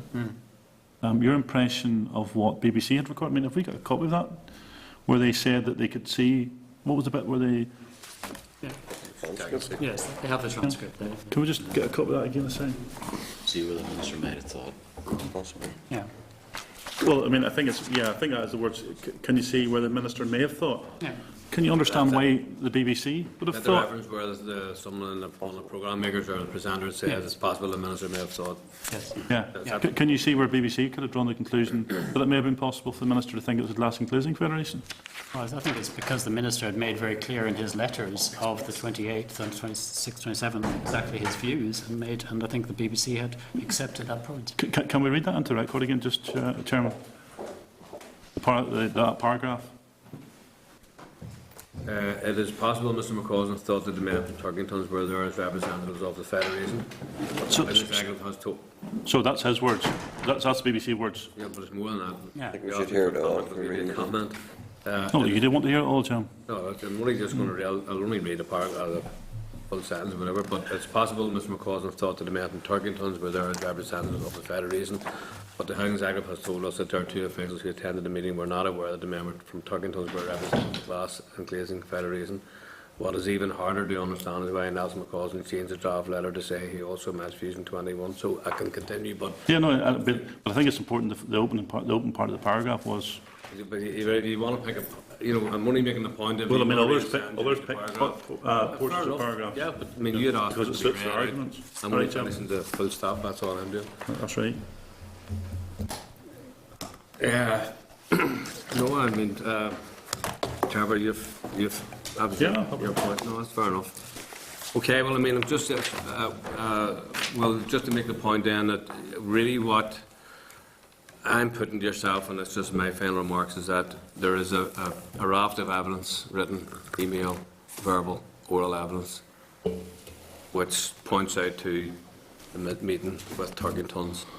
And all I'm suggesting to you that we're being asked to accept from yourself and indeed others that notwithstanding all of that, that people jumped to an understanding or took on board an understanding that the Turkingtons were representing someone else. That's at the core of the committee being misled. That's the allegation. And I'm asking you then, and I've asked you before, but I'm not going to labour it again, at what point would you have actually tried to convince those people who are making those assertions that they're actually incorrect? I mean, do you understand or do you accept that there was a different version? Well, clearly the point was when we had the Turkington evidence to your committee came through, and we had from the voice of Turkingtons themselves their position of it. When that came through, that was clearly, this went to the Minister, and the Minister looked at that material, and that's where the Minister changed his position. And is that where you changed your position? Sorry, that was the key evidence in that process, yeah. Okay.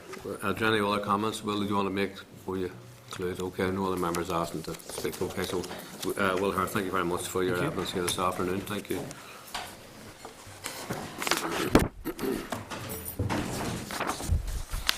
Here, last, our final evidence session this afternoon with the representative of Turkington Holdings. I can't believe that a department knowingly. Absolutely complicit.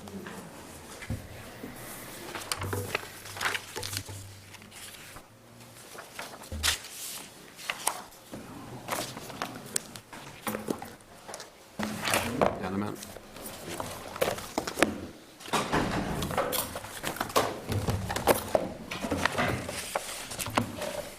Okay, gentlemen, can I formally welcome yourself to this meeting this afternoon? Sorry for the delay of the business today. I'm sure you're very busy men. You have a lot of work to be doing, so I do apologise on behalf of the committee for keeping you as long today.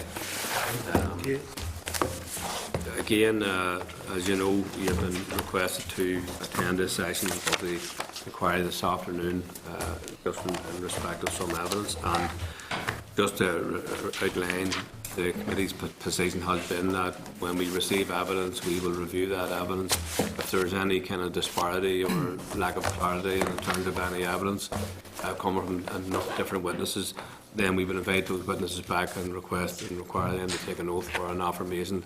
That makes no judgment on the veracity or otherwise of anyone's evidence. It just simply means that if we're faced with different evidence or perhaps potentially conflicting evidence, then we're duty bound to probe that further. We make no judgment whatsoever on anyone. I do appreciate that yourselves are a private company, you're involved in business and you have your own reputation at stake. I've made it very clear here in the earlier session that the whole question of party affiliation, donation and all the rest of it, that's completely, totally and utterly legitimate, and there's no aspersions to be cast on anyone in regard to that. I can assure you that on behalf of this particular committee. So if that's been cast out in any media reflection, then it's unwarranted as far as I'm concerned for this inquiry, and nobody around this room, even though members may inquire, because sometimes there's a question over relationships and so on, but there's no one in this inquiry, certainly when I'm charitable, will be making any allegations against your company or anybody else for that matter for any inappropriate behaviour. This inquiry is statutory based. We have very clear rules for procedural fairness. We want to treat every witness equally and fairly. And we're trying our very, very best to do that. And again, this afternoon, I hope that you feel that your evidence and yourself will be respected as witnesses here. We're taking your professional integrity as a given. There are obviously members here who will wish to ask a number of questions, and so hopefully we can deal with that. Obviously, as I've said earlier on, people when they recall back again and have been asked to take an oath or make an affirmation. I think I understand you have opted to take an oath. That's correct, gentlemen. On that basis, I then asked the clerk then to bring that oath just round to you, and if you could read that on the record.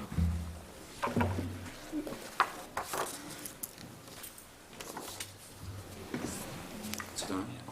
Sit down. It's just...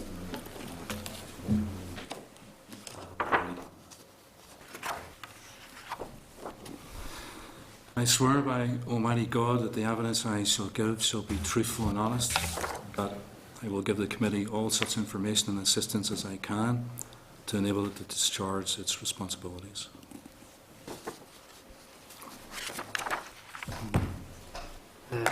I swear by Almighty God that the evidence I shall give shall be truthful and honest, and that I will give the committee all such information and assistance as I can to enable it to discharge its responsibilities. Could I thank you both, Ms McKagan and Mr Young, for being here this afternoon formally, and again apologise for the delay in getting to your particular evidence session, and thank you for taking the oath on the record. I mean, I presume this will be simple enough. I'm not sure if any members indicated yet to speak on this or to ask any questions. So Michael, Jim, it's just then, if I could just, again, for me, the essential core element of all of this is that, as you know, there has been, for whatever reason, an issue around who attended the meeting and on whose behalf. Yourselves, for example, attended the meeting with the Minister on the 16th of April. There was a previous meeting with the Special Advisor in the Radisson Hotel. Can I just ask yourselves, just because you're here now on the oath this afternoon, in terms of this particular section of evidence, it's really just a repeat of the earlier, and I mean, I think you've already provided the answer, but I'm just asking again on the record today. In your evidence, you made it very clear that no one could have been under any misapprehension as to the status of the meeting. In other words, that when you attended the meetings, you were representing Turkington Holdings Company. Is that a fair assessment? And that's the key kind of question I just wanted to ask. Michael. Thanks, Chair. With your indulgence, there's a paper trail for quite a lot of this, but it all seems to start with the pre-meeting, and there's no way that you feel anyone at the pre-meeting in the Radisson could have left with any impression other than that this was to be a meeting with Turkingtons. I was not the pre-meeting. No, it's definitely not, no. Okay. Okay, Michael. Jim Allister. Just in terms of that meeting in the Radisson, it was just you, Mr. Turkington, and Mr. Brimstone. That's right, yeah. Were any notes taken by anyone at that meeting? I don't think so, no. So, just so as we get the picture, is it a meeting in a private room in the Radisson, or in the lobby of the Radisson, or what's in the coffee shop? In the coffee shop. Oh, yeah. So, and it's over a cup of coffee, presumably. Yes. Three of you chatting. Yes. What sort of duration had that meeting, if you can help us? 30 minutes, 45 minutes. And just remind us, I think you did tell us previously, but just remind us how that meeting came about. I think there was a couple of things that we wanted to get resolved, whatever, and Trevor suggested having a meeting with, it was arranged by Trevor's PA to meet Stephen Brimstone then. Yes. And you hadn't previously yourself met Mr. Brimstone, is that No, right? I've never met him, no. Yeah. I think it came from, was it the last time it came from a 2007 Yes. meeting to do with motorsports? I think from the Cal days. Yeah. So, you've already said to Mr. Copeland, nobody could have left that 30-minute discussion thinking that you were asking for a meeting on anyone's behalf but yourselves. Isn't that right? No, I was representing Turkingtons at that meeting. Yes.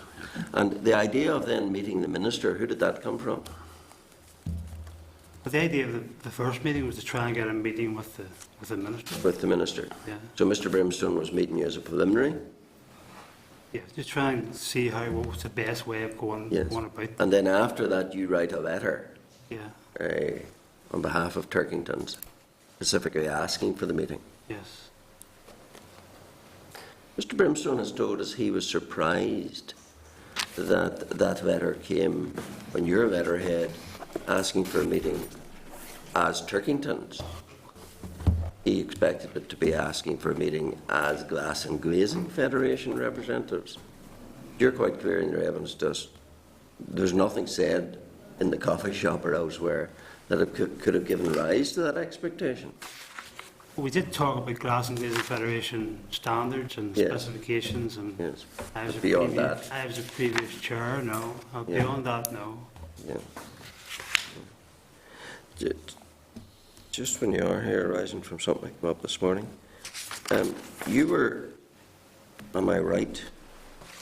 I just want to make absolutely sure about this. At the material time, you were a subcontractor to Mascot, is that right? Yes. And Mascot had a housing executive contract. That's right, yeah.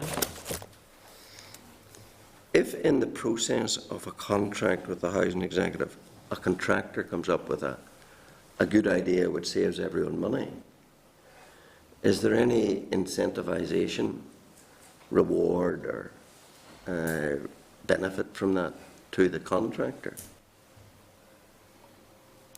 We wouldn't be privy to the main contract between Mascot and the housing executive. Yes. We would have a subcontract. Yes, but from your experience of contract work, is an incentivization clause, or maybe that's not the right phrase, is that a common feature or not? No, No, I wouldn't think so. No. And you don't know in this Mascot contract whether there was any incentivization clause? We haven't done work for the housing executive for a long time. I think I Yes. said in the last meeting. And there was no such clause in your subcontract? I wouldn't know. No, there wasn't, no. There'd be different, Wouldn't know. I wouldn't know. No. be different rates for different, obviously you have a rate for a window and a rate for doing other things, you know, so if it's all done on a bill of quantities, you know, incentivization to save money, if that's what you mean. Well, I would have to say, if I was the main contractor and there was such a clause, I wouldn't be inclined to pass it on to the subcontractor, Yeah. to be honest. Yes. Yes, one can understand that. Okay. Okay, thanks. Trevor? Yeah, because it's been so long since you've been here, in terms of the purpose of the meeting then, can we just remind everyone how much we're talking about saving the executive for that meeting? Well, the original housing stock was about 50,000 houses, and based on that, it would have been 19–20 million pounds. During the course of our work, I think that housing stock came down to 30,000 houses, which would have brought the overall saving down to maybe 12–13 million pounds. And prior to the meeting that you had with the Minister, you would have been carrying out the double glazing on behalf of the subcontractor to Mascot? Yes, yeah. So after the contract was stopped, were you successful in getting that work back? No. You were unsuccessful? That's right, yeah. So it would be fair to draw from that conclusion again that we'll call it an interference, a useful interference in terms of Northern Ireland PLC. That your useful interference actually cost your company money because actually the contract was brought to an end. Well, the contract was re-tendered, and we tendered for it, but we weren't successful. Our contract with Mascot is just now coming to an end, and we have no future orders through Mascot or the housing executive or any other contractor associated with the housing executive. So it would be fair for me to assume also then other companies who are in the same position as yourselves in the future, where they see an opportunity to save money, will be slow at coming forward. Well, you know, in all of us, I think that point has been lost. I mean, you know, we did our duty, savings were recognised, and we got no credit for it whatsoever. When you say no credit, no financial gain whatsoever? Well, I don't even mean monetary credit. I mean, just slapping it back, well done, guys. Certainly no monetary benefit whatsoever. And I think you're right. I think that has been lost. Yes. I mean, there's been much focus on whether it was Turkington's or Glassing Glazing Federation. Yeah. To me, and I think any right-thinking person out there, others may have their own agendas in this particular inquiry, but for me, I don't know if you'd agree or disagree, what has been lost and what the public should be interested in is that you come forward with a very reasonable idea. The Minister, in turn, give it to, we'll call them experts within the department, to look at that idea and have now since rolled that out. And because you have done that, you have lost out.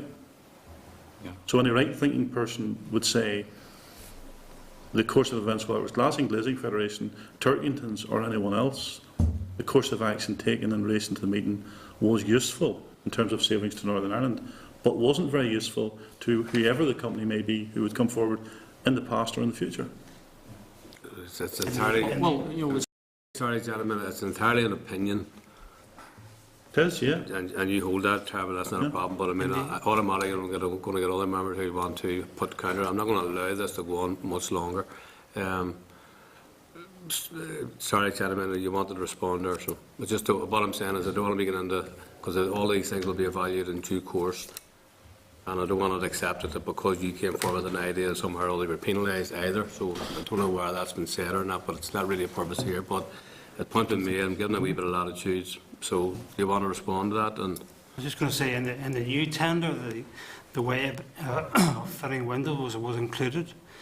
So by that, he had to fit the GGF standards and all that sort of thing. So Our proposal was for fitting the windows was taken on board at that stage in the new tender. So really what you're saying, on the back of the other tender stopped, while this was being looked at, on the basis of the new tender going out, the discussions you had in terms of identified savings was ruled out in terms of the new tender? Yeah, thank you. So I mean, it wouldn't be hard to draw a conclusion from that.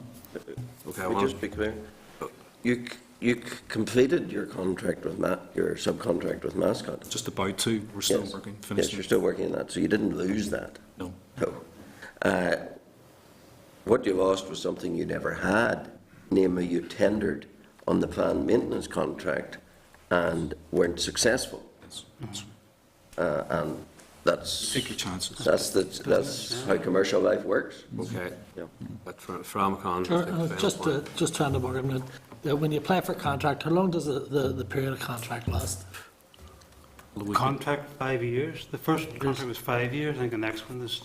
So the savings would have been over a 5-year period? It'll be until all the houses are done.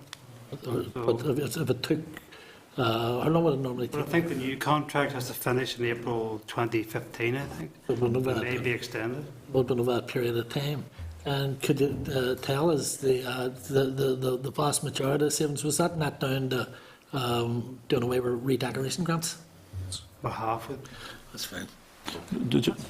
Okay, Can I weigh on that? Yeah, go ahead. In terms of that, I mean, and whilst I take the point that the previous members made about the redecoration, but is it not because of the fitment that there's no necessity to redecorate? That's right, yeah. So really, we're not in the business of just because we're doing works. I presume just because we're doing works that someone should get a redecoration, but on the basis of damage caused to the property in terms of the former way of installing windows. That's exactly right. So you wouldn't automatically assume just because you've found another way, I'm sure the member's not suggesting that if we found another way to do things, we should be rewarding people with redecorating their houses. I'm not, okay, let's not have cross-argument about redecoration grants. Are you finished your tower? Yeah. You want to make a final point, mate? It's just on the issue of the savings.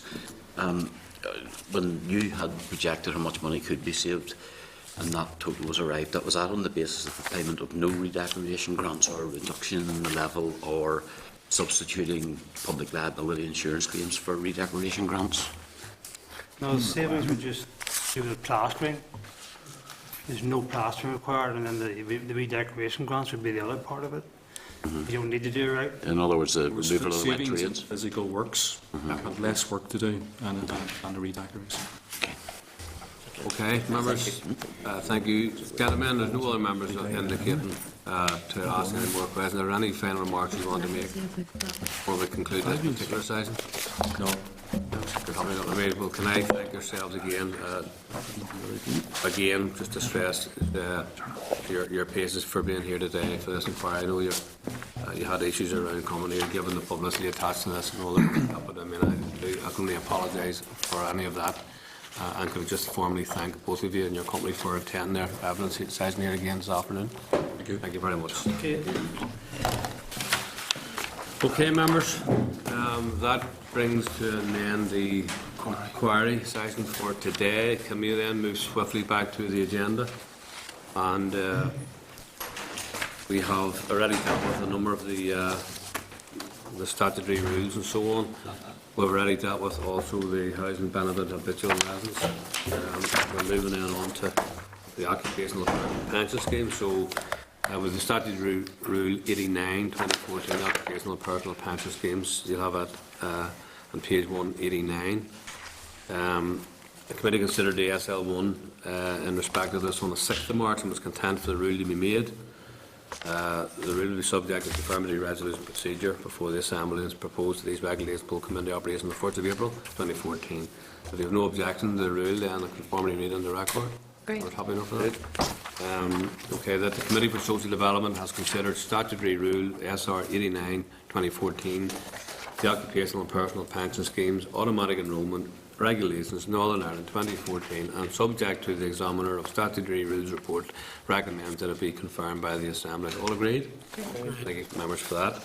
Then moving on then to statutory rule 93. Again, this is on page 198 of your pack. The committee considered the SL1 at the meeting on the 20th of March and was content for the rule to be made. On that basis, then, are members content that I read the motion to the record? Agreed.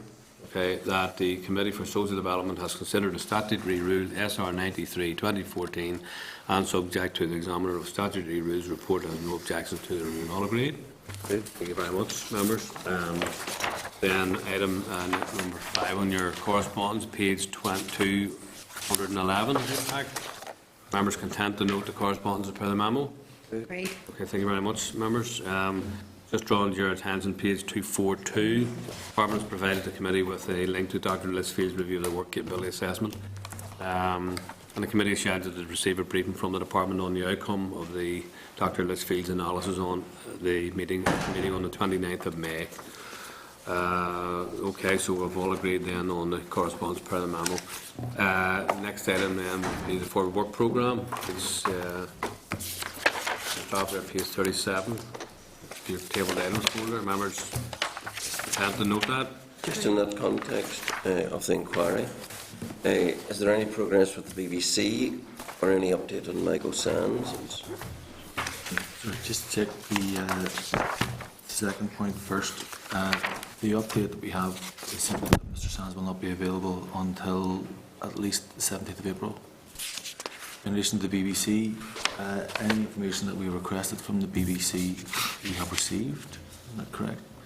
So, just to remind members, we submitted a second letter to the BBC narrowing the committee's request. We provided a list of the information that the committee had got by other means, department, etc., and sent it to the BBC. The BBC then compared that with the information that it has on this issue, phase 1 issue, and subsequently provided that information to us.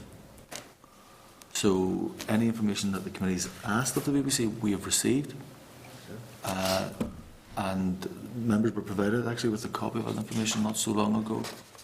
But that's where we are with the BBC in terms of... I recall some members, they're not here at present, being anxious to hear from the BBC.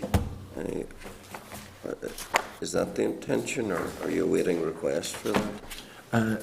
Sure, we haven't asked the BBC, we haven't the BBC asking for witnesses to appear to give oral evidence because the committee hasn't decided that that's what it wants to do. I think we probably need to have an early discussion and to do a wrap up on this phase 1.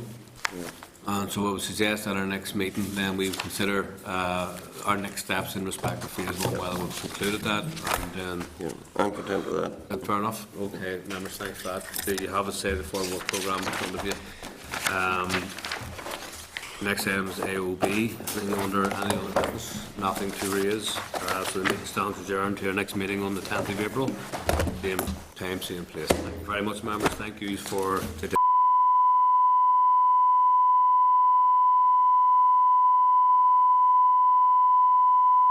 This is the Northern Ireland Assembly.